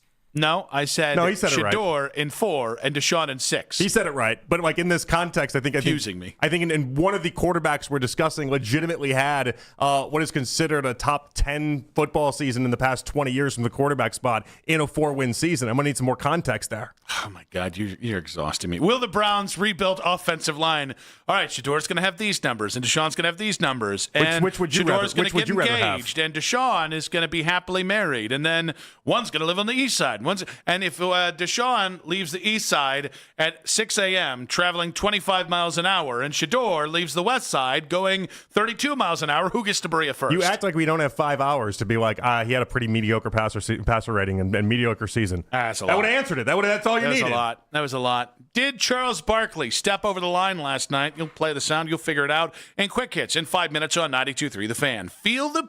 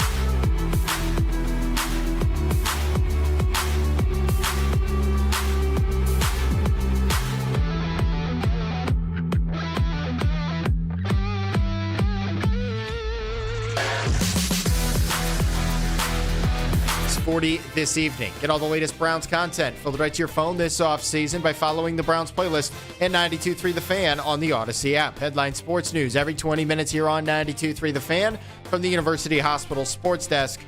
Michael Markosh. This is Browns head coach Todd Monken, and you're listening to the number one sports station in Cleveland, 92.3 The Fan. Todd Monken's presser post-practice will be coming up in about 30 minutes here. Math hard, me, Nick. However, we're gonna talk to Todd Monken. Good Lord, do you just want to do the show? I think my brain stopped working during that Ram read. No, I'm enjoying it. Keep going. Really, this is ever since when Shador leaves the East Side. Are you now rooting for spite? No. Make me a bicycle clown. I am getting pretty excited about some of these clips coming out, though. I got to be honest. You know what's interesting, or what you're really seeing? Yeah. Unlike years past, it's just not reporters complaining about how many balls are hitting the ground. That's nice. It's like wide receivers that seem like they can actually catch. Well, that seems like that's a good step forward, Nick. Zach Jackson did tweet out about 10 minutes ago, headed from spring to summer, the two clear arrow-up guys on offense are Boston and Bond. It's interesting. There's going to be a lot of pressure on Casey Concepcion, no recepcion, this summer to produce. But if you just get Boston and Bond producing at a starting wide receiver level or close to it, I don't think anyone's going to complain. No, I mean, that's part of the key to this season going well, is having not only Jerry Jeudy back in full force, but Concepcion, Bond, the guys that you drafted, and throw Denzel Boston in there and like that, and just making them all work. We'll have more on that in 20 minutes, and then Todd Monken's press conference coming up at 3:10. Let's get to quick hits, though. From the latest news and rumors around the sports world to the sound bites you need to hear. Hurry! It's Quick Hits. All right, the Spurs topped the Knicks last night. Did you see the violent Knicks fans? Did you see that? These people cannot handle a championship. The sports gods need to act quickly. The Knicks and 6 chants that then they basically started to tear their city apart. Yeah. The sports gods need to just take care of this before these Knicks fans ruin the city. However, New York still leads the series 2-1. Cardi B was the halftime entertainment, which led to this analysis from Charles Barkley on the Inside the NBA's halftime show. We've been competing with Cardi B here. I don't know if those B's, that might be Cardi B's. I'm pretty sure those are B's. I don't know. I don't know who said that. You got the wrong initials. All right. So, grade the joke. Like anybody else says it, maybe like a C+. But the idea that he said that on ESPN and in the moment that he said it makes it an A-. One thing I love is when Charles makes a joke that he's really proud of, he always repeats it. It's like my kids. He always runs it back as if nobody heard it. Yeah, the twins do that. The twins do that because they're like, listen, I know you liked the joke the first time, so let me repeat it for you. Yeah. You can tell when Charles loves one. It always does that. In that way, he's like a 12-year-old. Yeah, it's great. And so when he said it, I'm actually glad he repeated it because in real time, he said it the first time, and I was like, he didn't just say that. And then he said it again. I was like, oh, he did say that. I get it now. And the funny thing is, the first time didn't catch Vanessa's attention. The second time, she was like, did he just... And I was like, he just said that. And she's like, no, he couldn't have said that. So I rewound it and was like, he just said that. The amount of think pieces that were labeled something to the effect of ESPN has changed. I don't know why I didn't ESPN voice for it, but ESPN has changed because they never would have allowed this previously. And it's like, guys, give it a break. Yeah. It's fine. It's a funny joke. It's one line. You'll all live, I'm sure. I think Cardi B would like the joke. She's got a little risque to her humor. Well, I said that like the oldest man. She gets a little risque. She can be a little bawdy. I don't want to put anything on Cardi B that doesn't exist, but didn't she? Charles already did that. Wasn't she a stripper before she became famous? She was, yeah. So like, used to rob the guys she would dance for. So what part of this is going to be insulting to her, or any sort of like, I'm not going to live in that world, Charles Barkley? Like, no, you lived in that world. I didn't want to start guessing what might offend her. Might not. I might offend her on accident. All right, safe bet. All right, Vikings wide receiver Justin Jefferson. Now listen to how he talks about Kyler Murray and in the Kyler Murray versus J.J. McCarthy debate. It's pretty obvious to tell who Justin Jefferson wants to win this. Here we go. He understands the game. He understands the defenses. He understands just how to put touch on the ball, just enough to where it got to go without making it difficult for us. He understands the game a lot more just because he's been in the game for a couple years now, and he's a competitor just like me. So I'm looking forward to see how good he's doing training camp. I'm looking forward to JJ seeing his improvements and seeing the different things that he has picked up over the all season. But I'm excited for the competition. I mean, that was like a minute worth of compliments and all about the understanding of the game. And because he's been doing it, he knows this and he knows that. And he knows where to put the ball before I can even catch it. And then to J.J. McCarthy. He's also there. I'm looking to see how he's improved. Yeah. I'm also, all right, Justin. I've been informed he's also going to be at training camp, and that's good for him. All right, Justin. Yeah. I like when wide receivers are obvious about this. In fact, I do hope at a certain point, I do hope it becomes obvious within the Browns competition where you start hearing some people discuss. Even if it's for a guy you don't want? Listen, I just make it known to us who you want to win that battle, and then that will tell us everything we need to know. Yeah, I'm prepared for it. I don't think it's going to happen, but I'm prepared for it. If Isaiah Bond, who just had another play with Shedeur today, comes out and says something to the effect of, boy, but the Deshaun Watson passes, I can't live without him. You really know what you're getting with Deshaun. And that Shedeur, I just hope he's improving. Then, yeah, I want to hear it. I want to hear the honesty. The more I've heard from J.J. McCarthy, the more I've heard from how the Vikings talk about J.J. McCarthy, the Vikings should have traded him this summer.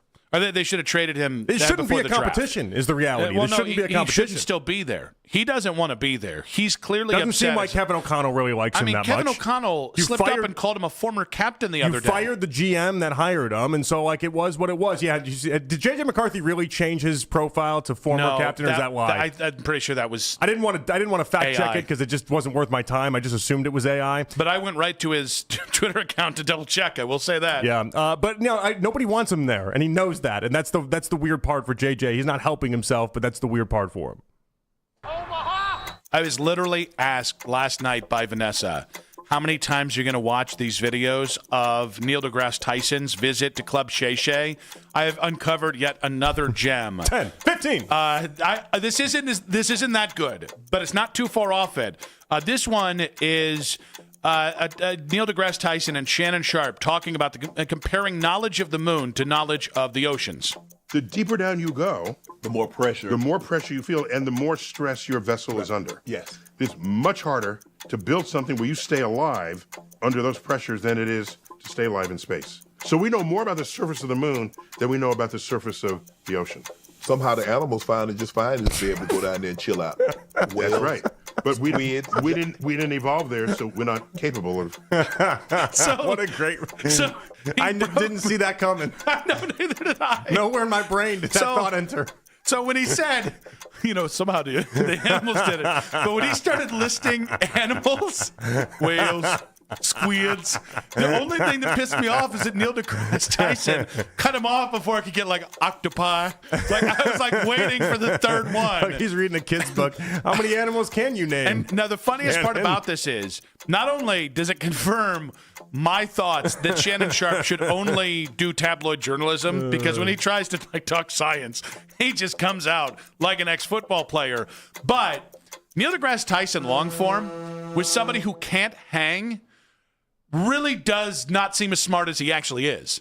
So your line, which is as tightly packed content, he knows what's prepared, and then he has it all really, really well done for what's prepared. You should watch some of the 3-minute videos because Shannon throws him off by saying things like whales, squeals, and he doesn't know how to react to it because clearly, and so he kind of lowers himself down to the Shannon level. It is so funny. Last night, that was the 4th video I've watched between these two. It's must watch. It sounded to me like he was almost just trying to protect Shannon in that spot. I think he is. But he's making himself look not as smart, and he is very smart. There's so many times in his life where he just has to think to himself, I can't believe this is where I'm at. Whales, squids. I love that Shannon thought he was breaking ground with that comment, too. Can you just play back? All I really want is him saying, but somehow the animals. As if he's saying it in a way that really breaks. I know he thought he was being great in that moment. He really did. And then when he starts mentioning the actual animals, why would Shannon? What producer signed him up for this? I don't know. But it's dirty work is what it is. It almost seems like it's they wanted to embarrass him, and so this is the idea. It's the same guy that released the very specific tape of what we heard Shannon Sharp sounding like. You got it? Oh, yeah. All right, let's go ahead and play it. That we know about the surface of the ocean. Somehow the animals find it just fine to be able to go down there and chill out. Whales, That's right. But we didn't evolve there, so we're not capable of. Every time he says squids, I think of skip, squids. Oh, that's good stuff. Yeah, I don't even know how to top that or even follow up with that. All right, Paul Skeens was driving down a highway. Paul. Just past like 7 o'clock on Monday night when he made a pit stop. It was a Little League field. He stopped at a Little League field. I guess he signed autographs for like 2 hours, hung out with the kids, all impromptu. At least that's what they're telling us. Well, so I'm trying to figure this out. There's part of me that I've always thought if you had like levels of fame that Paul Skeens is, it would be sweet to just do this. Yeah. Where you just make a bunch of kids' days and you sign up. It costs you a couple hours of your time. You're bored. Like, you know when you're bored and not bored in life. Like, you're like, all right, I had 2 hours to kill. Let me just make some people's day. I think that part is awesome and would be so enjoyable. But like, I don't know. I think it's just good vibes from Paul Skeens. It is. I was teasing about the Fame W thing. This is how you're supposed to rich and famous, right? Or not even rich and famous, but if you're a pro athlete, like, I don't think we get enough of these stories, because I know Shedeur does stuff like this. Mm-hmm. I know that there are several Browns players that do stuff like this. By the way, who always gets some sort of interesting rep. When he first got here, though, he used to do this with puppies at the park. It would be he would like, sign puppies? No, he wouldn't sign puppies. No, he would take his dog to the dog park, and then he would just tweet out, like, I'm at this dog park. Come hang out if you want to bring your puppy. And then people would come bring their puppies, and he'd just hang out with them and the puppies.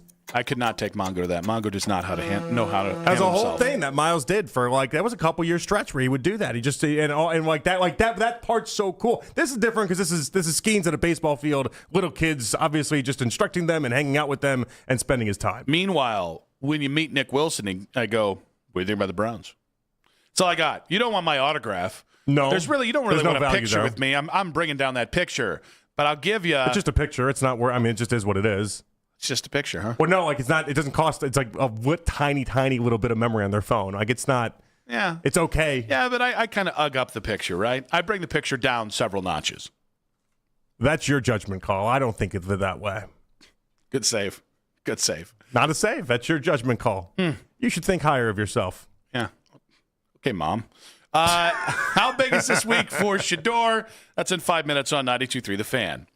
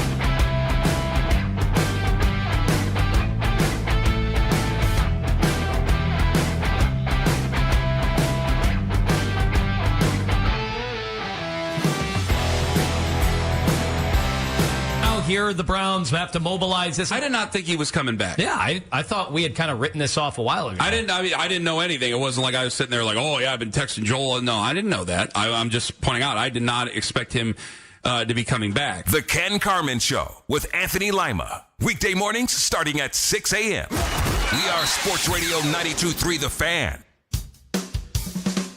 It's the 3 o'clock hour on Afternoon Drive. That was some therapy I didn't know I was going to have to pay for. Missed a moment in our show. Use the Rewind feature on the Odyssey app, powered by Integrated Restoration, your local experts in water, fire, and storm disaster restoration. Nick and JP back with you on Afternoon Drive. Todd Monken's press conference live from Berea coming up likely in the next 10 months here. You'd think I'd learn. I do want to get to a couple things. We got Gardo's talk on the way, John Fanta at 4:20, Albert Breer at 5:20. But you'd think I'd learn, JP. Yeah, what's that? That once I hit about 35, that if I don't do like a little light stretching before like a big walk, like a 30 to 40 minute walk, okay, no matter how much walking I've been doing recently, yeah, I am in a state, I basically feel like I belong in a wheelchair the rest of the day. Is that right? Didn't do it today. And every time I get out of this chair, I make the sound that only 70-year-old people make getting out of chairs. All right. Well, this is going to be the oldest sounding segment in the history of sports radio, and we're on a station with Baskin and Phelps. I was going to say, Baskin and Phelps actually have already conquered this. So I'm not a big stretch guy.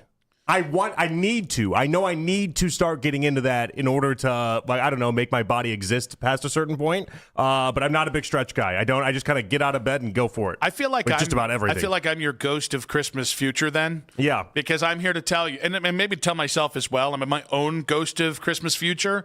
I went through a very nice, I think it was 35 minutes. Yesterday I went for 40 minutes. A couple days, like I've been on this kick of 30 to 45 minute walks every day. Feel better, by the way. It's great. Yeah. Except the second I sit down for any prolonged amount of time, I wake up, I get out of the chair, and I'm like the damn Tin Man. So you do it. Now I get to flip back the judgmental grandma bit on you. Is that right? Yeah. Yeah.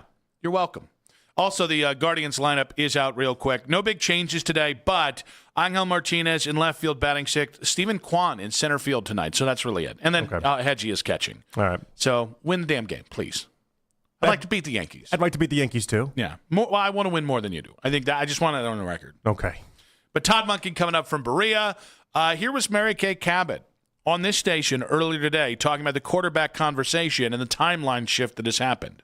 The messaging changed last week from Todd Monken. Instead of being adamant that he wanted to have his QB depth chart set by the end of this minicamp, he hedged and backed off of that a little bit and was saying, hey, we haven't seen these guys in pads. We haven't seen them against real, other teams, other competition. So now I think that he might just kind of hold off a while on giving us any indication whatsoever who he has as his QB1 right now. I think he wants to let Shedeur Sanders come up the learning curve even a little bit more because, as I wrote in my preview yesterday, Shedeur is a player who learns by getting out there and putting it on the grass. And the more he's done that, the better he's gotten. And I think they want to see where that goes if he continues at his current trajectory. So I just don't think we're going to have anything definitive by tomorrow or by Wednesday.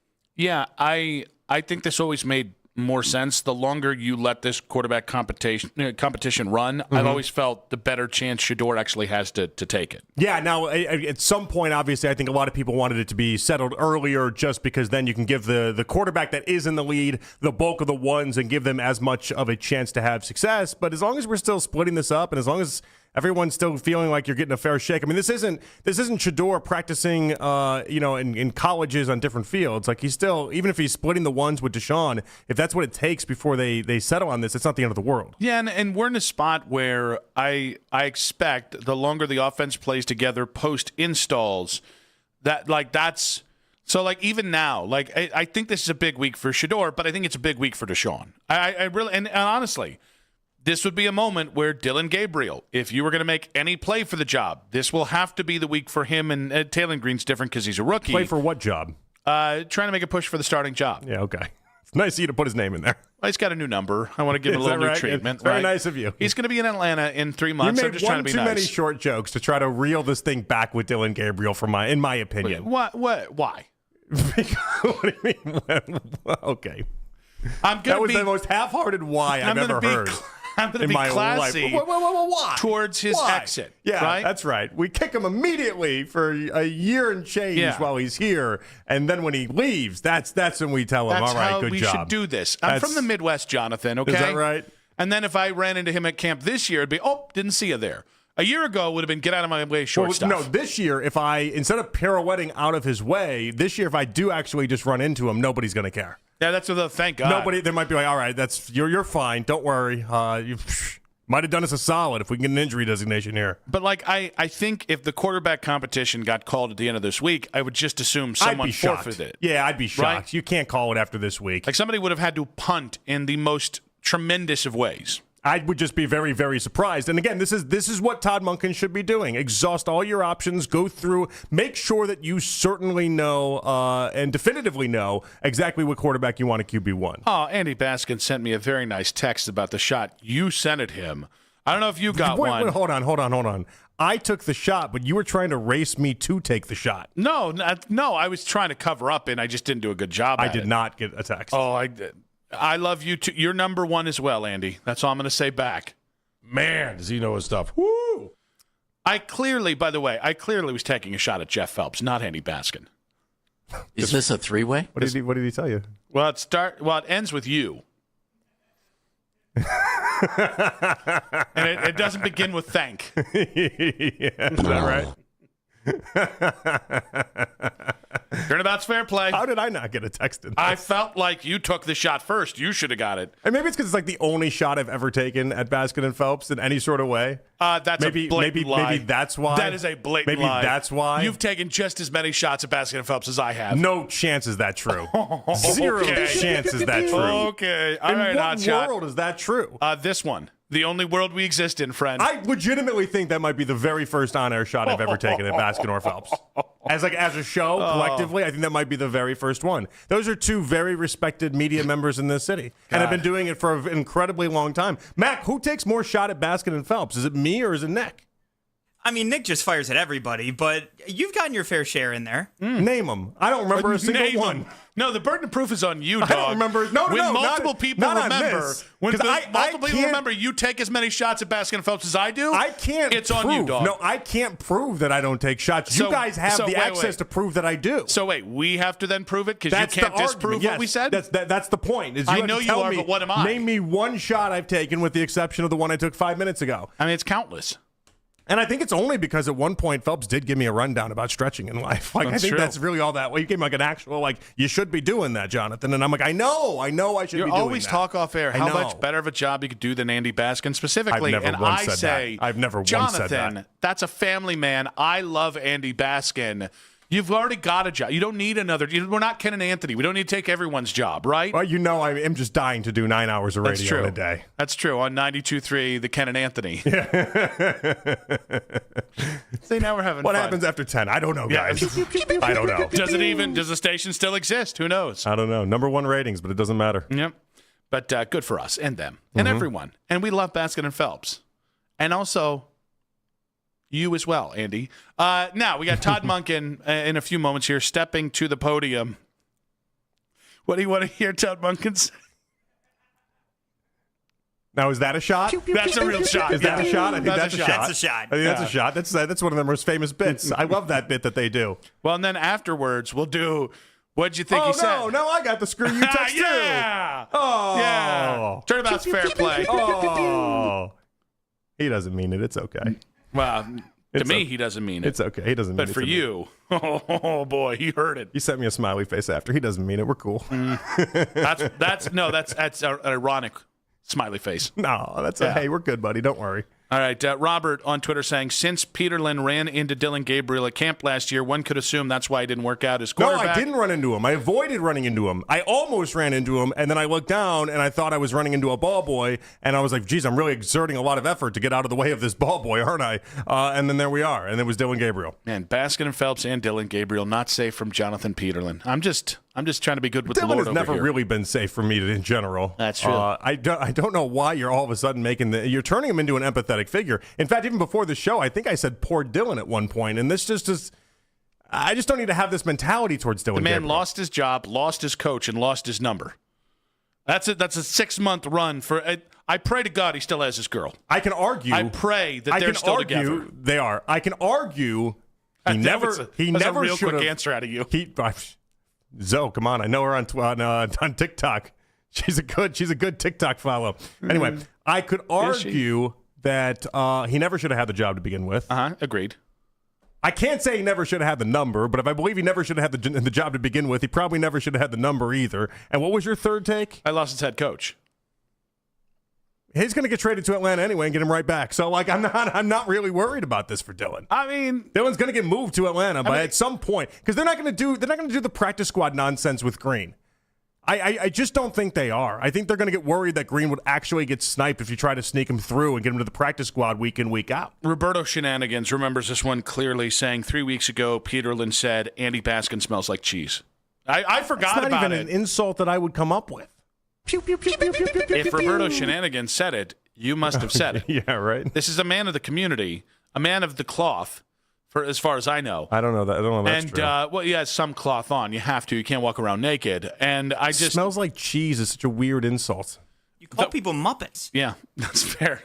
And that I'm fine with. I would say smells That I'm like fine with. cheese. If you is- would have came back and been like, you called Baskin a Muppet 3 weeks ago, the defense rests. that was 4 weeks ago. That you called the him a defense Muppet. rests. But Yeah. I say, That was 5.5. I say Yeah. nothing in regards to people smelling like cheese. We That's just not. you might not remember this. not We how have I a speak. weekly bit where we just go, "Do you still think Baskin's a Muppet?" And you go, "Yes." And we go, "Oh." We get shocked. Is that right? That's my shock sound. Is that That's how right? you know. Yeah. Just remember that. All right. Also, Leo saying the Gabriel Gobblers are seething. Yeah, but they're so short. He's a tiny little guy. What do we think Gabriel thinks about the Gabriel Gobblers? Loves him. Okay. We're waiting on Todd Monken's should we press ask to conference. interview Dylan at training camp? I think so. Can we see if me and you could do a serious Dylan Gabriel interview or at least something close to it? Can I do it in this voice? Dylan, welcome to the show here. Come on in, buddy. Go ahead and grab a seat there. He doesn't know what you talk like anyway. I know. At least we hope he doesn't know what you talk I know. like. If he knows what you talk like, we're screwed. Oh, I'm getting jaw We're jacked. very screwed. But because he's gonna walk into that thing, and he's gonna want to punch you in the face. But I'm getting Twitter famous for it. I'd love I will definitely just be sitting here milking in all the ratings and all the videos that come with Dylan Gabriel reaching over the table to try to hit you and then hitting you square in the face. And because he's so tiny, you just don't even move. Your jaw doesn't even do anything. And He you're like, bounces off me. you're just like, and you just swat him away like he's a fly. Dylan, I'm so sorry, buddy. It's going to look like the photo of Lisa Salters interviewing Wemby. You palm his head like it's a basketball and just move him off to the side. I just do a little and hair say, tussle. "Hey, this is why you'll never make it in the NFL. Yeah, but the problem is then DeJuan Jones is going to come over and just jaw jack me, and I'll never speak again. I'll just be the bubble boy. No, that's a different guy. I'll just be a guy with a jaw wired shut for the rest of my life, which some might like. That might be preferential for some people. Yeah, but I mean, for the ratings. Whew. That's Come true. on. That's true for Come just on. about any, just short of passing away is what I'll do for ratings. I actually don't think it's an awful thing for like 15, 20 years from now. The thing that Cleveland media and Cleveland fans remember you as is the guy that Dylan Gabriel tried to punch in the face because you were so mean to him. Like, actually, I kind of think that's not the worst thing in the world. Okay, only if I don't end up like looking like a bee. We can't possibly interview Dylan Gabriel because the whole interview would be me just being like, he said this about you, and he said no, and you trying to be nice to him in the moment, and me being like, that's not how this is going down, and me just forcing you to be mean to Dylan Gabriel. And then I would just turn around and be like, Dylan, I don't know what his problem is. He's off his Prozac today. I've been a big fan since you got here. It's like when Lima called in that one like 620 segment and you guys are being way too nice to each other and way too complimentary and you could see me getting agitated. I'm like, this is not how this works. You guys spent 2 months trading barbs back and forth, yell at each other, damn it. And then, you guys didn't do it. We're like dogs on the opposite side of a fence. If you separate us by a fence, we bark at each other. Yeah. You remove the fence, it's like, hey man, how you doing? Hey, Looking good. Oh wow, wait, Yeah. I can come up and touch you. It's Okay. actually easy. We're not that kind of show, Jonathan. Can I get it out, please? Peterlin won't let me get it in. Now I see why Baskin and Phelps like you so much. Now I see why Keith wants to take the hotkeys away from him. Yeah? Yeah. All right. Should we go to break here waiting on Todd Monken? Oh, Max making an educated guess there. All right, guys. We'll see if Todd Monken or when he speaks. We'll go to Todd Monken's press conference on 92.3 The Fan.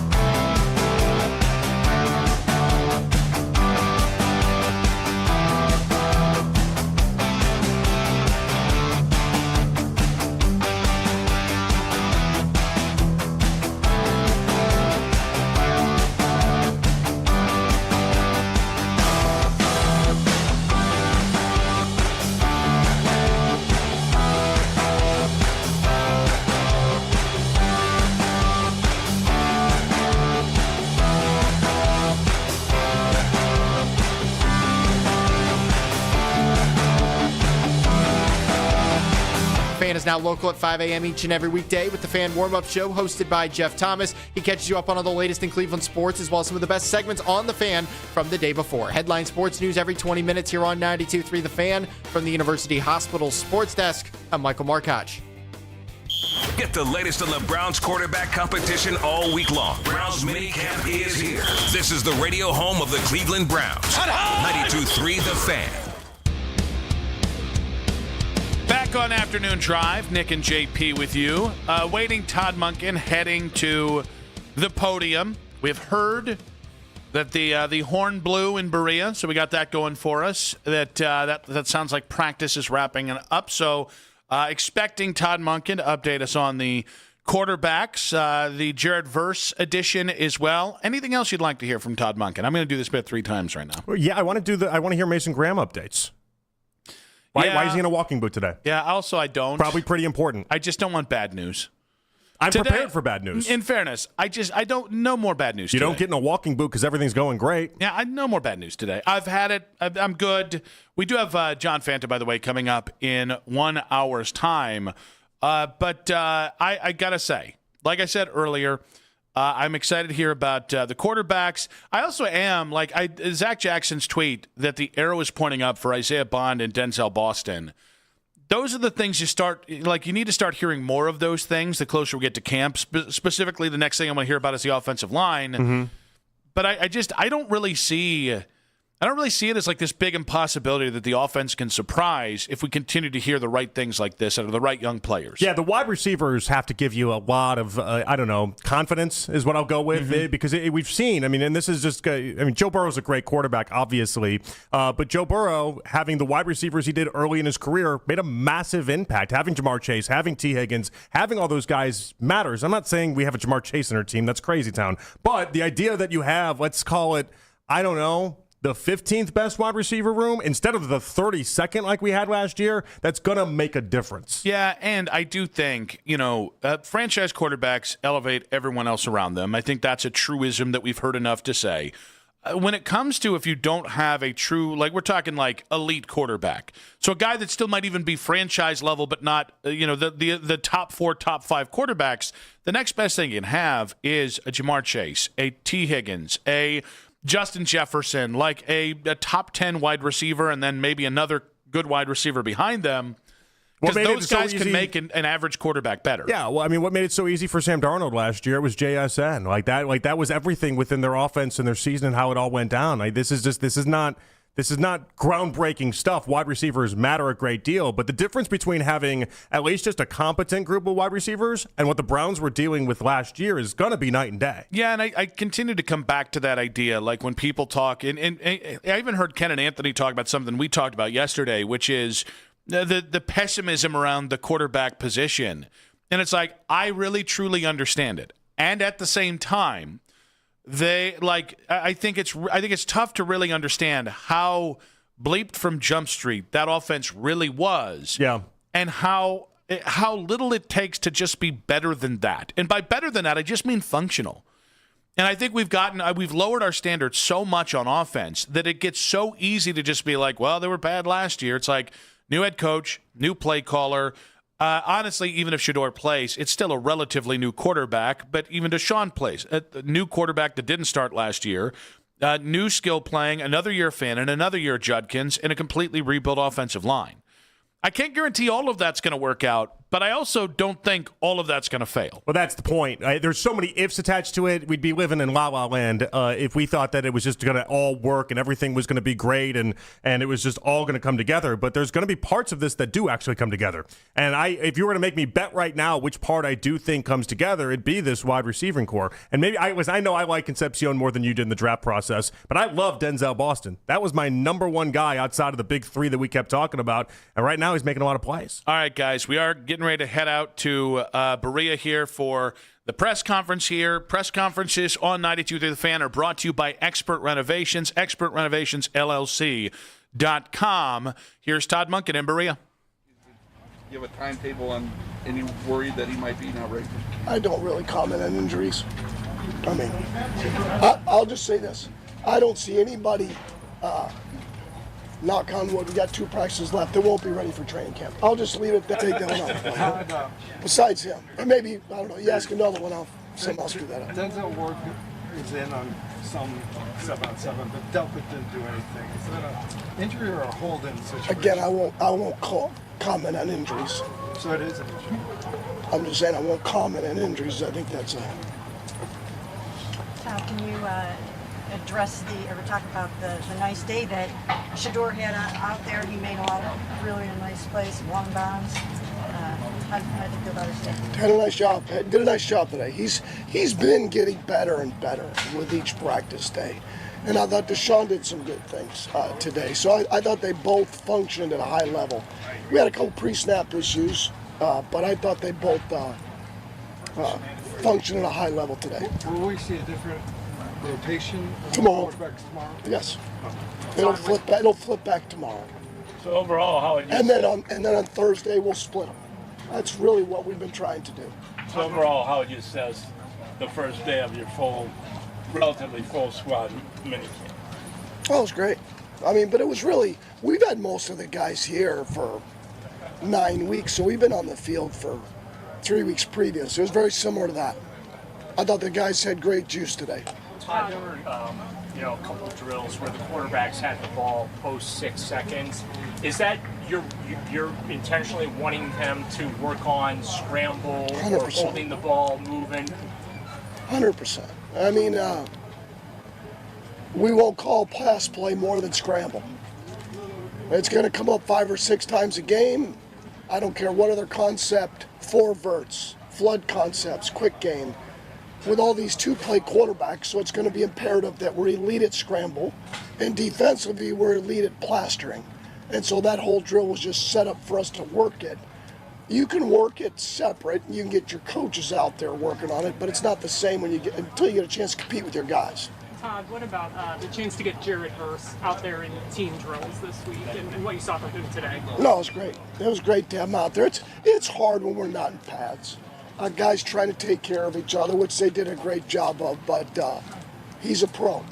I know you didn't get a chance to actually coach Joel Bitonio, but I know you did actually in 2019. But you've seen him from afar a lot. Can you just kind of say how you feel about them? 12 years, 178 starts, 7 Pro Bowls, 5, all pros. He's one of the rare guys that ended his career with everything his body could give. I still think deep down he loves football and he would love to play, but his body just won't allow him to do it. And to continue to play at such a high level is awesome. For a guy that's hopefully going to end up with a gold jacket, he's certainly going to be, in our stadium, and he's going to have his picture up in our indoor. I mean, if that doesn't say it, I don't know what else does. And from afar, I was only here for 1 year, but it always felt like Joel said the right thing. When you talk about team and owning it, supporting his teammates and his coaches and the organization, A+. When you talk about, I'll remember the game when I was at Baltimore last year, and there was a turnover, and you see Joel chasing down the sideline, full speed. I mean, special. I think that's the word for him is special. As you sort of overtake a young team, does Joel kind of represent, in a lot of ways, like the standard of what you kind of want your team to sort of play with, that energy, all that, and how do you sort of... I hadn't thought of it that way, but I think that's a great way of phrasing that, for sure. I mean, I think that guy maximized his measurable skill set. Whatever that was, he got the most out of it, and I think we all should aspire to be there. But we got a lot of guys like that. When you talk about some of our guys, especially some of the DBs, between Trey and D. Ross and Miles, guys that undervalued but have carved out a great career. And but Joel is certainly someone to look at and say, that's what it looks like to be a pro. Todd, you weren't here last year when Isaiah Bond joined the team. Didn't have a training camp. This year he looks a little bit bigger, upper body. He's all over the place. What can you say about Bonner's spring? Really come along early on, getting his feet underneath himself and learning the offense. But he's certainly put himself in position to make plays down the field. Everybody knows about his speed. I think what's undervalued is his balance and body control.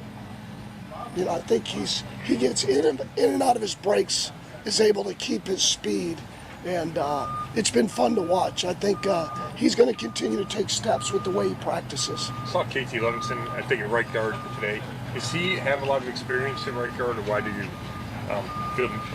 you decide to give him? We're just trying to move guys around a little bit to see where we can find the best five. We do like his power and his toughness. From what we've seen from last year, obviously you don't see it here, but last year when he got a chance to play, boy, you could see that. Running off the football, his aggressiveness, finishing plays, you love that about him. So those kind of guys are always trying to find a spot for him. Just to follow up, you got Conley there, Tip and Jenkins. Is that right guard spot like a competitive position for training camp? You said you had 4 of your 5. Oh yeah. No, I think we're trying to find the best 5. I said it the other day, and we'll just keep moving guys around. And it's hard now without pads on. Todd, watching Quinshon these past few weeks, I mean, he looks like there's no hesitation there. He's going very hard. How important is that for a young player coming off of an injury and looking the way he does? What do you guys think? Feels like he's got his confidence back, his explosion. And we'll just see once we get the pads on, but no, it looks good. Do you love how the quarterbacks have worked so hard, competed so hard, and made this decision so difficult for you? Sure. No, I mean, it's, first of all, it's been great to watch them progress. The sad part is in 2 days they go away for 5 or 6 weeks. That's what sucks. Because you just start to get a little bit of momentum. You're stacking plays. You're seeing some things you really like. We've got to do a great job as a staff of when they get back picking up where they left off. But it's been fun to watch those guys compete. The whole room, they're really smart guys, highly competitive, and they've come a long way. I'm excited about the room. When you said you're going to continue the quarterback reps throughout the week, split them the last day, does that mean you won't be able to name a number 1? I really don't know. I'm not going to name a number 1, so that I am not going to name. That chances are that's not going to. I shouldn't say that. Chances are I will not. Now, once we get to the fall, we'll have to dissect the reps how we see fit. I just don't see it after the way Shadeur's played and Deshaun's played. They both played well enough to earn the right to compete to start. Todd, Joel Bitonio was the longest tenured Browns player for a long time. Now it's Denzel Ward. How valuable is Denzel, not just from what he does on the field, but veteran leadership? Well, for sure. He's had a heck of a career, and it's not over with yet. I mean, we'll see how that goes down the road. But Denzel was here when I was here in 19, and he's done a really, really nice job, and I still think he's got a number of years left. Todd, just to follow up on those quarterbacks, when we first talked to you, I believe that you said you hoped to have your starter by the beginning of training camp. So has someone shown you more that you're not ready to make that decision? Well, I would have hoped that, but I like both of them. I mean, I don't know what to say. It's really as simple as that. I like both of them, and we haven't had the pads on. That's the hard. We haven't even, as much as I'd love to have made that decision either by someone separating themselves upward or downward, either way, which has not occurred. So, and we haven't even gotten to practicing against an opponent, putting the pads on, having a controlled scrimmage or playing preseason games. I would have loved to it. I was being honest. I think you'd love to have the starter named. I just can't do it. I'm not there yet. That's the reality of it. Good? Yeah. Thank you. That is Browns head coach Todd Monken and his press conference live from Berea. Press conferences on 92.3 The Fan, brought to you by Expert Renovations LLC. .com. So Todd Monken did say, I'm not going to name a number one, saying he just doesn't see it right now between Shedeur and Deshaun. Also said Shedeur had a very nice day and commented Deshaun did some nice things as well. Yeah, so it was the pause he had between saying Shedeur and then adding Deshaun's name that did it for me. And when we get the clip, obviously we can run it back. But it didn't do anything for you. The idea that clearly what he was telling you is that Deshaun Watson had the lead, Deshaun Watson was in the front, and now what Shedeur has done in the past week and a half is forced his hand to not just name Deshaun the starter and to actually have this as a competition. I did hear the pause. It was, the only way you do the pause is if you were understanding in the moment that you didn't want to just give it away. And it felt like when he said both function better, or not better, but both functioned well today, that felt like the makeup for maybe his first line there. I mean, it's one of those things that won't read well if you're just on like Twitter, for instance. It's like, oh, Shedeur and Deshaun are both playing well. It's like, no,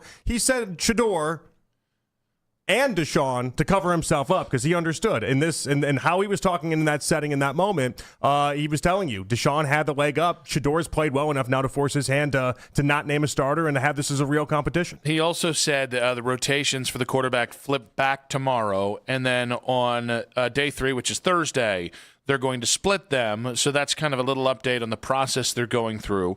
And I'm pretty sure the first question, which we didn't actually hear, but we got to the answer, which was on Mason Graham, the line that kind of sticks out there was, I don't see anyone who won't be ready for camp.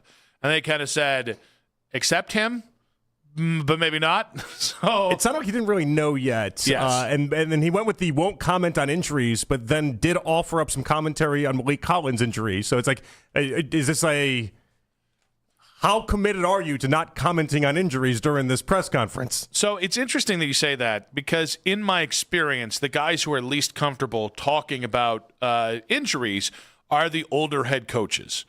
Like, and now in fairness, Kevin Stefanski stepped in it a couple of years back and then got real uncomfortable. But early Kevin Stefanski, outside of the Baker thing, would kind of freely talk about injuries. Definitely would. All of the older coaches, there seems to be an extra reticence to talk about it. I don't know if it's an age thing.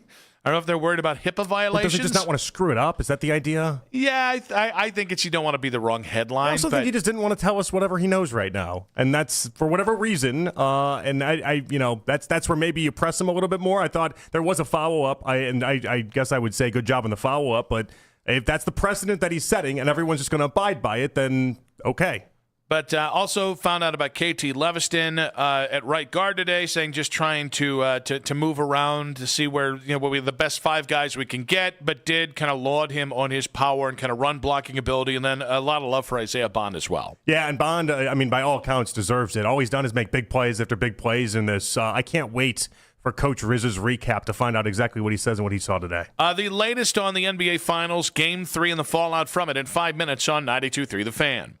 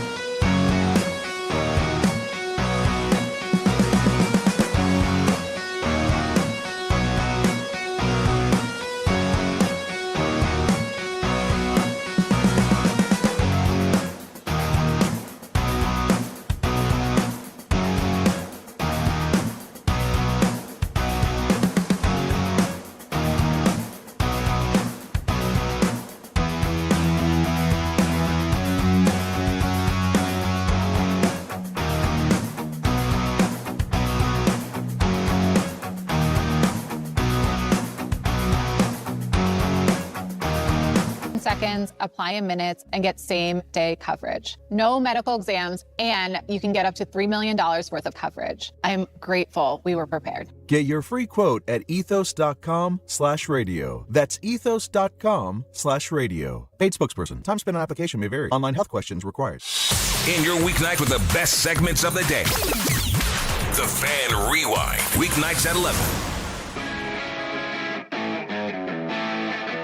John Fanta coming up in just about, carry the 40 minutes there. We'll talk with John about the Browns news. Obviously, last week was about the Myles Garrett trade, but a little Browns news, a little bit of Cavs news as well. Lack of news for the Cavs, and maybe a diabolical question for the Guardians that JP has dreamed up.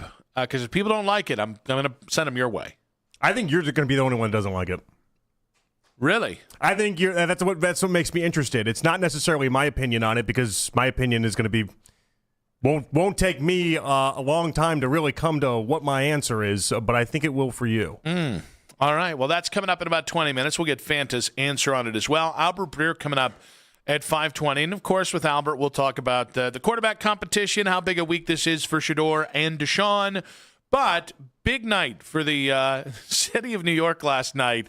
They did not handle the loss in Game 3 well. It was 115-111. The Spurs finally got on the board in this series.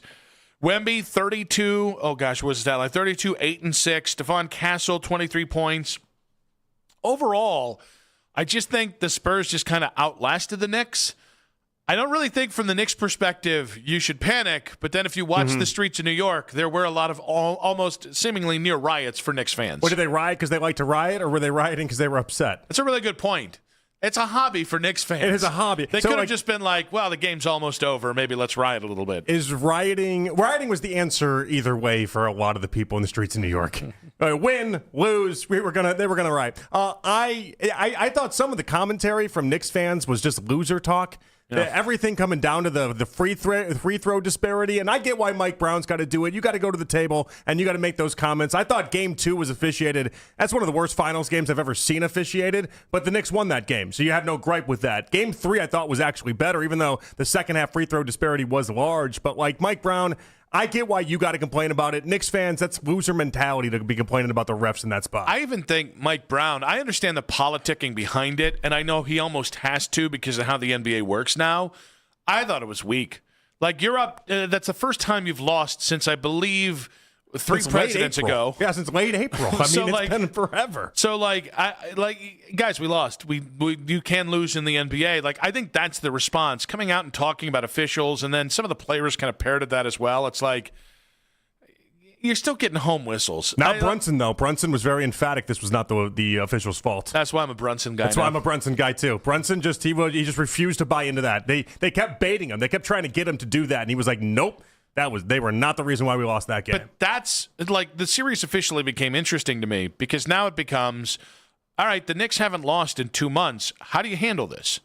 Because I do think this was a legitimate point I made during the Cavs. You just take one game, and now the Spurs believe they can. And also just see if the Knicks remember how they regather themselves or gather themselves after a loss. Because that is a question now. You haven't lost. What happens if you lose 2 in a row? I mean, I know the idea of momentum is kind of poo-pooed from the very beloved NBA intelligentsia. You can't tell me the Knicks weren't playing with the hottest hand in NBA history, but because they'd had successive easy series and had more rest than I feel like anybody in NBA history had. You can't tell me that didn't lead to the elongated winning streak. Yeah, on the other side of that, though, if I was trying to spin in a positive for the Knicks, I'd say OG played a great game, all things considered. Everybody else kind of stunk, and they still ended up just a 4-point loss. That was one of the worst Cat games I've seen in a long time. Yeah, just as inside the NBA and all the NBA people are trying to talk about how Cat, and he did for the first 2 games, was just deep-pantsing Wemby left and right. That was a miserable Cat game. But that's why I feel like the discourse around Karl Anthony Towns, to me, is also why I just think we're really bad at assessing big play, meaning like we're really hot and cold with it. And it's still like guards and bigs have the most precarious thing in the NBA because it's such a wing league. And I know it's a little different because Jalen Brunson, I still think, dropped 32 last night. But yeah, it's like he got his, but it was still off a million shots. But it's like 25 shots. Karl Anthony Towns is not going to have 7 great games if this innings goes 7, right?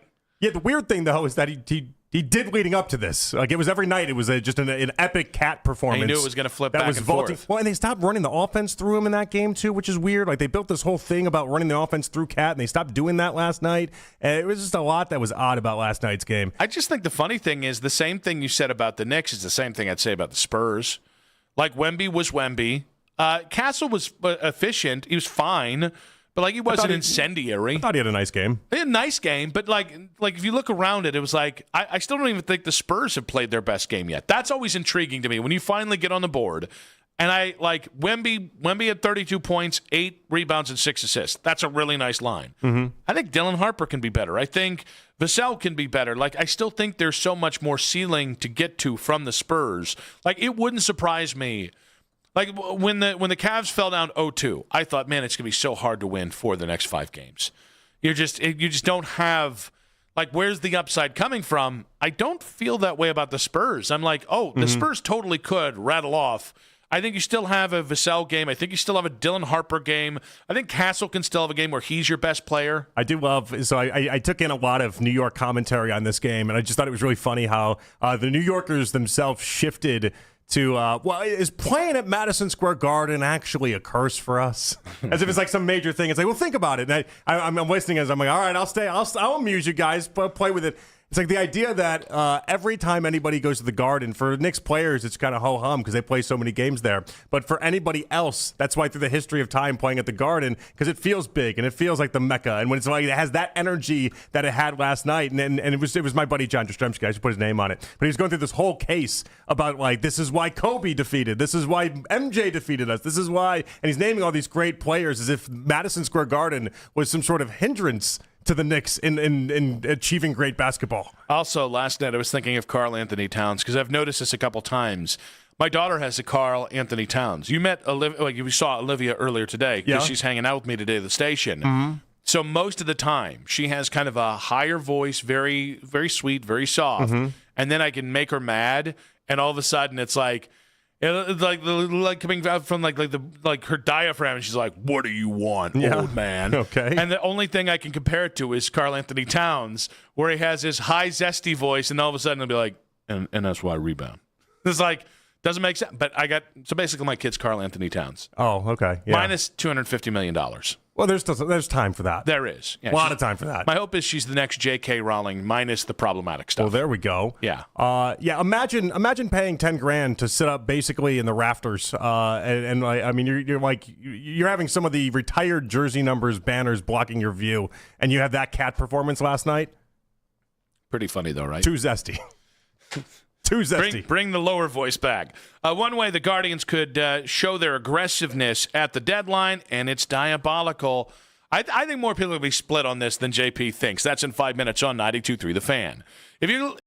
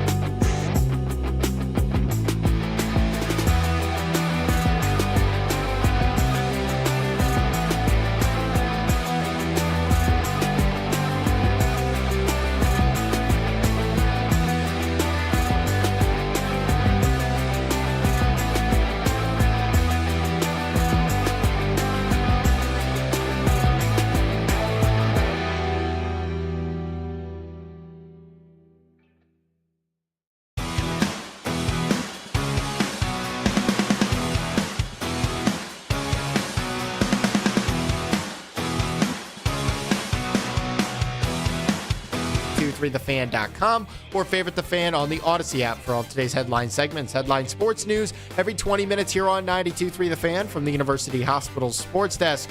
I'm Michael Markoch.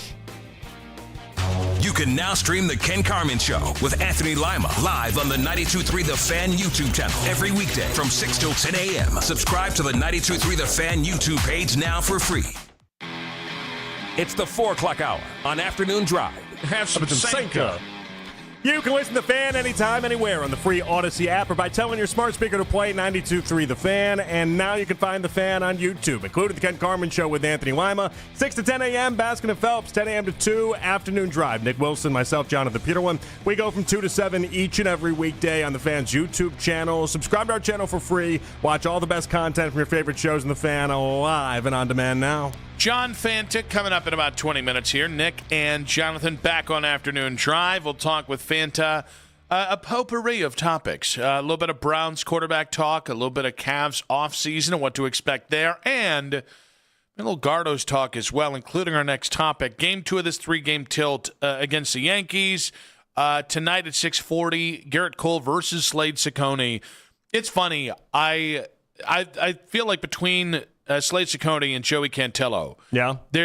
When one's bad, the other's good. Mm-hmm. When one decides to be good, the other's bad. I feel like getting back to, like, quality starts from them in back-to-back spots just will never happen this season. They just can't. They can't get on the same page. Yeah.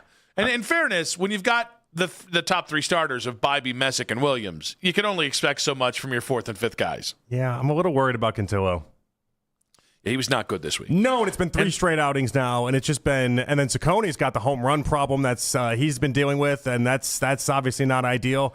Although Gavin's got a weird thing against the Yankees where he allows a lot of home runs. Yeah. No, 4 home runs in 2 games against the Yankees. Yeah, that the second Gavin gives you that kind of performance, and everybody's due one of those kind of performances. Tanner, everyone has them, right? But the second he gives you that kind of performance, it's just tough to then turn around and expect to win the series. Well, okay, so there was a couple things out of that game. Obviously, Gavin having that performance. How about 0 for 12 with runners in scoring position? Mm-hmm. 0 for their last 17 with runners in scoring position? I looked it up earlier because I was curious if this is a good or bad hitting team. My vibes and my brain was telling me this is not a good runners in scoring position team. I've seen them go through stretches like this before, and the numbers are worse than I even thought. Mm-hmm. They are 26 across the board in batting average, on base percentage, and slugging percentage when it comes to runners in scoring position. And I mean, that cost you the game last night. There's no other way to look at it. Yeah, so all these things are fair. I will admit, I've prematurely crowned the offense. Obviously, Angel has come back down to earth. Pretty much everybody that isn't Rocchio and Bazana have come back down to earth. I still think there's a better offense in the second half than what you're seeing in the first half. Meaning, I don't expect to be bottom 10 in a lot of the key stats by the time the second half of the season rolls around. They've got, because they have so much young talent, mm-hmm. right? They've got. I really do think it's just as simple as just everybody getting on the same page and getting rolling. Well, a lot of this can be weighted too because you spend 30 games without Bazana. You know, like there's a difference there, and so maybe that'll play into it a little bit. I mean, how do you go 0 for 12 with runners in scoring position? Now, one of the names that has been linked to the Guardians via fans, but not the rumor mill, is the Astros hitter Yordan Alvarez. And so this is a way that the Guardians could prove their aggressiveness at the deadline, but it comes at a cost. Pitch this to me. Well, okay, so I think this is where this conversation is going to go. And the Astros came out yesterday and were staunchly like, we're not trading Alvarez, which tells me they might be interested in trading Alvarez, okay? I don't know where they sit. What I do know right now is that they're a few games out of the playoff race. Fangraphs has them as a 20% chance of getting in and like a 4% chance of winning the division. And so they would have to, and what I would think is going to happen with Houston, they're going to sell off pieces. They're going to have to try to go younger, and they're going to try to rebuild. Alvarez is a top 5 hitter in the sport right now, but by many metrics, he's number 1. He's top in home runs, he's top in RBIs, he's top in OPS plus, everything you can dream of. He would be exactly what the Guardians would want. Dream trade candidate, no questions asked. Mm-hmm. How far are you willing to go, though, is the question. I asked whether or not Chase DeLauder is something you'd be interested in parting to get one of the best hitters in baseball right now. I don't know what your answer is going to be. Mine is unequivocally, yes, I'll help him pack his bags for him. How much more do I need to give off is going to be the real question. but I don't know if you agree. All right, so I can start at saying I think Chase DeLauder 5 years from now is going to be overall a better power hitter than Travis Bazzana. I'm probably going to lose the who's the better player, but I think Chase DeLauder has a chance to be a really good power hitter for you. I really like Chase DeLauder, and there are not many moves I would make. I think what's interesting about Alvarez is I think he's got another 2 seasons under contract after this. He's it's a only very friendly 28. deal. It's a $26 million a year deal. And he's a pretty consistent 900 to 1,000 OPS hitter. Mm-hmm. So I'm open to it. I cannot bring myself to definitively say, yes, I would trade Chase DeLauder for Yordan Alvarez.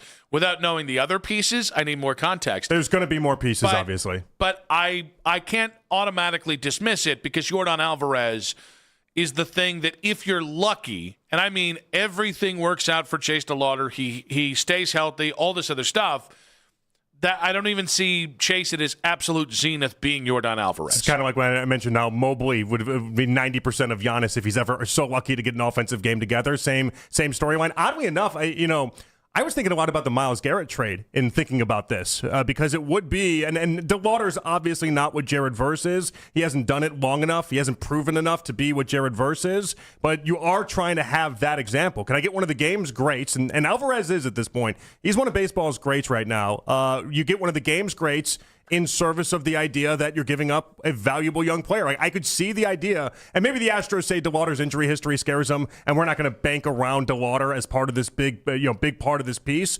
But I could see them having this is the young guy we want. This is the proven young guy that they would part with that could make this deal done. Because we're not parting with Bazzana. Oh, so you're not doing that? I'm not doing That's it for Bazzana. Bazzana's off the table. I think for me. you're chicken. There's a couple players in this team I think are off the table in these negotiations completely. I think Bazzana's off the table, and I think Gavin Williams is off the table, and I think just about anybody else in the Alvarez discussions can be put on the table. I just wouldn't trade any of your 3 young starters because you just don't have the guys in the pipeline right now to replace them. But there's no bat I wouldn't trade. Meaning, I'm not going to say that. There's no bat that is off the table in talks. It's just if you want Bazzana, then it's got to be 1 for 1. I should throw Jose in there, by the way. Jose's obviously in there. It's the assumption. Financially. I know, but we're talking about it. I hate to have somebody be like, you're forgetting Jose. But like Jose, you can have Bazzana, and then Gavin Williams. Those are my 3 untouchables. The only thing with Bazzana is it would have to be a 1 for 1. That's the only way I would even consider Bazzana. And even then, I don't know it's a slam dunk for me. DeLauder's close, but I agree you would have to give up more. Part of why I feel like this team is getting, and why they'd make the push is because they feel like they're World Series ready and they could do it right now. And this would be the time to make one of these type of moves. If Bazzana's not on this team, I do think it changes the math in a way that I can get rid of DeLauder, and I think this team, I still have some of the same expectations I would have had discussing this previously. If you add Alvarez and I can just sub out and get DeLauder out of there, I don't think you're crushed. I think you're crushed if Bazzana's not on this team right now. I think with Alvarez, I think the reason why no one's untouchable is he does a lot of things really well. Of the games, like he's one of when we get to like the raw power, which is different than a guy like, again, Jose can hit 30 home runs. That's not raw power, right? That like there are guys who are just built different who have 50 home run power. Mm-hmm. Yordan Alvarez has that. Yes. He has it's James Wood like. Just raw power. Holy crap! Where did that come from? And the reason why it's not empty power either, though. We didn't make that distinction. It's not Schwarber where it's just empty power. 100%. But it's the kind of power that can. It's the kind of power that in any at bat can rear its head, and you just don't have one of those guys. Like yes, Jose is a power hitter. This is a different kind of power hitter. DeLauder is a power hitter. This is a different kind of power hitter. The only guys in your system that come close are guys they just drafted. And they seem to be on their way pretty quickly because they're college players. But, like, you still don't know if Aaron Walton's going to succeed at the minor league level. Luke Hill, who just got promoted to Akron, and by the way, he doesn't have Yordan Alvarez power. But like they drafted like 3 guys with Yordan power. There's not a guarantee any of them are going to make it to AAA. Well, and that's why I think the Astros they'd want a bevy of your picks, but they'd also want something that is, and I don't even know if DeLauder's proven at this point, but something that they've seen in big league baseball and something that seems like it is not. And again, I don't know that he's a for sure thing, but something that seems like it's on the track to being that. Now, I don't know. Maybe the injury history would scare any team away from putting him as almost the Jared Verse side of this deal. Oh, I feel like in just, 60 games, 65 games, whatever he's played so far, I actually think he started to answer the injury question in a way that I think he now has more value to MLB teams than if he was doing this exact same thing at AAA. I mean, we're not even at the All-Star break, though. You know what I mean? Like, I just don't know that you can answer it that quick. I mean, it's still more than he's ever played. I know, but he's had injury history the past 3 seasons prior. I know, but he's starting to do that. I think, and again, doing I it just at don't the think you major can league answer it level. yet. I feel like he's on the way You're right. to that. I think we're really close here, by the way. But I think my point is, like, I actually think more teams are going to be encouraged by what Chase has done by staying healthy and doing it at the major league level. So, but the best I can give you is, I'm not out on it. I just would need I would need to know the other accoutrements that go with him. And I would also know, can I shiv something else off that Astros roster to help? Here's why it's unfair, because it's likely not to have happened, and so I don't want you to put your favorite player into a trade and then turn around and be like, we traded him months ago for Alvarez, so that part sucks. But this is the game we play. This is the Saw level game that we play. Okay, emotionally with our baseball players. 216-474-0092. So JP's question here is, would you give up Chase DeLauder if it meant getting Yordan Alvarez? The other thing that I think gives me a little thought on this, like maybe I'm not as concerned about giving up Chase DeLauder. Again, it's really only for Alvarez. There's no other player out there that I can think of that might be available because Alvarez is here for 2.5 years, has that raw power. There's really no one else I'd be even considering giving DeLauder up for. But with Velasquez, with a lot of the young hitters they have, we're going to run into another problem here in a year or two where they've got too many guys in not enough positions. Yeah, and especially like infielders. There is going to be, by the way, it's going to be a nice void at their starting rotation, which is what I think this draft is about. But I think if you were just a year ahead of clearing out some of that surplus, even if some of that surplus is Chase DeLauder, I can at least wrap my head around it, because Yordan Alvarez, and that's the guy we've been. Honestly, you put Yordan Alvarez in from 2016 to 2018, you don't just win 2016. You probably win. You probably go to at least another World Series, if not win it. That's how good of a player he is right now. Yeah, I mean the power that he possesses, and I mean legitimately, he's top 5 hitter in the game and might be the very best hitter in the game right now. Mac, what's that package look like? You're a AAA guy. Tell us about this package. What do you think gets it done? We start with obviously DeLauder. What else do you need to add? Honestly, if I'm giving up DeLauder in this, kind of like what Nick was saying, where it would have to be a couple of bigger names. Honestly, I would feel comfortable giving up Angel Hanau, the shortstop that's up at AAA at this point. He's been hitting pretty well, but past that, maybe one of your pitchers. You got a couple of younger guys, Joey Oki, you have Braylon Doughty, and then you also have Cal Steven that you got last year. A combination of those guys, I think, could potentially get it done, but I also know that with the contract I think it's going to take a lot more than just DeLauder, but I think DeLauder would have to be the centerpiece. 216-474-0092. Would you give up Chase DeLauder for Yordan Alvarez? We'll ask that of John Fanta coming up in 5 minutes on 92.3 The Fan. Hey, it's Nick Wilson. Summer is here. You felt it today.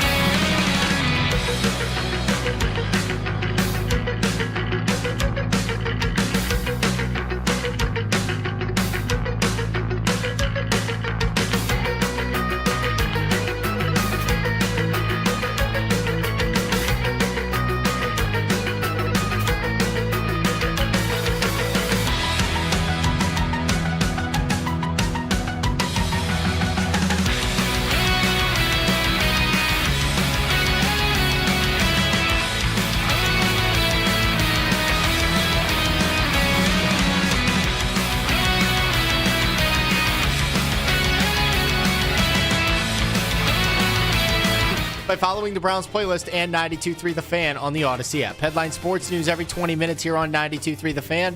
From the University Hospital Sports Desk, I'm Michael Markach. Listen to 92.3 The Fan on the Odyssey, iHeartRadio, and TuneIn app.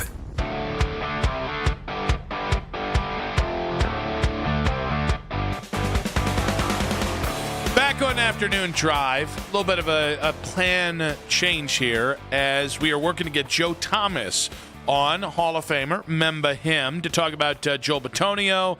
Joe and I have been texting back and forth today about trying to get him on. So John Fenton will move till later in this week. I'm sorry, I got the Hall of Fame Farms website in front of me. All right, we got some meat, huh?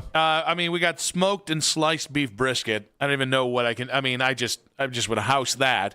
And of course, I love the Hall of Fame beef snack sticks. Oh yeah. And I was also looking at a little picanha, a little bit of that. Do you love that picanha? Love that picanha.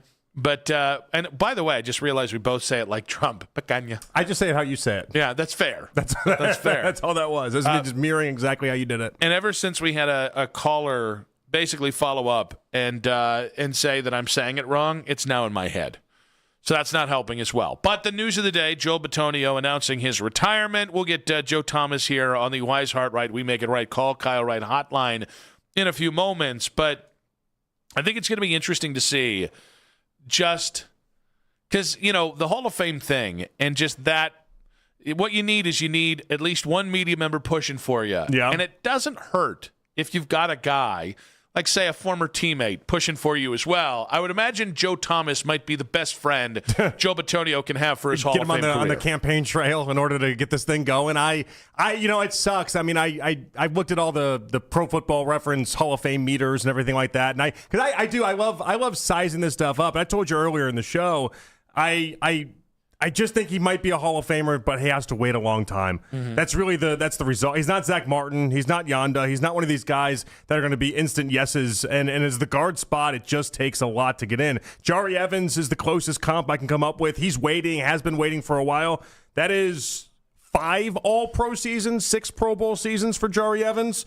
Meanwhile, Bitonio has 5 All-Pros, 7 Pro Bowls, no Super Bowl, though. Like that's about as close to the comp as you're going to get. Yeah, we always wondered whether playing for the Browns and the lack of postseason success was going to hold back Joe Thomas, and it turns out it didn't.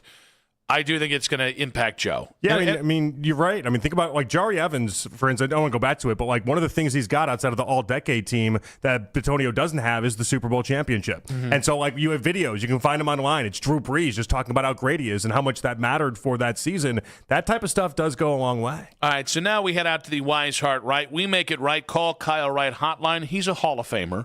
He's also got HallOfFameFarms.com. Because the man has the best beef in the business. And literally, the tagline is the best beef you've ever tasted. Joe Thomas, welcome to the show, friend. Well, thanks for having me on, Nick. And I think we just decided on a new guarantee there. If it's not the best beef you've ever had in your life, you'll get your money back. But we can save that because we know nobody's going to be sending anything back. It's the best stuff you've ever eaten. And I'm happy to be on the show with my brother, Nick. Now, I got to ask you, does this mean that Joel Bitonio is getting a Hall of Fame beef basket is like a congrats on the retirement, or has he already gotten too many freebies? Well, he's already taken too many freebies from me, let's be honest. But I think in honor of the retirement and to be able to put a bow on just an incredible Browns career, I feel like I just need to send him a whole steer. We won't even process it into burgers and steaks. We'll just send him the whole thing right to his door. We'll tie it up front and just let him do whatever he wants. If he wants to turn it into a pet and let his kids ride it around the neighborhood, we can allow that because the man deserves it. One of the greats of all time, not only just with the Cleveland Browns, but in the NFL for a guard. I'm just so proud to have been said that I could play next to him for a few of those years and then in retirement get to watch just an incredible career play out right in front of our eyes. How's a day like today for Joel? It seems almost like it's weird because your sports career is gone, but you yourself aren't gone. And so there are a lot of people they're talking about your accomplishments. They're kind of acting as if this chapter of your life is gone and will be forgotten forever, but it's obviously not. Yeah, I remember when I retired in 2018, I did it in March, and it was funny. It almost had that little sense of being at your own funeral a little bit, right? Everyone's talking about you. They're getting up, saying your accolades and things like that, and it's a bit somber, a little bittersweet.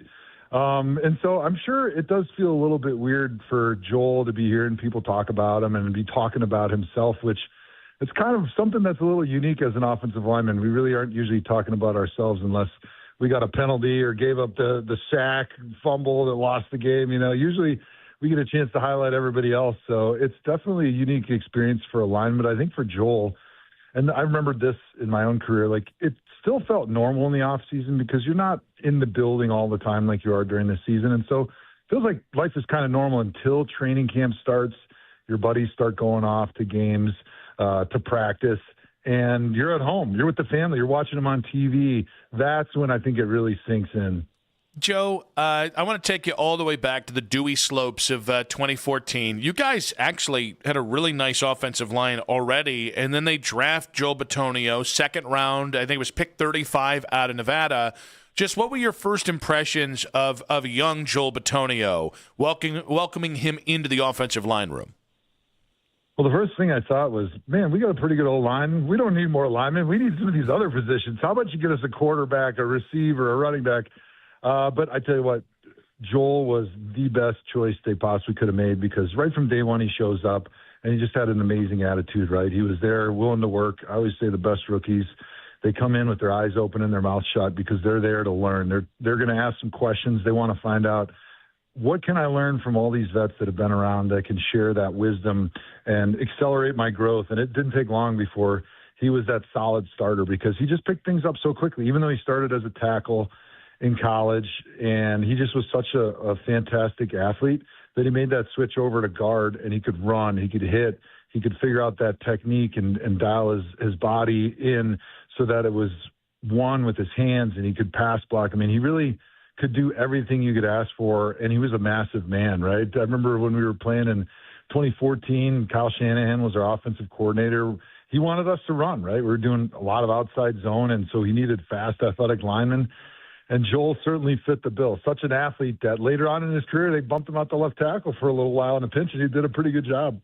6,400 consecutive offensive snaps. You obviously had your snap streak as well. Like, do you think he learned that from you, the toughness and how important that is to just play every single snap and not take plays off? So I remember him telling a story that was pretty cool, right? Because it just makes me reminisce about those days when we had my best offensive line when I was there. It was me and then Joel at left guard, Alex Mack at center, multiple-time All-Pro, of course, as well. John Greco never was given the credit that he deserved as a great right guard. And then we had Mitchell Schwartz at right tackle, a multi-time All-Pro Super Bowl champion. And I think, I never missed a snap. Alex played, 6-7 years in a row, never missed a snap. John was an Iron Man, too. Mitchell Schwartz, same thing. And so I think Joel just kind of walked in and said, well, I guess this is just how it is. I guess I just play every snap and don't ask any questions, keep my head down, do my job. And I think that's the best message that any offensive lineman can learn is just come in, do your job. You're expected to be out there. You're the bodyguard for the president, so you don't have any days off. All right, Joe, I know that you've previously talked about the advice you've given Joel about retiring because he's been pondering this for a couple years now. Take us through when he told you officially that this was going to be it. What was your reaction, and did you give him any advice on how to succeed after football?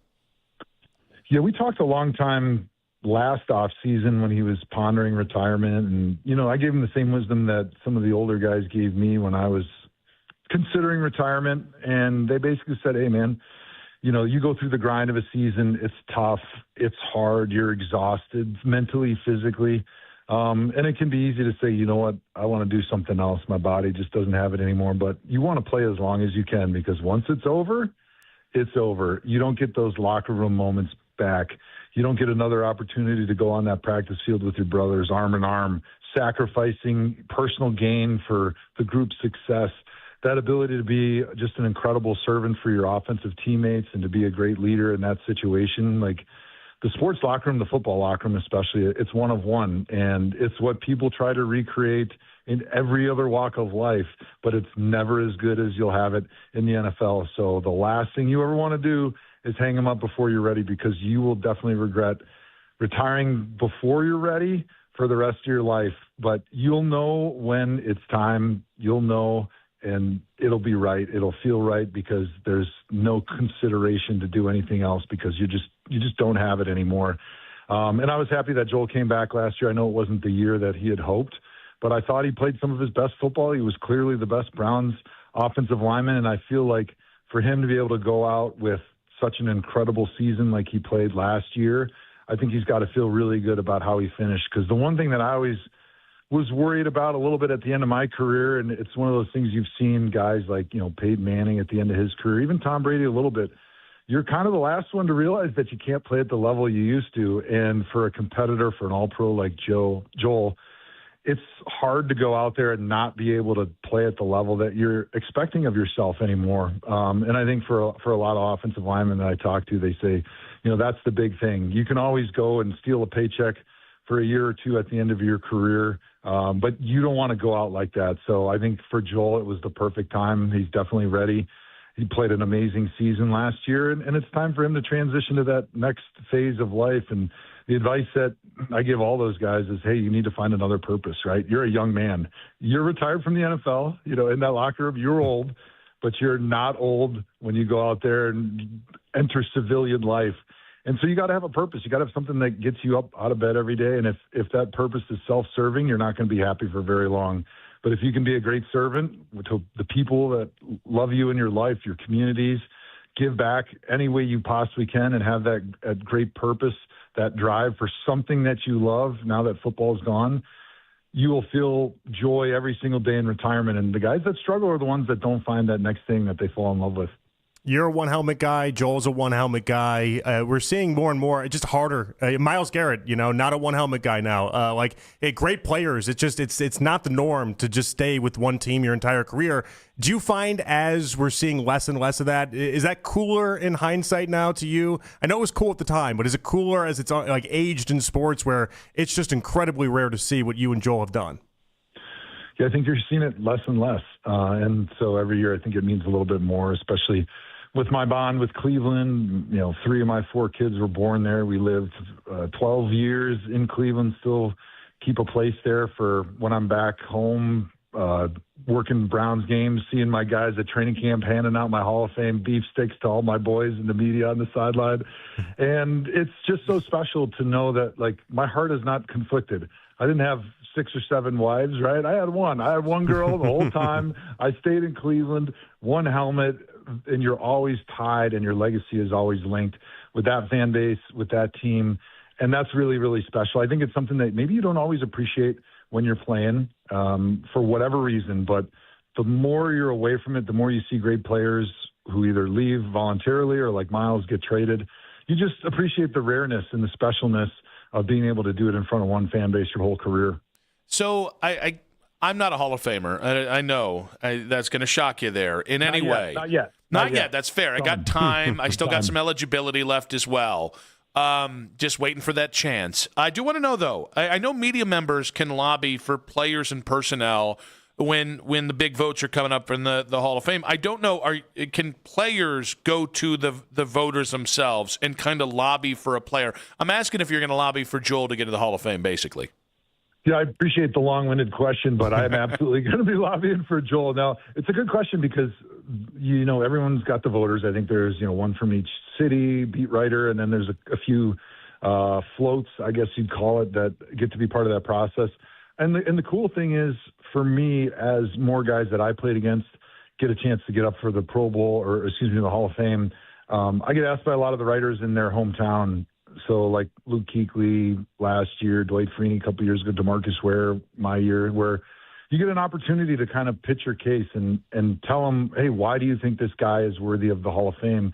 And I'm not in those meetings. I don't get to be one of the voters to decide who makes the Hall of Fame, but I got to think that's pretty powerful when you have another respected player that went head-to-head and battled with that person to give a few pieces of quotes and thoughts about why you feel this person is one of the greats of all time. And I can't wait for that opportunity to talk to some of the voters about Joel and his candidacy, because I know it'll probably be a little tough for him. Just the fact that as a guard, It's like, how many All-Pros did you make? And it's almost just, you're comparing that number to the number of the guys that are in possibly the class that you're competing against.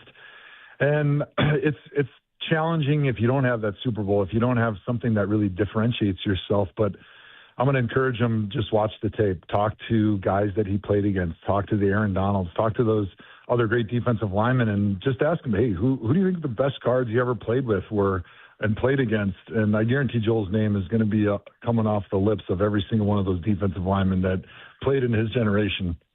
Joe, I do got to ask, because I saw you pretty passionate online about it. Myles Garrett in the trade, what made you so passionate about it? Obviously, somebody you're close with, you saw for so many years here with Myles. But what got you fired up about the trade? Look, I was as bummed as anybody about seeing Myles leave and not wearing that orange helmet anymore. I mean, my dream was the same thing as it was for me and Joel, to have Myles waltz into the Hall of Fame with one helmet as a Cleveland Brown. But unfortunately, that's not the reality of what's going to happen anymore. He was a great friend when we were playing together. We've maintained a good relationship. I got to help him a lot as a rookie after I got hurt, just thinking about the game through the eyes of an offensive tackle, thinking about how to break guys down on film and then how to set them up during a game to beat them in the fourth quarter. So I just loved watching Myles week in and week out and being able to see him in the facility when I was in there. So I was really broken up about it, but I think you got to step back and then look at the situation from the perspective of the team and understand, what's best for the team right now. And I think the Browns, very obviously, we're in a building mode right now. We've got a new head coach coming in. Not sure exactly who the quarterback's going to be this year. We brought in a bunch of good guys that are going to add to the offensive line. We've got a good defense still. But, Myles is getting up there. Not that he doesn't have a lot of great years left, but if you have an opportunity in a phase right now that you are building, we don't feel like maybe you're necessarily a Super Bowl contender this year, to be able to stockpile those draft picks, because you need that young talent, and to get a guy like Jared Verse, who's a great up-and-coming outside linebacker, pass rusher, defensive end, who's a lot younger than Myles, a lot cheaper. It allows you to build that team faster and continue to be honest with yourself in the moment, but continue to build for great success and a foundation that you can build on down the road. So it was a tough trade to hear about as a fan. It's tough as a friend and as a fan of Myles Garrett. But I think it was the right trade for the team. And sometimes you got to remove emotion from the situation and be able to make those tough decisions that are in the best long-term interest of the team. Joe, as I do every time you come on, I'm perusing HallOfFameFarms.com, and I'm seeing here ass kicker beef jerky. Oh, baby. I'm going to need a little more information on this, because it sounds like I might want my ass kicked. Yeah, you definitely want your ass kicked because it is some of the best jerky you will ever have in your entire life. It is mouth-watering, and if you like that little bit of kick, it's got the kick that you want. Everybody loves the meat snacks these days. Our beef jerky, our beef sticks are second to none, and we actually have a Hall of Fame beef jerky subscription these days. You can go quarterly, you can go monthly, you can go a couple packs, you can go 9 packs, whatever you want to customize, fit your flavor profile. We got it. And the great thing about the subscription is you want it. You know you're going to eat it. It's going to be part of your healthy snacking wellness routine. And once you sign up, you don't have to think about it anymore, and you don't have to worry about picking up your beef jerky or your beef sticks every single week, because we can ship it right to your door on the minute, every single week, making you happy, and that delicious bundle of joy shows up. And one of the cool things we're doing as summer kicks off right now is we put together a Hall of Fame Wagyu burger bundle, because everybody's looking for more burgers in the summer, right? Beef prices are all-time high. You go to the grocery store, you're paying $10, $11 a pound for regular commodity beef. Who knows where it came from? Argentina, Brazil, Mexico, nobody knows. But we're offering right now I think it's an 18-pound Hall of Fame Wagyu burger bundle. I think it's like $190. So pricing competitive with what you're going to get in the grocery store, but you're getting Japanese Wagyu beef raised on my farm in Wisconsin, raised the right way. And whether you're keeping it for yourself or you're cooking for a big group for the 4th of July, there is no doubt that is the best bundle that you can go online and get shipped right to your door to make you and your friends and family extremely happy. And actually, we just launched a little giveaway today. I don't even know if we put it up on the website yet, but the next 5 people that are going to order our Hall of Fame Wagyu Burger Bundle, we've got these kick-ass 4th of July Hall of Fame beef, red, white, and blue hats that we sold out in like 2 days last year. We brought them back. I'm signing them, and we're putting them in the orders for the next 5 people that order. So that was a long-winded explanation, but I get pretty excited when I'm talking about my beef, brother. I got to tell you, your beef's pretty darn good there, Joe. That's something to be excited about. Joe, we appreciate you, buddy. Thanks for the perspective on Joel. Thanks for being you. Awesome. Thanks for having me on, guys. Have a great day. Appreciate you, buddy. Hall of Fame Farms. Guys, if you haven't been there, hallofamefarms.com. Joe Thomas and the Weishart Right. We make it right. Call Kyle Wright. Hotline. I'm going to get the meat sweats, and we'll react to Joe Thomas in 5 minutes on 92.3 The Fan.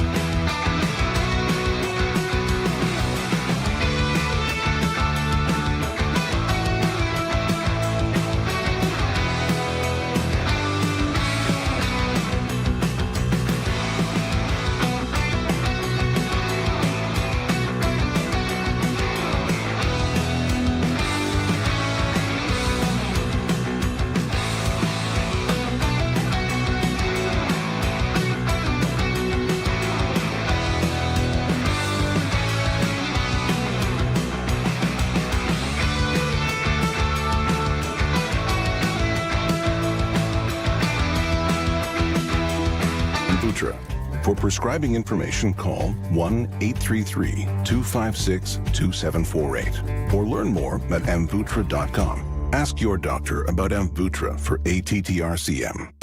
There's only one place to hear breaking Browns news. This is the radio home of the Cleveland Browns, 92.3 The Fan.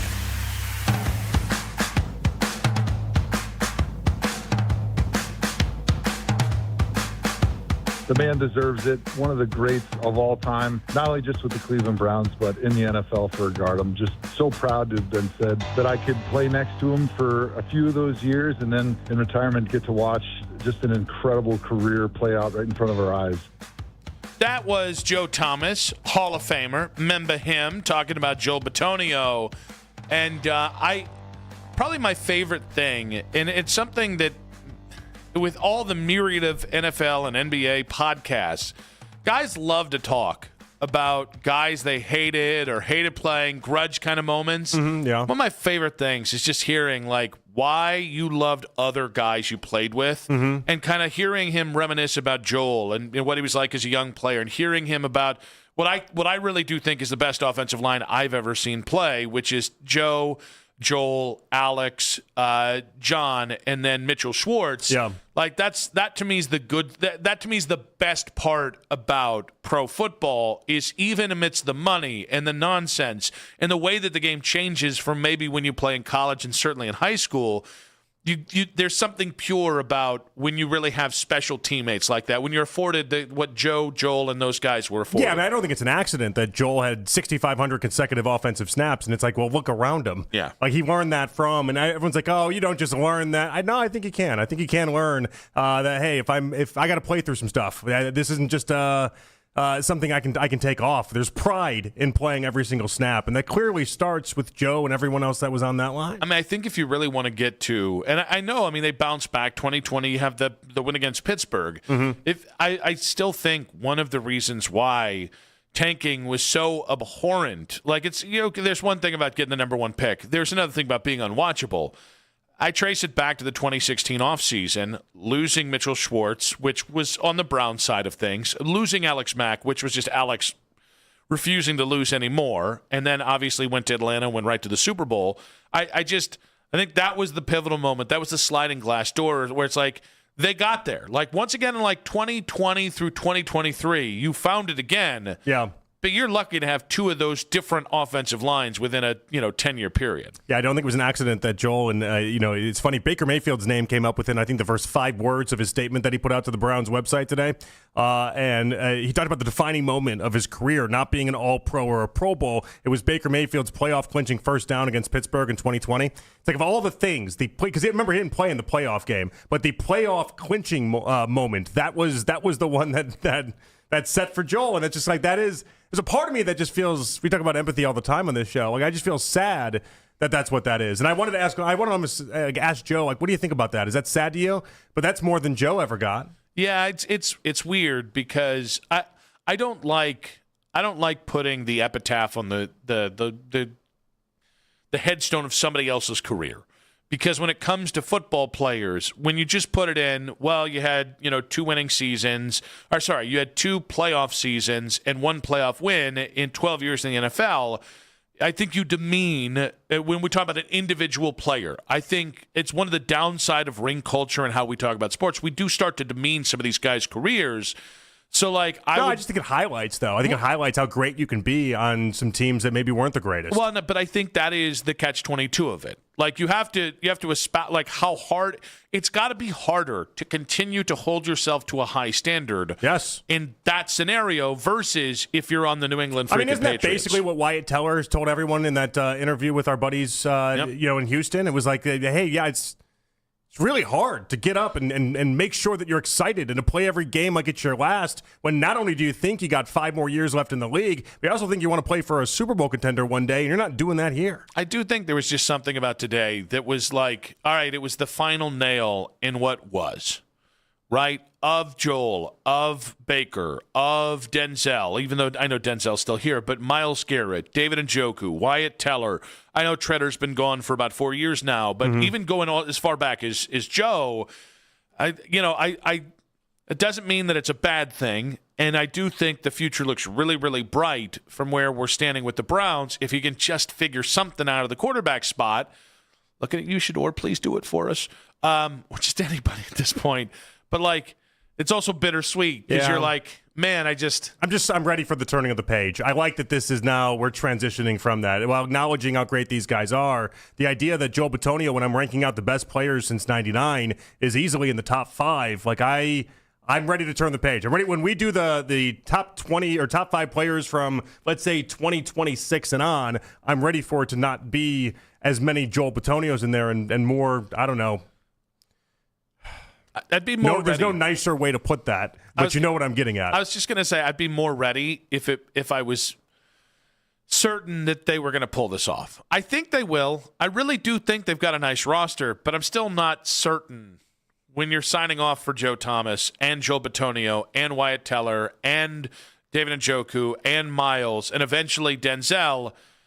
I still got to see it with the young players, and that's the concern. The new version of the Browns could fail just as well as the old version. I'm ready for the new look. I'm ready for a lot of new faces, and we're gonna see. We got that set up for us right now. We have like 20 different guys that are first and second year players in this team. The lead in 5 minutes on 92.3 The Fan. Feel the power.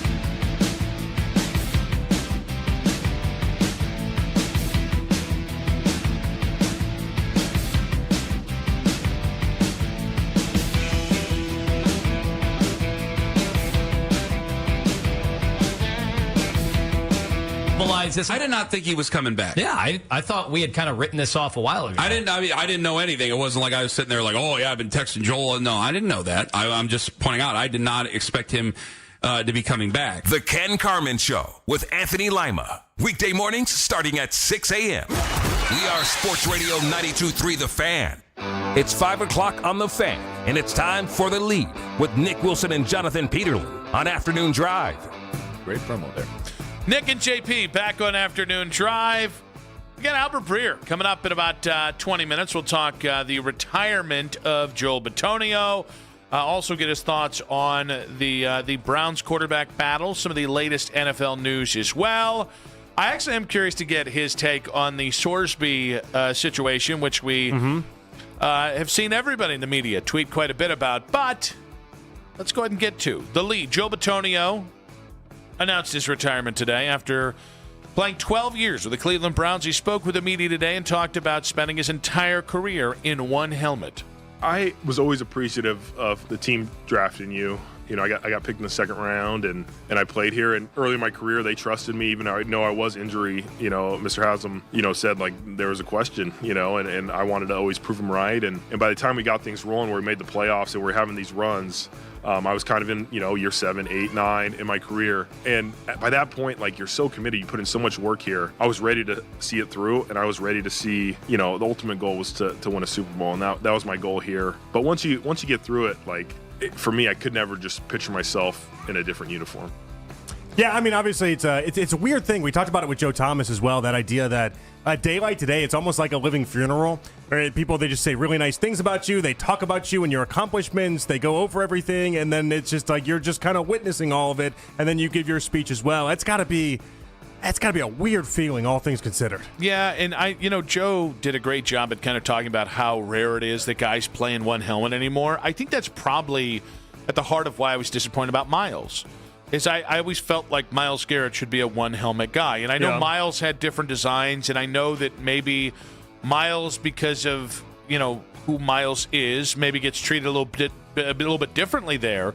But, they're kind of going back to the conversation we just had about the bittersweet nature of today. Today is kind of another closing of a chapter. And we had so many of those chapters close here in the last, 3 months.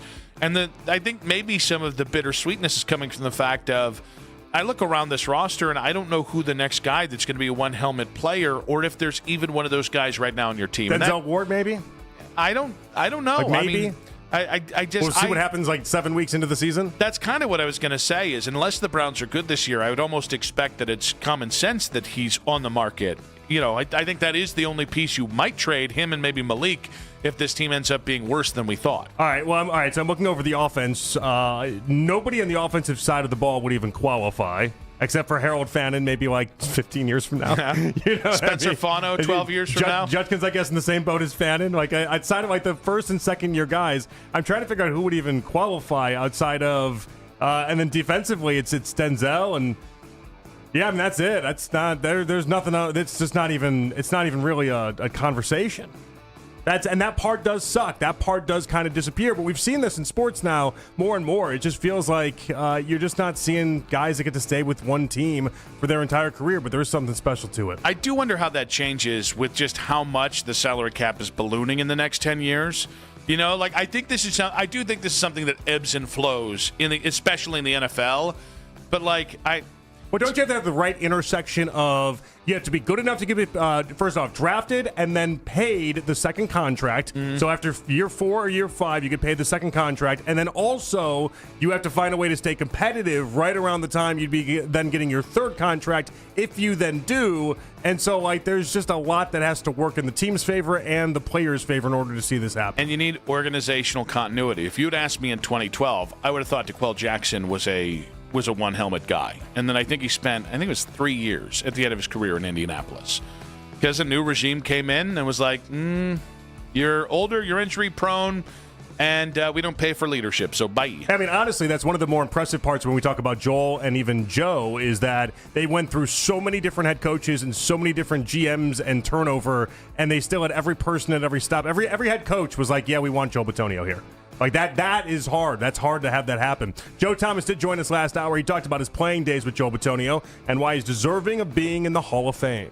The man deserves it. One of the greats of all time, not only just with the Cleveland Browns, but in the NFL for a guard. I'm just so proud to have been said that I could play next to him for a few of those years and then in retirement get to watch just an incredible career. And I can't wait for that opportunity to talk to some of the voters about Joel and his candidacy, because I know it'll probably be a little tough for him. Just the fact that as a guard, it's like how many All-Pros did you make? And it's almost just you're comparing that number to the number of the guys that are in possibly the class that you're competing against. And it's challenging if you don't have that Super Bowl, if you don't have something that really differentiates yourself. But I'm going to encourage him, just watch the tape, talk to guys that he played against, talk to the Aaron Donalds, talk to those other great defensive linemen, and just ask him, hey, who do you think the best guards you ever played with were and played against? And I guarantee Joel's name is going to be coming off the lips of every single one of those defensive linemen that played in his generation. So I said earlier, we got to take the Hall of Fame voting away on offensive linemen away from voters because it's just not something they pay a premium position to or pay premium attention to. I think I can amend that to saying I just think we should have, all right, you can have one quarterback a year. I think you can have one running back. I think we need to start doing that because I just think there are so many. If you look across how many guards did you say earlier? Or how many offensive linemen? 48 total. 48. That is ridiculous. Considering that the game is built on the trenches, that is asinine. Think about all the great guards and centers. Specifically, tackles at least get some favor in this because, again, they get the favorable matchup on the outside. It's a little easier to assess them. But, you can't tell me there are only 48 offensive linemen that are worthy over the last 100 years in the NFL. Well, and Joe is right in that what it ultimately boils down to, and this is why I could do the one-for-one comparisons, is that it just kind of boils down how many Pro Bowls, how many All-Pros in particular, though, did you get? And then what are your other little accomplishments here and there? Did you have a Super Bowl? Did you make an All-Decades team? Something in that air. And for Joel, unfortunately, the average Hall of Famers got 4 first-team All-Pros and 8 Pro Bowl nods from the guard position, and he just falls short in those numbers. And he falls short in the comparisons to someone like Zach Martin, someone like Marshall Yanda, somebody like in that range. And so it's just, I think he's just going to be short. That's what this comes down to. If he gets in, it'll be 10 years in, and it's a lighter class. Browns head coach Todd Monken spoke with the media today. He had to be dumped twice because he said potty words. He was asked about Shedeur Sanders, who got reps with the first-team offense today. Did a nice job today. He's been getting better and better with each practice day. And I thought Deshaun did some good things today. So I thought they both functioned at a high level. We had a couple pre-snap issues. They'll flip back tomorrow. And then on Thursday, we'll split them. That's really what we've been trying to do. It was a great day overall for Shedeur, seems to be the synopsis out of this one. Coach Riz has already sent over his file and sent over everything. What you guys need to know for it, though. Quote, I think he's clearly the starting quarterback. Ooh. Coach Riz. All right. I think he's clearly the starting quarterback of Shedeur Sanders. So I think that's big news. Boom! Thank you very much. I feel like Coach... I guess he didn't need any more practice. I guess he's good. I guess we got this settled. The great day for Shedeur is what you need to know. The bomb to Isaiah Bond was awesome. For anybody judging, and I know it kind of ends up being kind of a go ball there, and it is a game. It is a throw that in the NFL is going to get you in trouble. But the go ball to Isaiah Bond was really impressive. And so what I love about Coach is he gives you reasons why. He doesn't just say, what I saw, he's a starter. He goes, the biggest thing for me is the improvement in his footwork. He's transferring his weight much better now, getting from his backside to his front side consistently, and the ball's coming out with much better timing and rhythm because of it. So, mechanically, Coach is seeing some of the advancements that either Monken has made and Shedeur has made, and they've co-opted to make a better quarterback, at least a better version of Shedeur right now. If Shedeur can just be serviceable with all the stuff he has around them and that defense, the Browns really can surprise people. And again, right now, since the Miles trade... we're both getting hyped here now, aren't we? I'm trying not to. I'm trying not to as well, and at some point I'm going to say screw it and just let myself get hyped. But I need to... I need to put this in the proper context. Now, are you going to have to undo your burger bet with Mac over 12 wins? Let's not get crazy. Part of the reason why I felt comfortable making the 12-win bet is I don't know there's a team in the NFL that I would have said no to that bet being offered up on. Mm-hmm. Literally, you name any team in the NFL, I'll take you up a burger bet if you want to say 12 wins and higher is what your stake is. Any team. Miami Dolphins? You want to take that? No. I'm You're betting gonna- on the opposite Oh, side okay. of this. All right. I thought you were saying that. I thought you were taking the other. I was like, okay. All right. Let's do it. Let's do it. No. Did right. I explain that poorly, or was that bad comprehension by It Mac? might have been both. I don't know. I thought I was being pretty. I thought I was I'm not being ruling pretty, it out. I thought I was being clear. You know, I know what happened. You saw red.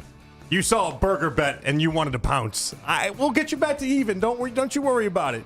Didn't want the cash out option. I'll get you back to even. That's fine. I'll double up. Guardians dropped last night's series opener against the Yankees. Cade Smith spoke post-game about the challenge of playing a team like New York.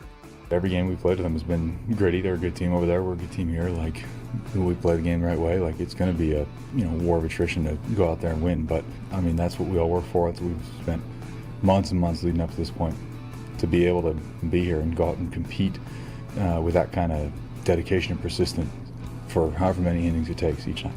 It's rough when Gavin gives you the start he gave you last night, where he just gave up a lot more runs than you're used to, and then you had a couple chances to win that game. It's rough to lose that game because then you got Ciccone going up against Cole. Cole's the vastly better pitcher right now, and I mean even in Game 3 of this, it's Messick versus Rodon, which is a bit of a push, if not edge, to Rodon right now. So you do need to get this series win, but more importantly, it's tough when you're coming from where you were last night. You just had so many opportunities. 0 for 11 in runners in scoring position. You had the ABS challenge in the extras that was overturned for the Yankees' favor.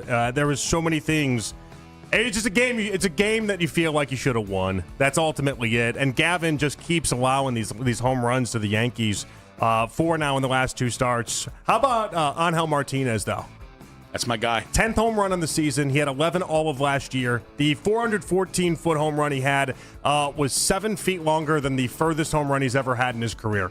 So the pop's coming for Martinez. Hopefully it stays. We're big in the on-hill business right now. Go Guards tonight. Guards ball. Albert Breer in 5 minutes on 92.3 The Fan.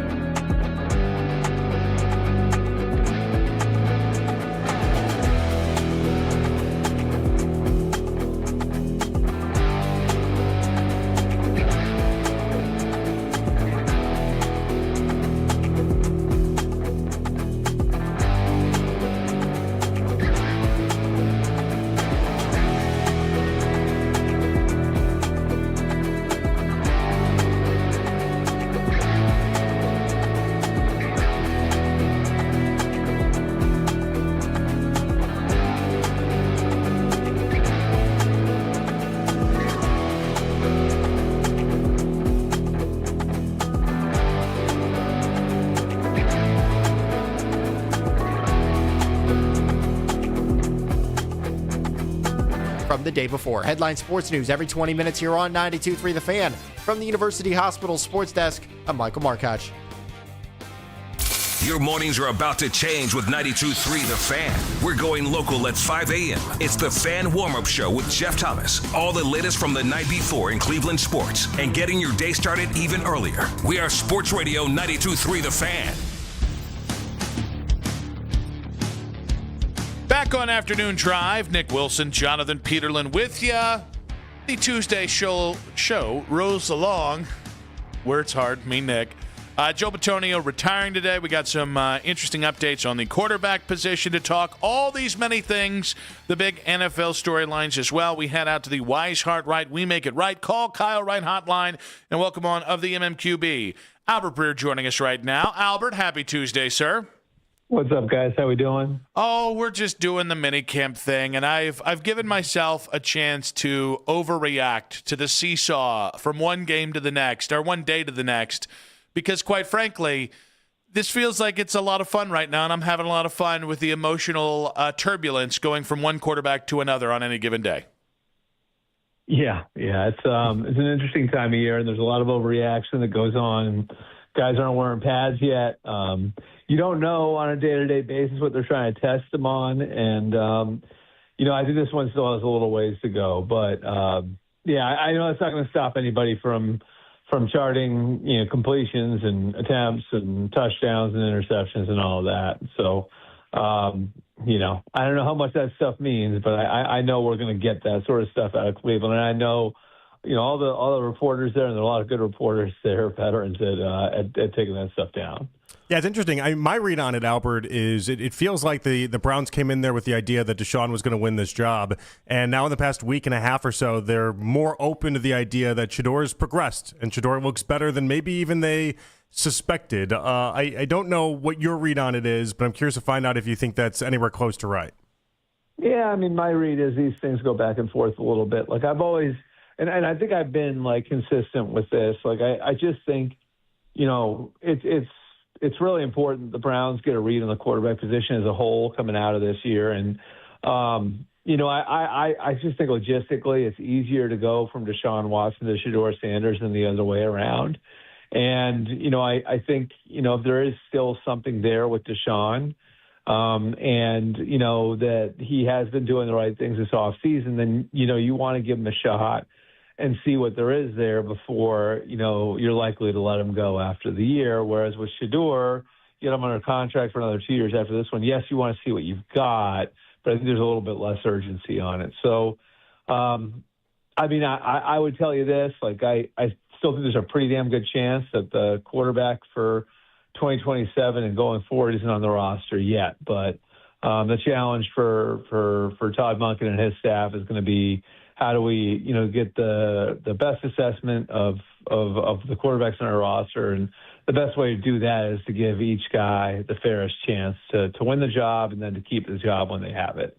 Albert, Joe Bitonio retired today. I know you wrote a little piece about Joel and a conversation you had going back to 2025 about, his idea of when he might retire and his career in Cleveland. How do you view kind of Joel's legacy here in Cleveland and in the NFL after 12 years in brown and orange?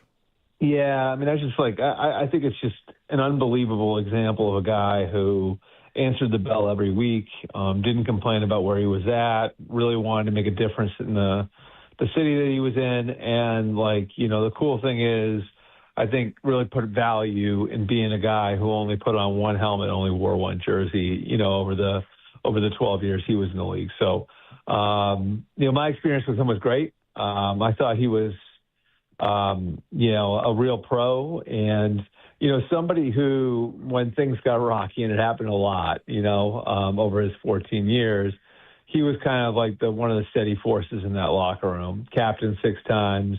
I think over the last, I want to say it's the last, I think it's the last 9 years, he's only missed 2 games, which at that position is pretty remarkable. Had a long streak that, eventually was snapped, of consecutive offensive snaps played. I think checks every box and what you're looking for in a football player. And, I don't think he'll be a Pro Football Hall of Famer, but, I think certainly somebody the Browns are going to be honoring sometime in the near future. Yeah, you mentioned him being a one-helmet guy, and it's obviously not just with him. It's Joe Thomas, and then also the idea that for a lot of Browns fans, we all thought Myles Garrett would be a one-helmet guy, and now he's not going to be.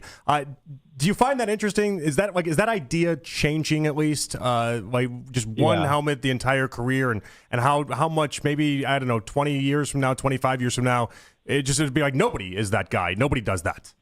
Well, Tom Brady wasn't, right? Peyton Manning wasn't.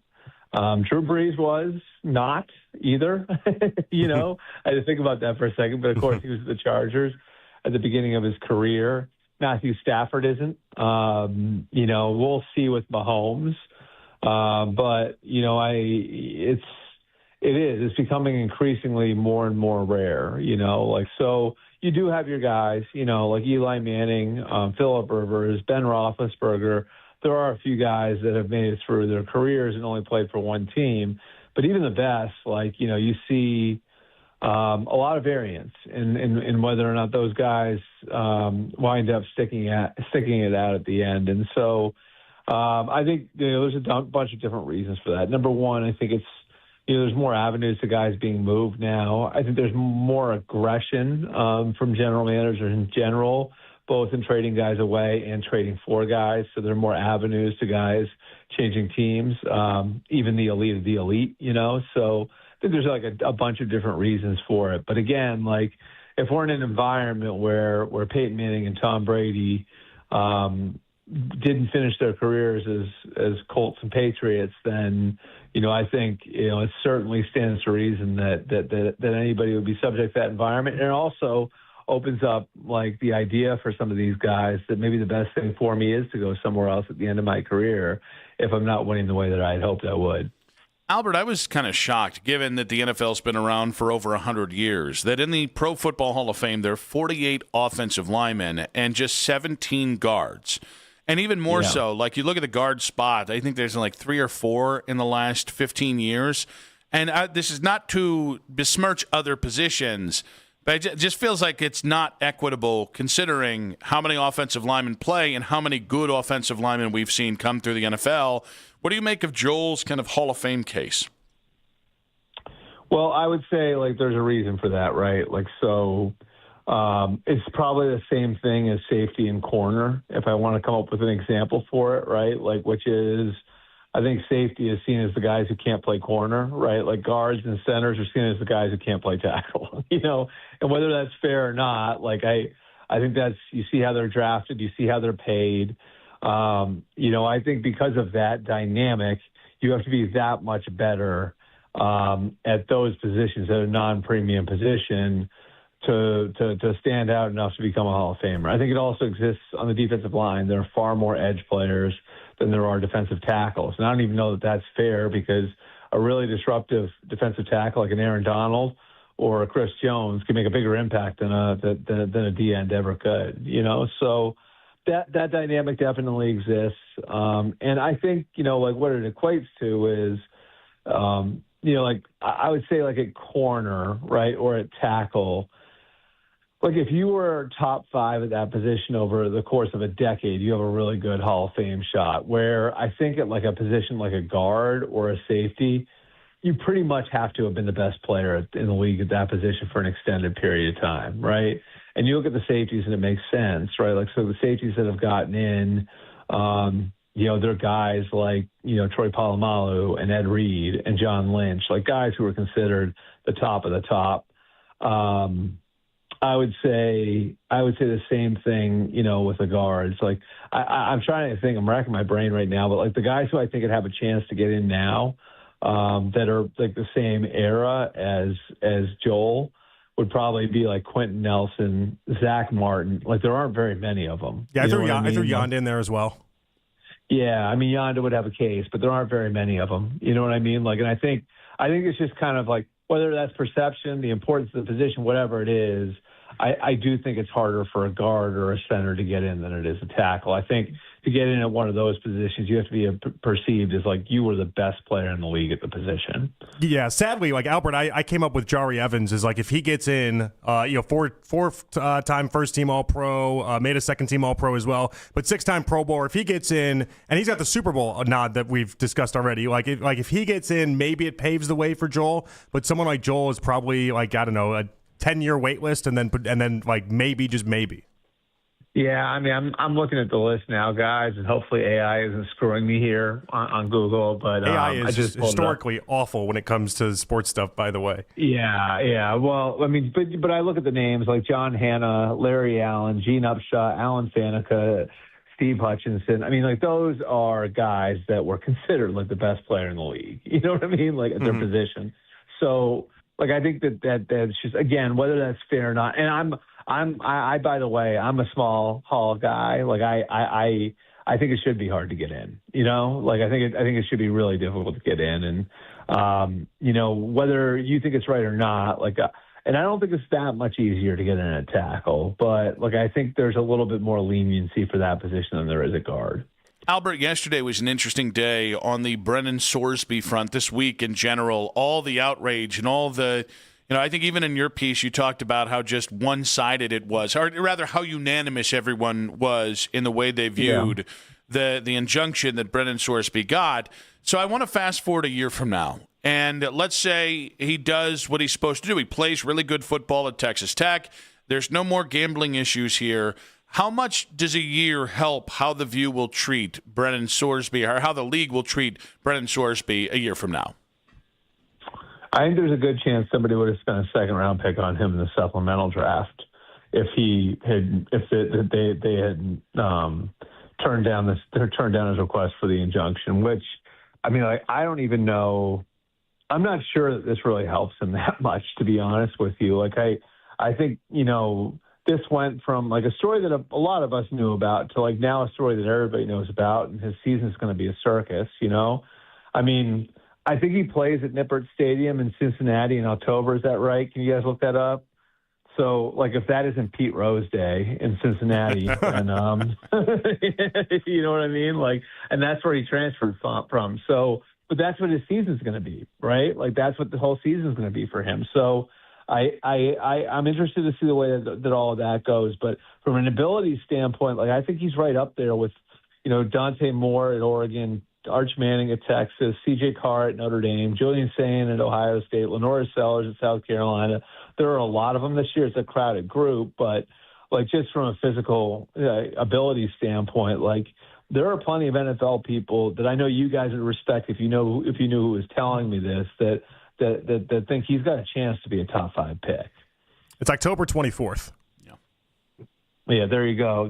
I I think if everybody's not wearing a Pete Rose jersey for that night, then the student body of Cincinnati's failed. Albert, oddly enough, we've had a lot of Baker conversations over the past couple of days. Our Daryl Ryder suggested that he ends up with the Steelers next year. What does this look like for Baker? Is he going to end up re-signing with Tampa? What's the market financially for him as well? I think they're going to get something done. I think it's interesting because they've been able to win with Baker making about half of the top of the market, right? So now you're looking at it and it's okay, we got this great deal on him. You can't get away with paying him that anymore. You know what I mean? Now it's okay, look at what Jared Goff got when he went from Reclamation Project to he's reestablished. He got 55 from the Lions, right? Look at what Tua got. Look at what Brock Purdy got. I don't know how Baker could take less than 50 over the first 3 years, 50 per over the first 3 years, 55 total in new money average per year.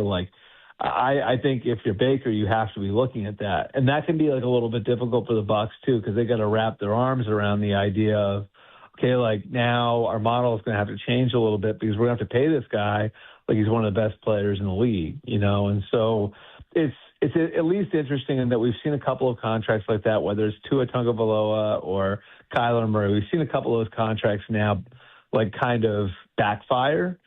So I think that's where this is a little sticky. I would also say this, like the Buccaneers over the last couple of years, Antoine Winfield is an outlier. He got paid earlier because of like the franchise tag deadlines and logistics and all of that. But the guys they've extended recently, so Tristan Wirfs, their left tackle, Zion McCollum, a star corner for them, Luke Gadecki, their right tackle.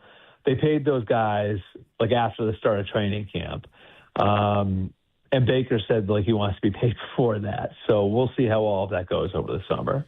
Albert, for somebody who has no rooting interest in the J.J. McCarthy, Kyler Murray quarterback battle, I cannot turn away some of the content that we've gotten this offseason. Yeah. There was J.J. McCarthy's weird press conference and weird handling of kind of the answer of his relationship with Kyler. There was Kevin O'Connell calling J.J. a former captain before then being like transitioning to something else there. Justin Jefferson raving about Kyler Murray and his ball placement and then being like, I'm also excited to see J.J. show up at camp. I'm coming away from this feeling there's a guy that's not entirely invested and hasn't paid incredibly close attention, starting to wonder, maybe should the Vikings have traded J.J. McCarthy back in April, because it doesn't seem like anyone's really happy with where this thing is with him and his career and certainly his place in Minnesota. I don't think so. I mean, it's June. You spent a first-round pick on the guy. I've said to you guys for 3 months how the Browns owe it to themselves to find out on Watson. For the same sorts of reasons, I think the Vikings owe it to themselves to find out on McCarthy. We have 3 months to go till the start of the season. Kevin O'Connell has plenty of runway to make a decision on what he's going to do at quarterback. I just think, the way you did it last year was sort of the opposite of this. And they tried to put competition in the room. They tried to bring back Sam Darnold. They tried to bring back Daniel Jones. Both those guys found better deals elsewhere. And so they made the decision. They pivoted and said, okay, we're going to go forward with J.J. McCarthy as the quarterback. We're going to give him all the reps. We're going to let the rest of the team know that he's the guy. And we're going to see where he takes it when we give him the baton. And we know how that finished. So now they've effectively taken him off scholarship. And now you're competing, and this is dog eat dog. And maybe they'll bring a different result. We'll see, But I actually think a lot of this is by design, and that they want to see how he reacts to having his back against the wall. And they've given themselves a really good insurance policy and having Kyler Murray there as a guy who's led a team to the playoffs before. So, yeah, you're right. From a content standpoint, it's great. And look, I don't think these guys have to pretend to like each other either. They're both, JJ, I think established himself as a high level competitor when he was in college. And Baker and Kyler Murray, if you look at him over the course of his football life, some of the stuff he's accomplished, one of the greatest high school football players in the history of the state of Texas, a Heisman Trophy winner at Oklahoma. This is a guy who's had some pretty high-end success, too, so it'll be interesting to see how it plays out. Albert, you're the best, buddy. Appreciate you. Thanks, guys. Appreciate it. Albert Breer there, MMQB on the Wise Heart Right, We Make It Right. Call Kyle Wright hotline. Couldn't decide which one of the things I was going to say there, but we got there eventually. We'll react to what Albert had to say in 5 minutes on 92.3 The Fan. 92.3 The Fan, 2020 Sports. Browns guard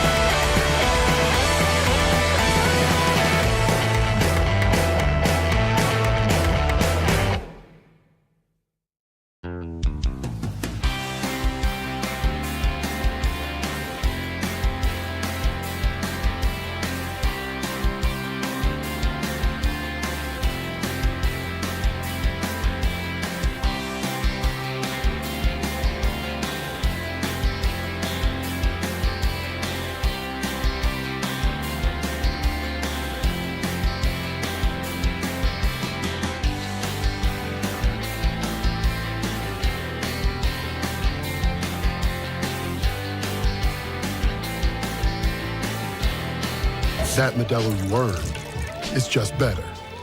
That Modelo is the Remarkable Fighter. Drink responsibly. Beer imported by Crown Imports, Chicago, Illinois. Headline sports news every 20 minutes from the University Hospital's sports desk. We are Sports Radio 92.3 The Fan. My read is these things go back and forth a little bit. It's really important the Browns get a read on the quarterback position as a whole coming out of this year. And I just think logistically it's easier to go from Deshaun Watson to Shedeur Sanders than the other way around. You know, there is still something there with Deshaun and, you know, that he has been doing the right things this offseason, then, you know, you want to give him a shot and see what there is there before, you know, you're likely to let him go after the year. Whereas with Shedeur, get him under contract for another 2 years after this one. Yes, you want to see what you've got, but I think there's a little bit less urgency on it. So I would tell you this, like I still think there's a pretty damn good chance that the quarterback for 2027 and going forward isn't on the roster yet. But the challenge for Todd Monken and his staff is going to be how do we, you know, get the best assessment of the quarterbacks on our roster. And the best way to do that is to give each guy the fairest chance to win the job and then to keep the job when they have it. Albert Breer running down his take on the Browns quarterback situation after a very positive development here for Shedeur Sanders over the last week or so. Mm-hmm. And I do think Albert has been the guy that we monitored all last regular season on Shedeur. What are you hearing about Shedeur? Like when will be that moment that they turn over to Shedeur? If that moment comes this year, and about 2 weeks out, if I remember correctly, from when they actually flipped the page from Dillon Gabriel to Shedeur Sanders, about 2 weeks out is when you started to hear a different tone for Albert. So this is like right now. That's a long-winded way of saying for anyone that heard that and immediately got discouraged. No, it's just I think when it comes to Shedeur, I think Albert needs to be absolutely certain in one direction when it happens because he's just been so, I don't want to say pro-Deshaun, but just more open-minded to Deshaun being the starter as opposed to Shedeur. Yeah, I mean, this sounded like a different development than him sitting here and being like, well, you have to see what you got in Deshaun. Because that kind of been the theme that Albert had been working with for a while. It's like, you have to find out. You have to see if there's that 2020 Deshaun that's still left in him. And this Albert was like, no, this is a competition. Let's see how this plays out. I feel like the past week and a half has been really good for Shedeur. I thought Monken slipped up in a certain way today in saying Shedeur and having that pause in naming him first and then going to Deshaun second and trying to make it seem as if like they're both playing great football. Like, no, my read on it is pretty simple. They went into this thinking it was going to go to Deshaun Watson, and now Shedeur in the past, whatever amount of time you want to put out there, has shown them this needs to be a competition. He has forced his way into this being an actual battle between the two of them. And by the way, kudos to the Browns and kudos to Monken for not just calling this raps and going through the process of it all. Yeah, I look at it like it made sense that Deshaun, being a almost 10-year vet, it was a little bit easier to acclimate to an offense that maybe mimics something he's played in before in the NFL, and that maybe it was going to take Shedeur more time. Now, the problem, and I think this is where the Browns were smart to keep it open-ended, time could be 2 weeks, right? Time could be it could be 6 months. It could take him until October to get to where he needs to be, where he can go out and be on the field, and the Browns are ready for that. And that obviously depends on what Deshaun would do if Deshaun won the job, but I do think Shedeur's at least cracked this thing open to have what feels like a real chance. And I think that's like, I do inevitably want whoever's going to give them the best chance to win this year, I do want them to take that job. There's just the inside hope that I have that that's Shedeur because then, again, if he is the 14th or 15th best quarterback this year and you're a 7 or 8 win team, and you continue to add pieces. Maybe you do, by the way, draft another quarterback to see if the right guy falls to you. It feels like that's building to something. And I think this team has talent to build something interesting, even if it's not a Super Bowl contender. Well, you have a chance where with Shedeur, you fast forward, and then a year from now, maybe you do get to take Jeremiah Smith instead of having to use, you know what I mean? Instead of taking it on a quarterback, you get one of the best wide receivers in the class or something like that. Like, there's so much value to Shedeur winning the job and then taking the reins and being your quarterback. We can talk about that all day.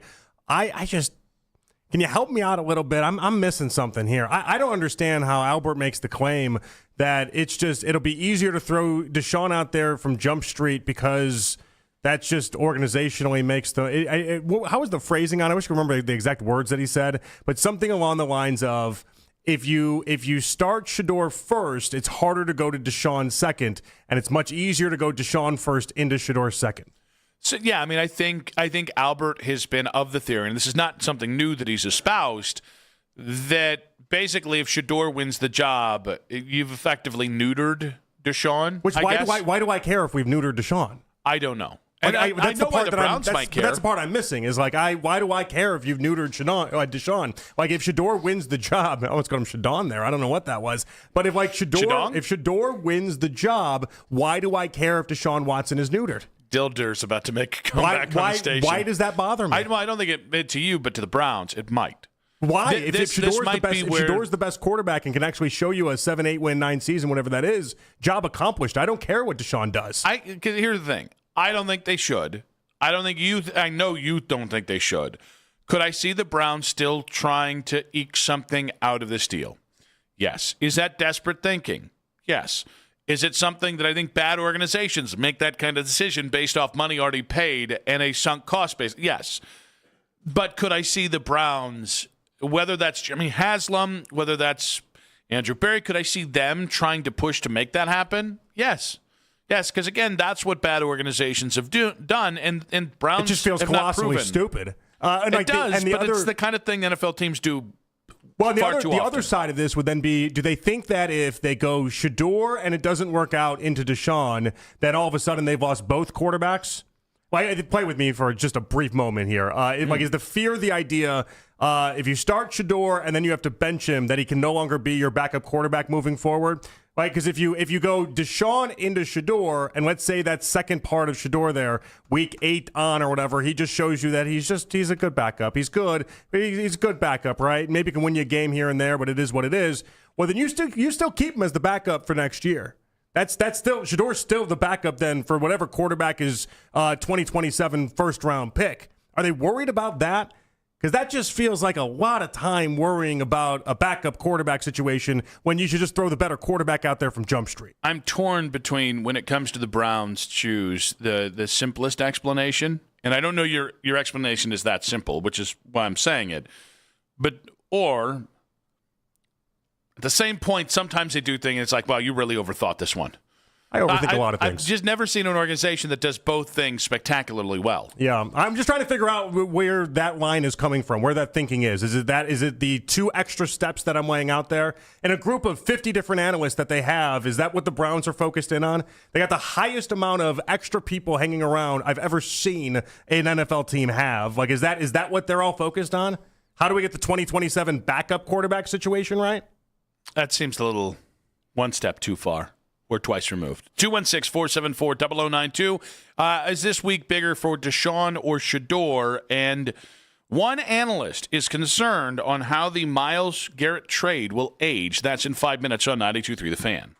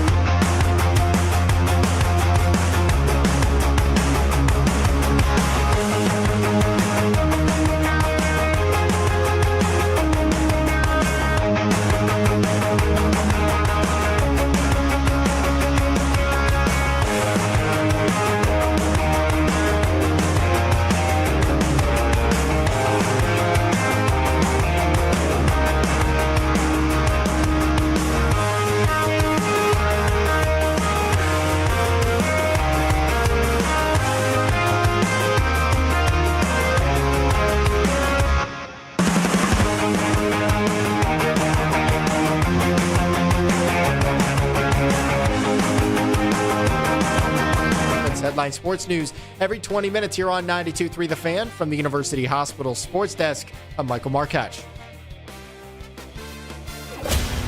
Talk sports deep into the Cleveland night. Overtime with Jake Volnick. Weeknights at 7. Sports Radio 92.3 The Fan. It's the 6 o'clock hour. Someone step on a duck? On Afternoon Drive. As always, you can listen to this show and all of our local shows on The Fan on Apple Podcasts, Spotify, or wherever you get your podcasts. 1 hour to go. Nick Wilson, Jonathan Peterlin back on Afternoon Drive. In case you missed it, coming up in about 40 minutes time here. Two things I noticed about downtown Cleveland today. My oldest daughter, Livy, hanging out with us today. And so we went for a walk after the pre-show meeting. I just wanted to kind of take her around. We took her down to Cleveland Clothing Company. So what is that? E6. Then went and got some coffee. But two things. One, a inordinate amount of Yankees regalia in this town. And I'm not one. I know Mac's already shaking his head. I don't get offended by that. The more people in the seats, the better for the Gardos. But I mean, it was 1 o'clock. It was 1:15. Yeah. And I mean, I couldn't walk 3 feet without bumping into somebody. Like I even saw a guy in a Ricky Vaughn jersey with a Yankee cap on. I'm like, I don't know what to do with you, sir. That guy hasn't made up his mind yet today, huh? Also, slow walker. Very slow walker. He was an older gentleman, but a slow walker. I can't help him on that front. Now, is that a lot of just Clevelanders that are Yankees fans? Is that all that is? No, I mean, I think Yankees fans do travel as well. Like, I think it's a little Blue bit of Jays both. fans definitely travel. Yeah. Anytime the Blue Jays are in town, that's a thing. I feel like Tigers fans always travel a lot. I just don't know. So I think the thing with the Yankees so many people from New York in general. I feel like they always end up in every city anyway. Well, that's what I was going to say. I do travel could just mean they live in Medina. You know what I mean? Like, no, that's what I'm thinking. So, yeah. But I do think there are there was a big dude, probably about my size, and his dad, and that they were 100% like, hey, we're from New York, that kind of thing. So I was like, all right, they're not from here. The ones you saw were probably from New York because you're walking around at 1 o'clock during the day. Like you came in for the series. I saw enough Yankees fans today just walking around that I was like, today, that's still 6:40 first pitch, right? Yeah, but tomorrow's a day game, so think about it. You can squeeze in 3 games in a very short amount of time. Despite what Noah says, some people do like to vacation in Cleveland. How about this for the tourism board? Making New Yorkers making their summer vacation for a 3-game trip to Cleveland. How about that? How about that? All right, the other thing we've come a long way, guys. I understand it was humid today. I don't know why I turned into Trump there, but we've come a long way. Okay. Olivia and I walked maybe 10 minutes down the road and 10 minutes back. And I was a puddle of sweat. So I'm here to say it is humid. Mm-hmm. It also was like 88 when I was out there. So it's not just hot, it's humid. Guys, let's not do this. We had a brutal winter. A lot of snow, a lot of sub-zero temperatures. I'm basically sunburned. I've been itching for 3 days. You can't tell me. I get where you're going. Don't complain about the weather. Be happy that it's nice outside. I've just decided I'm never going to be happy with weather anyway. All right. I accept the conclusion that. I think I've come to. I'm just not going to be happy with weather. Here's the thing. Whatever weather it is, I'm just going to complain about it. I'm not going to tell you that you can't. I'm not that kind of person. You can't. You do you, boo. Right? All of you out there. I got moderately sunburnt, and I've been itching like crazy for the whole show. Are you sure it's sunburn? Are you sure it's not some other sort of contagious disease? I mean, I hope. Because I have been. I mean, I am. We're almost one solid tone here, and I haven't itched one bit. You're not as white as I am, man. Well, how dare you?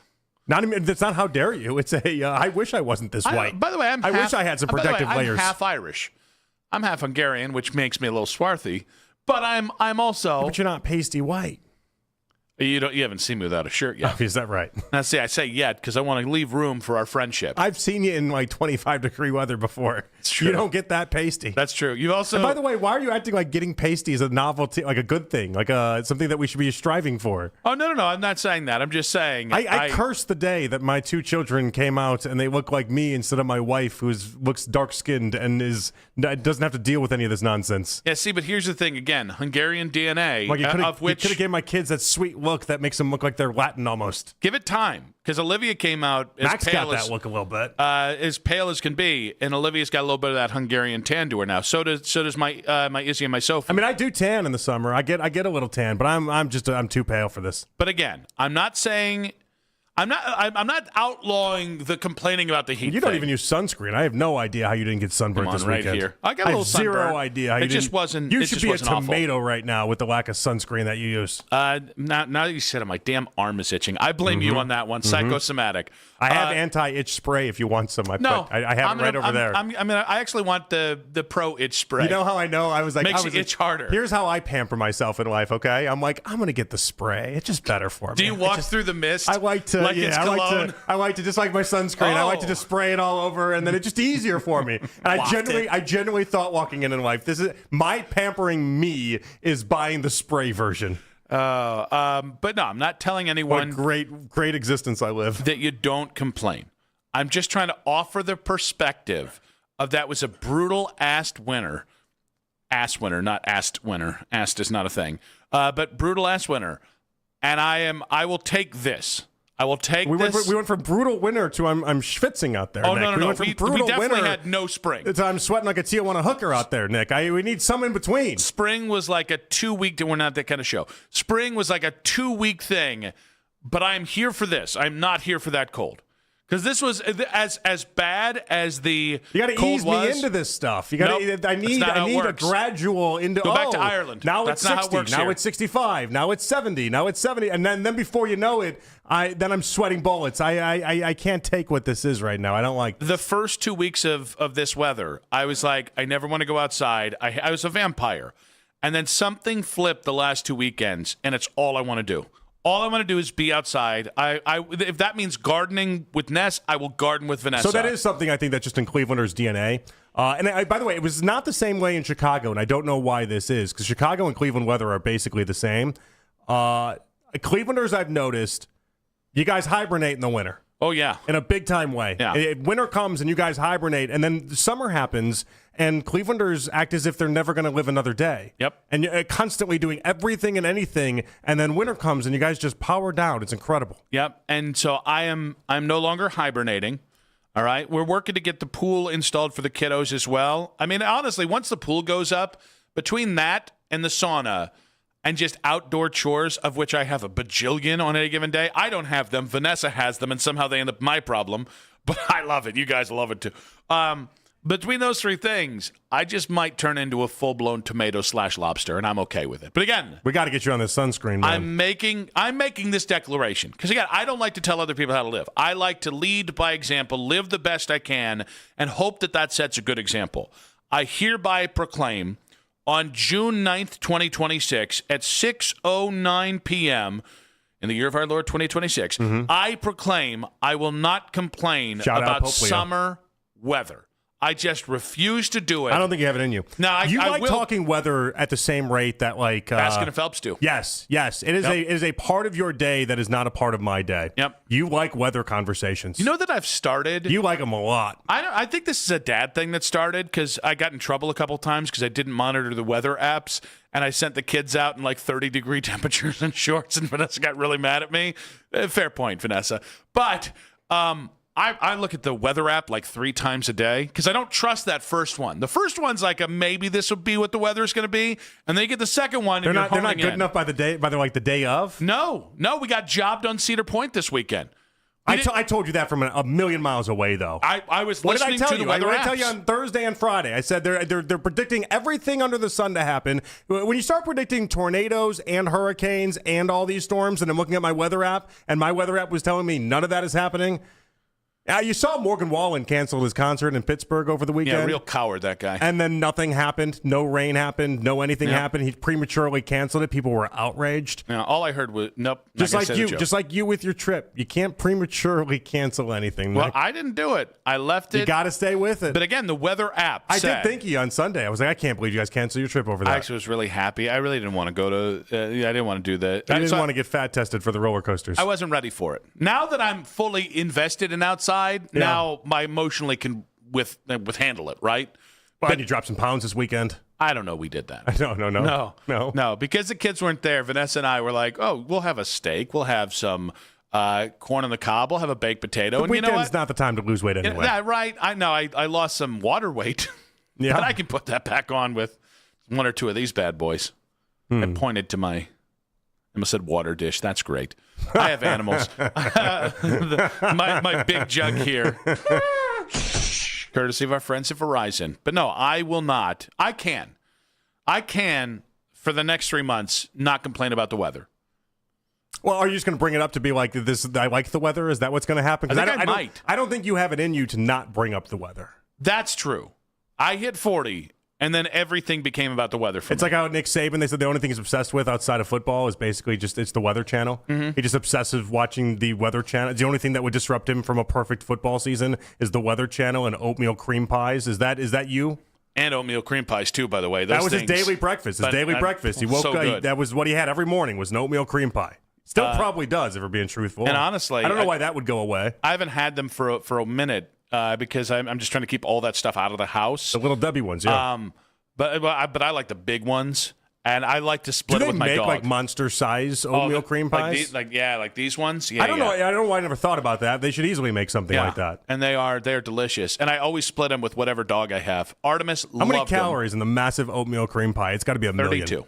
It's got to be. Yeah, right. You wish. It's got to be a million. See, I'm a big mind over matter. So, that's not how calories work. No, that's exactly how it works. I've decided they only have 32 calories. Is that right? Henceforth, they only have 32 calories. You just ballpark it? Yeah, well, yeah. I mean, I ballpark everything. These 12 Coors Banquet that I'm going to have, they're technically light, right? Because I could have 12 Guinnesses. If you just dream it, it becomes light. Yeah. It becomes light. 330 calories. Oh, that's all? That's so I can have that's 9 not of that's all. I have 3 of them.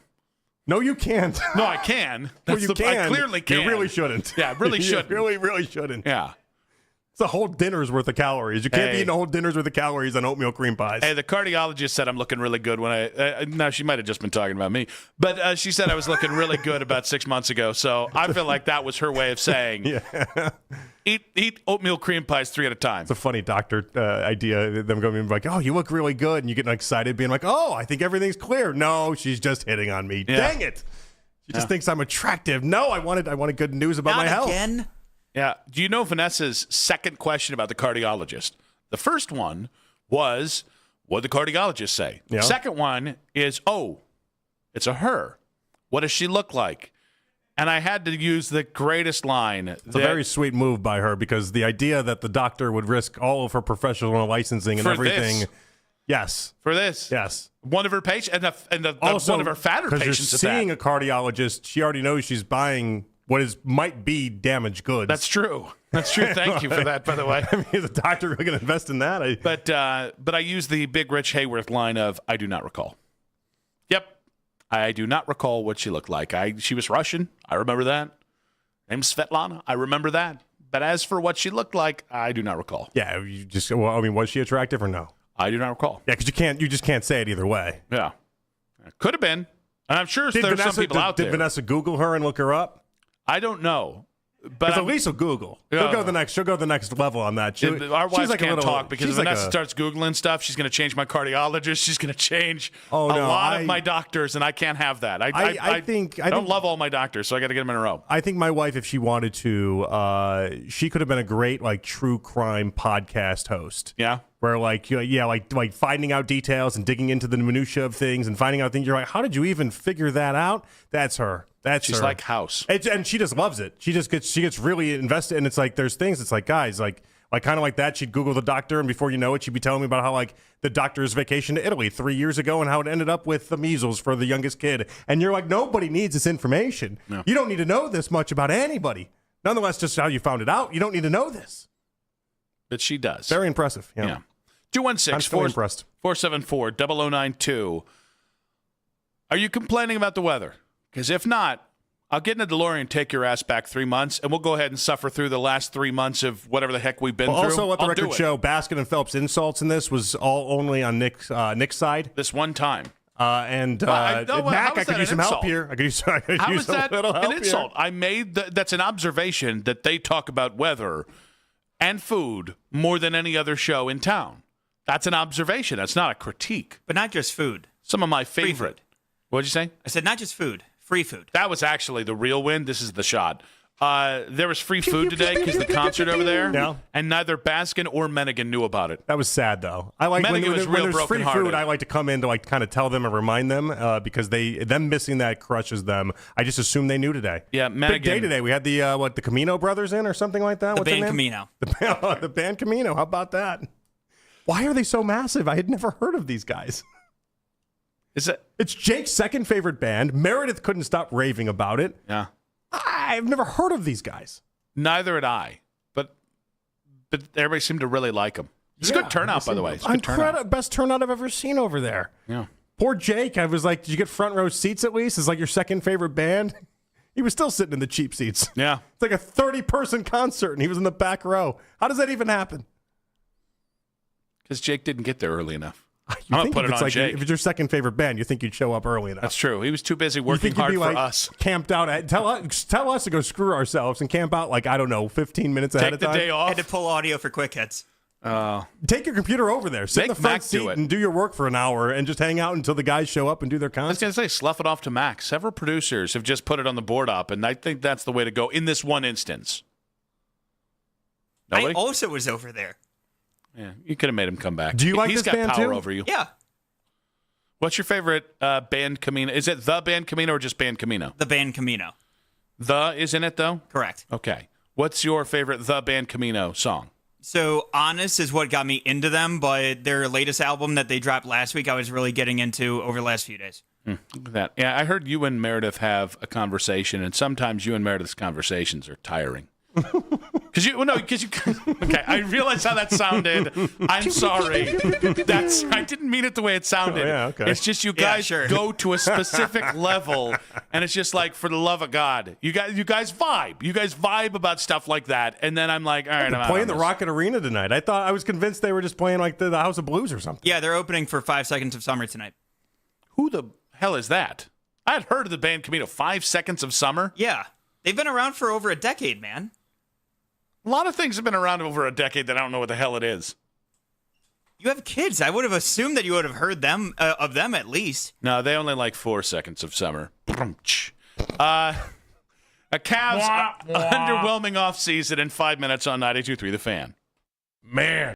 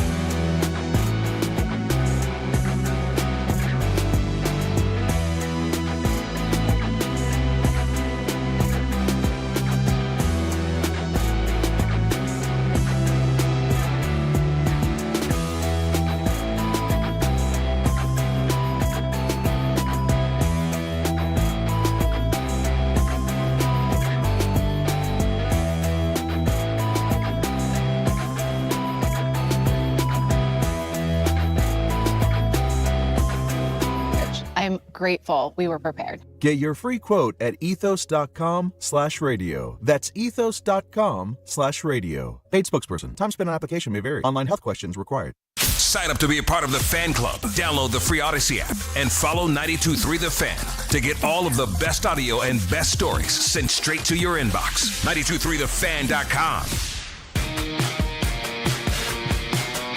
In case you missed it, coming up in just about 20 minutes here, Nick Wilson, Jonathan Peterlin back with you. A very Browns-heavy day with all the news coming out of Berea, Joel Bitonio's retirement, the quarterback derby, Todd Monken's presser. But it's been interesting. One thing that I said the week of the Cavs getting eliminated from the Eastern Conference Finals, one of the theories that I floated when you heard Giannis, LeBron, trading Evan Mobley, trading like all the things that came out, and all these kind of big expectations for the Cavs offseason, that it felt less like a guidepost to what's going to happen for the offseason and more, hey, we're going to throw these big names out so you don't talk about how we just got embarrassed in the Eastern Conference Finals. About, 3 weeks since then? I feel like the more reports we're getting about LeBron's future, Giannis's future, really all the big names out there, the more it feels like that's going to be like a prescient thought that I had. Yeah, I mean, it does feel like the Cavs aren't going to be able to land LeBron or Giannis at this point. Now, the LeBron stuff is still up in the air. I just don't know how they're going to sell people on this team and trying to run it back. I mean, there's no one who's going to believe in it. We think that there's a gap between not only what this team is to the Thunder and the Spurs, but also we got to throw the Knicks in there. And this is not even accounting for some of the teams that are naturally going to get better, like if Giannis ends up going to Miami or something like that. Like I don't know what the sell is for the Cavs. I think the sell is the Knicks. And obviously the Knicks did change out their head coach, but they're going to say the Knicks got time with the right head coach. We have the right head coach, but they've not had time together. And James Harden, they're going to sell internal development. And I don't know that I'm going to buy it, but I do think I think the Knicks going in here and not just making the NBA Finals, but certainly being up 2-1, I think it's given a guidepost to the Cavs to sell that to their fans. We'll see if they buy it, but I think that's okay. I don't want to run it back. But I also don't want to just blow it up to blow it up. So if you said, well, you can just make a move to make a move, or you can run it back, I still think I'll choose running it back, and you know how I'd like to change some of the pieces around here. Well, they're just kind of stuck. That's the problem. And it's like even myself, when I sit there and I'm like, all right, if there's no Giannis, no LeBron, and you have to play with the idea that they're obviously bringing back Harden, and then they're going to bring back Donovan, all right, you decide what you would do. And it becomes tougher because then you're trying to get really cute with it. You're trying to come up with scenarios. Can we deal with OKC? Can we try to get I know we talked about Tatum for a million years, but I really don't think Boston's given up on Tatum, or excuse me, Brown. And it's like it feels like they've hit a lot of dead ends, and I don't have a good answer for them. Yeah, so I think here's what I see as the downside of running it back. And we got some audio to play. We'll throw out this question for you guys. 216-474-0092. Is this Cavs offseason trending towards being underwhelming? Because a lot of the big name things that they were being linked to about 3 weeks ago are now they're not really being linked to, or at least they're kind of in wait and see with LeBron stuff. But like looking at the internal side of things and what they can do, I actually just forgot my point. That's okay. I did such a good job of throwing out the line and throwing out the number. We did a lot today. I had such a, so you know what? Instead of I could kind of tell you, I was like, he's gonna keep talking until he lands this thing. I had it, and then the second I went to pivot to it, I was like, oh, that thought has completely escaped my mind. Yeah. So I got that going for me. Losing thoughts is not great. It's one of the least fun things that can happen during a radio show. It's happened twice in about 6 weeks now, so my mind is going, and this is the beginning of the end. That being said, Bill Simmons on the Bill Simmons podcast gave an update about a Giannis trade and its timeline and where to. I feel like there's going to be a big trade too soon because, like Giannis, I don't think that gets super close to the draft. My guess is if there's a big trade, it would probably be after Game 4, before Game 5. I think the league likes to clear out the first 4 games of the finals, and it's kind of a wink-wink with the teams. But I feel like if there's going to be a big trade, I could see it be closer to the end of this week. And then, Milwaukee having a chance to get potentially 10 and 13 not to mention some of those other Miami guys. Like, that's not bad in this draft. They might, they had 2 swings at it here. So what's interesting about this is, one, that he just kind of makes it seem fait accompli. Yeah, he Giannis makes it seem like it's already done. Yeah, and the other thing is, it has been said or rumored that the Bucks want to get this trade done before the NBA draft. So when I first heard you bring up this clip, I was like, man, this seems really early. Well, we're only like 2 weeks away from the NBA draft, 2.5 weeks away from the NBA draft. I guess if you're going to do it, you want to do it as soon as humanly possible. But it makes sense. Like, you don't step on the NBA Finals toes. You make sure that you get all the attention on that, and you don't take anything away from that. And then once you get to Game 4, Game 5, then you can go ahead and do this. One other thing that's come out, Kevin O'Connor saying Giannis wants to be traded to an historical franchise. That's the new report. Is like an hour ago. Mm-hmm. Is Miami in an historical franchise? They've won 3 titles in 40 years of existence. I don't know. Yeah, I think an historical franchise. I guess I don't know what falls under that umbrella, right? Are the Cavs at this point because of LeBron? Are we an historical franchise? I think most people would say no. But I think most people would say no to Miami as well. I think most people would think Lakers, LA, Boston, Knicks, Boston. Yeah, we know which ones are the historical franchises, right? I mean, so you're either doing it by duration. So how long have you been? Which the Cavs get a win there because it's 1970, right? Or number of championships and the perception of you. So maybe the Spurs would be in there. Although that's I think even like the Bulls are going to be a part of that as well. And I'm going to go to that only because I was thinking about MJ and then LeBron. Like, one thing LeBron has done for the Cavs is he's made that a global image. That is not, and MJ started this. MJ with the Bulls made the Bulls the thing when you went and visited a different country. For instance, when I go, or my friends of mine go to a different country and they say Chicago, they then say Michael Jordan, right? When we go to a different country and we meet people and we say Cleveland, they then say LeBron James. Like, that part of that is. If that's not historical, I don't know what is. I mean, from the idea that there's a real imprint the Cavs have on a global stage when it comes to how people perceive that team and then their imprint in the NBA. So I do want to point out that just because Simmons says that this is his read on it, even like actual NBA reporters get this kind of stuff wrong all the time. Again, the Donovan Mitchell trade being one that, oh my God, this happened. So I'm not maybe putting this one in the bank yet. I do think if he's not coming to Cleveland, I think the best thing that can happen with Giannis is that the trade happens quickly, because there can also be, this early in the offseason, you can kind of reset the deck. All right, Giannis is off the table. Who's kind of the next big fish that people are going to try and go after?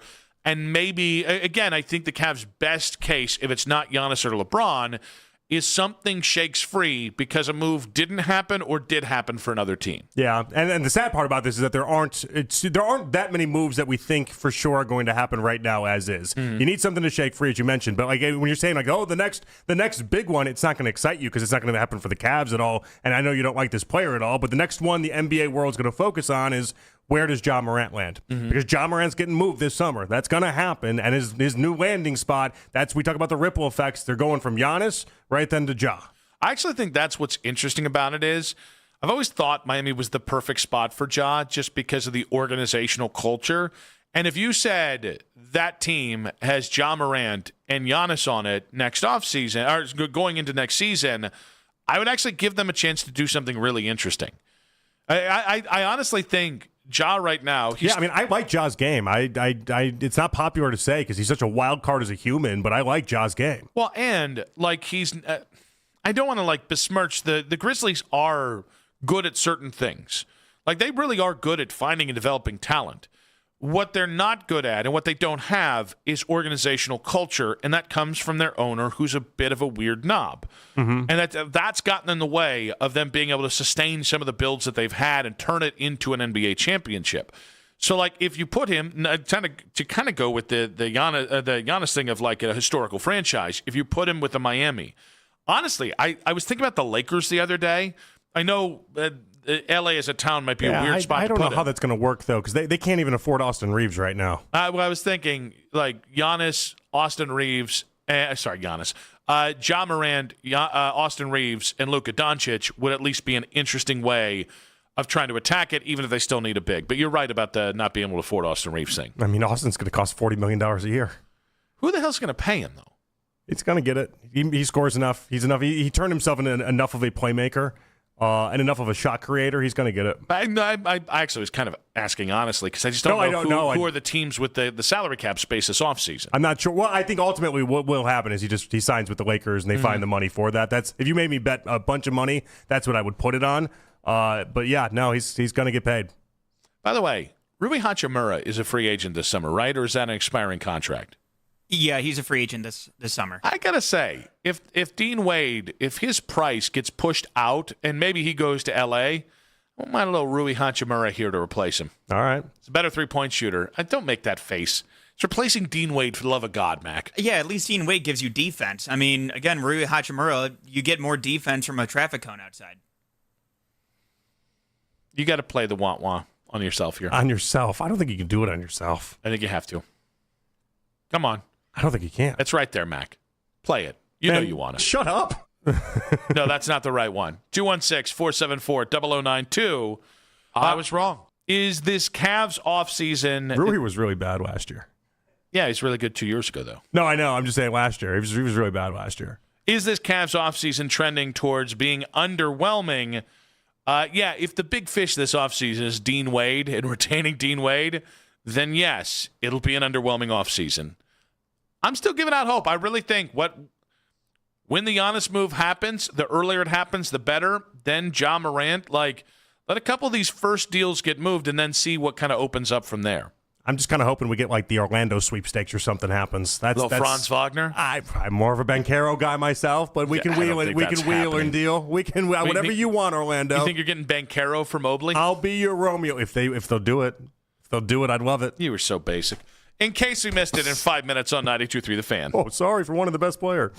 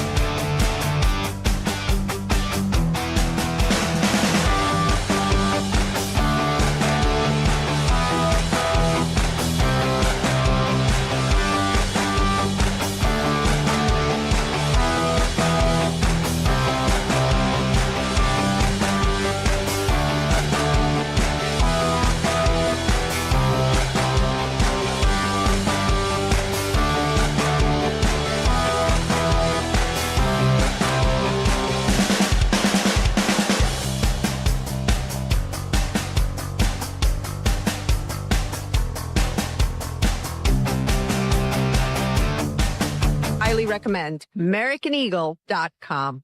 Transform your business today. Dial 877-WebNow1 for a free digital consultation with AmericanEagle.com. Get the latest on the Browns quarterback competition all week long. Browns minicamp is here. This is the radio home of the Cleveland Browns. 92.3 The Fan.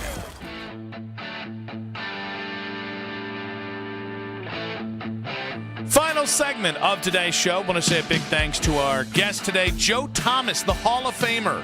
HallOfFameFarms.com. Check it out. Joined us at 4:20 today. Yes, I did make a Hall of Fame farm order, not to get Joe on the show. I got the ass kicker beef strips. Nice. And then I got the so since the last time I was on the website, they've added jalapeno cheddar beef sticks. Nice. And that is right up my alley right there. So great stuff with Joe Thomas there on Joe Bitonio's retirement. Great stuff on his thoughts on kind of the quarterback battle as well. Albert Breer, 5:20 today. Great stuff with him as well on the quarterback battle. Joe Bitonio with some other quarterback situations around the NFL as well. Really interesting stuff with Albert. And then we did have the Todd Monken press conference live at about 3:20 today. If you want to listen back, if you missed a moment of our show today, as always, guys, and watch back all 5 hours on the 92.3 The Fan YouTube channel. Don't forget to ring that bell. Subscribe. Except you, Cornholio. Suck it, Cornlito. Suck it, Cornlito. And you too, Chaser. Chaser's okay. It just depends on the day. Suck it, Chaser. Not you, but definitely you, It's the only name I Cornlito. remembered from like 3 months ago of looking at the YouTube thing. You definitely wanted your ass He kicked. might be a nice guy. I have no idea. And like our videos, we desperately need to be liked by you. And in the meantime, let's go and get to In Case You Missed It. All right, I love this type of stuff. CBS Sports came out with a ranking of the 15 NFL quarterbacks who most need a Super Bowl win for their legacy. I love legacy talk. I love discussing what a Super Bowl win means for people. I would have you guess what the top 5 is first, though.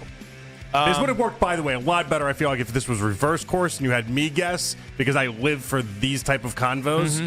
But I'm going to have you give it a go. Well, Josh Allen's definitely one. Josh Allen is not number one. And Lamar? But I agree. Yes, Lamar is number one. But I agree with you. That's where I think they got this list wrong. In what world is Josh Allen not number one? No. Lamar's number one. Josh Allen is number 2. All right. Now, is this just saying another Super Bowl? Meaning, are there Super Bowl? Yes. It can be another Super Bowl. Yes. Ooh.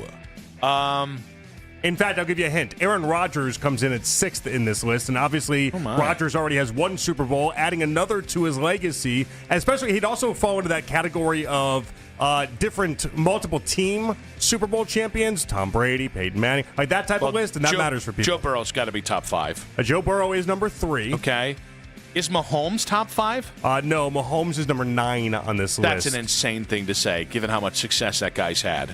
Well, I think it's it's under the because guise of Brady. He's trying to chase Brady. Like the multiplier part of this, he's actually number 10, not number 9. I'm sorry, he's number 10. The question is, Mahomes already challenging Brady for the unofficial status as the greatest quarterback of all time, and so because of that, then yes, you have to. If you're going to join Brady as the only quarterbacks to win a Super Bowl in overtime and all these other accomplishments, then you have to at least enter the 3-time Super Bowl MVP category, like Brady in Montana. Stafford's got to be top 7, if not top 5. Stafford, I'd have to check here with Stafford. He's not top 5. Oh, he's not top 5. And okay. that means he's also not top 6. All right. He's 12th. So I got the top 3. Anthony Stafford is 12th, which is interesting because we've said I think he's already a Hall of Famer because of the MVP this last year. Mm-hmm. But if he won a Super Bowl or another MVP, then it's not even. He's a first ballot, and it's not even a conversation. All right. I think Jalen Hurts is too obvious, so I will go Justin Herbert. Herbert's number 5 overall. Look at that. All right, I'm going to guess. Herbert's got to win a playoff game before we can start doing the Super Bowl convo. Well, that's kind of where it's going to go Baker Mayfield, because Baker feels like a big name, one of the big names that hasn't won a Super Bowl yet. Yeah, Baker's not on the list. Oh, wow. Yeah, Baker didn't make the list. I don't think I'm going to get who number 4 is yet. And Baker would, by the way, it'd be a good call because he could desperately use a Super Bowl. I just don't think they put it in the realm of going to happen. Number 4 is Dak Prescott. Oh, man, that was staring me right in the face, yeah. Yeah. I actually would put Dak above the other 3 guys because Dak doesn't have the accolades the other 3 guys have. if he wants to be remembered as an all-time great and lives up there with the other Cowboy quarterbacks, this is what he's got to do. Is Dak Drew Bledsoe right now? Is he a guy that people look at and go, almost good enough to be a Hall of Famer, but probably not? No, he's not in Hall of Fame consideration. Oh, see, I just assumed he was, No. given the duration of how long he's played. No, the accolades just are nowhere close. That's interesting. Honestly, he's closer to being remembered as Tony Romo than he is anything else because of the lack of playoff wins and the lack of accolades. It's funny. I've always just thought of him as better than Tony Romo. He is better, physically better. He is better. But as far as Cowboys fans are concerned, you're not up there with Staubach and Aikman unless you win big and win a Super Bowl. And it's just not happening for him right now. All right, round out. Who are the other guys in the top 10? Do you have it in front of you? I should ask. Yeah, the problem with the list is it's a little. The scrolling function's not great. Jared Goff is number 7. Jordan Love is 8th overall. Jalen Hurts is 9th. And then Patrick Mahomes is number 10. Yeah, Jordan Love, that's a very premature. Tyler Murray on here, 11. I thought that was really interesting. I mean, Jordan Love above Baker, I think, is I don't know. This seems more like quarterbacks on good teams that could win a Super Bowl this year more than anything. I think it's the idea that Love is following in the footsteps of Favre and Rodgers, and obviously both of them have Super Bowl championships to their credit. So I think maybe that's why that is. Like, if you're going to be that successor and set up for this 40-year run of the Packers having 3 quarterbacks, you might need to win a Super Bowl at some point. Who wrote this? CBS Sports. The guy's name is something I'm not even familiar with. Brian DiArdo. Yeah, he's dead to me. That's an AI guy. That's not a real human. You think so? Yeah. Poor Brian DiArdo. All right, ESPN and Pat McAfee are negotiating a massive contract extension. The number out there could be worth $60 million a year. JP, are you among the media masses outraged at these numbers? No. More people getting paid insane amounts of money. That's a good thing for everybody involved. This is not a rising tide lifts all boats scenario because me and you are getting no benefit of Pat McAfee breaking through and making it. You know what I really enjoy about this story? What's that? Somewhere Stephen A. Smith is pissed. Yeah. Somewhere Stephen A. is pissed. And I love that. The only thing I'll say is they work McAfee and Stephen A. Smith to a level. That's the deal, yeah. That is just not worth it. When you go to ESPN, that's the deal. You give your life is now sports takes. Now 24/7. Now, why it's going to suck is sun up to sundown. ESPN is going to use this and the NFL Network acquisition as a justification for layoffs. And that's what stinks about this. Yeah, that's a good point. And the amount of layoffs that they've had at ESPN and some of these minor roles. Now, I will say McAfee, I feel like he does a good job at least spreading the wealth within his own people. So that's good, but he's not going to spread it to the people that got laid off. Like that part does suck. But it's not his fault. I'm not troubled by it because they gave him the contract. That's not his fault. Pat's one of the few media guys over the last 10 years that have actually been able to crack through and do something new and interesting. And the thing I like about both Stephen A. and Pat is there's a lot of sports talk that looks down at its audience and talks down to its audience. Stephen A. doesn't do that. Stephen A. can be consumed by somebody you think is an idiot, and he can be consumed by somebody that's really smart. And I think McAfee does an even better job at that because Stephen A. kind of leads with his ego. McAfee's got one, but he just doesn't lead with his ego the same way Stephen A. does. He might actually only go to speaking just to idiots and not smart people. That's true. On the program. Well, we got to start doing that. Got to go to the program. They're doing that because that might be some money in there. I speak funny, so here we are. Big thanks to Mac Robinson on the board. Yes. Big thanks. You would have got it if you played that sound effect for yourself after your bad joke. You definitely want your ass kicked. Big thanks to Jake Murren. Big thanks to Michael Markoch, the Ginger Say to Cleveland Sports. JP, good stuff today. Had fun. We'll do it tomorrow. We'll be back tomorrow. I believe we could have some more Browns press conferences tomorrow. Ashley Bastock's going to be joining us. See us tomorrow at 2, guys. Keep it spicy, baby. Let's go. I love you. Have a great day. Take care, Nick. Take care of him. He needs help.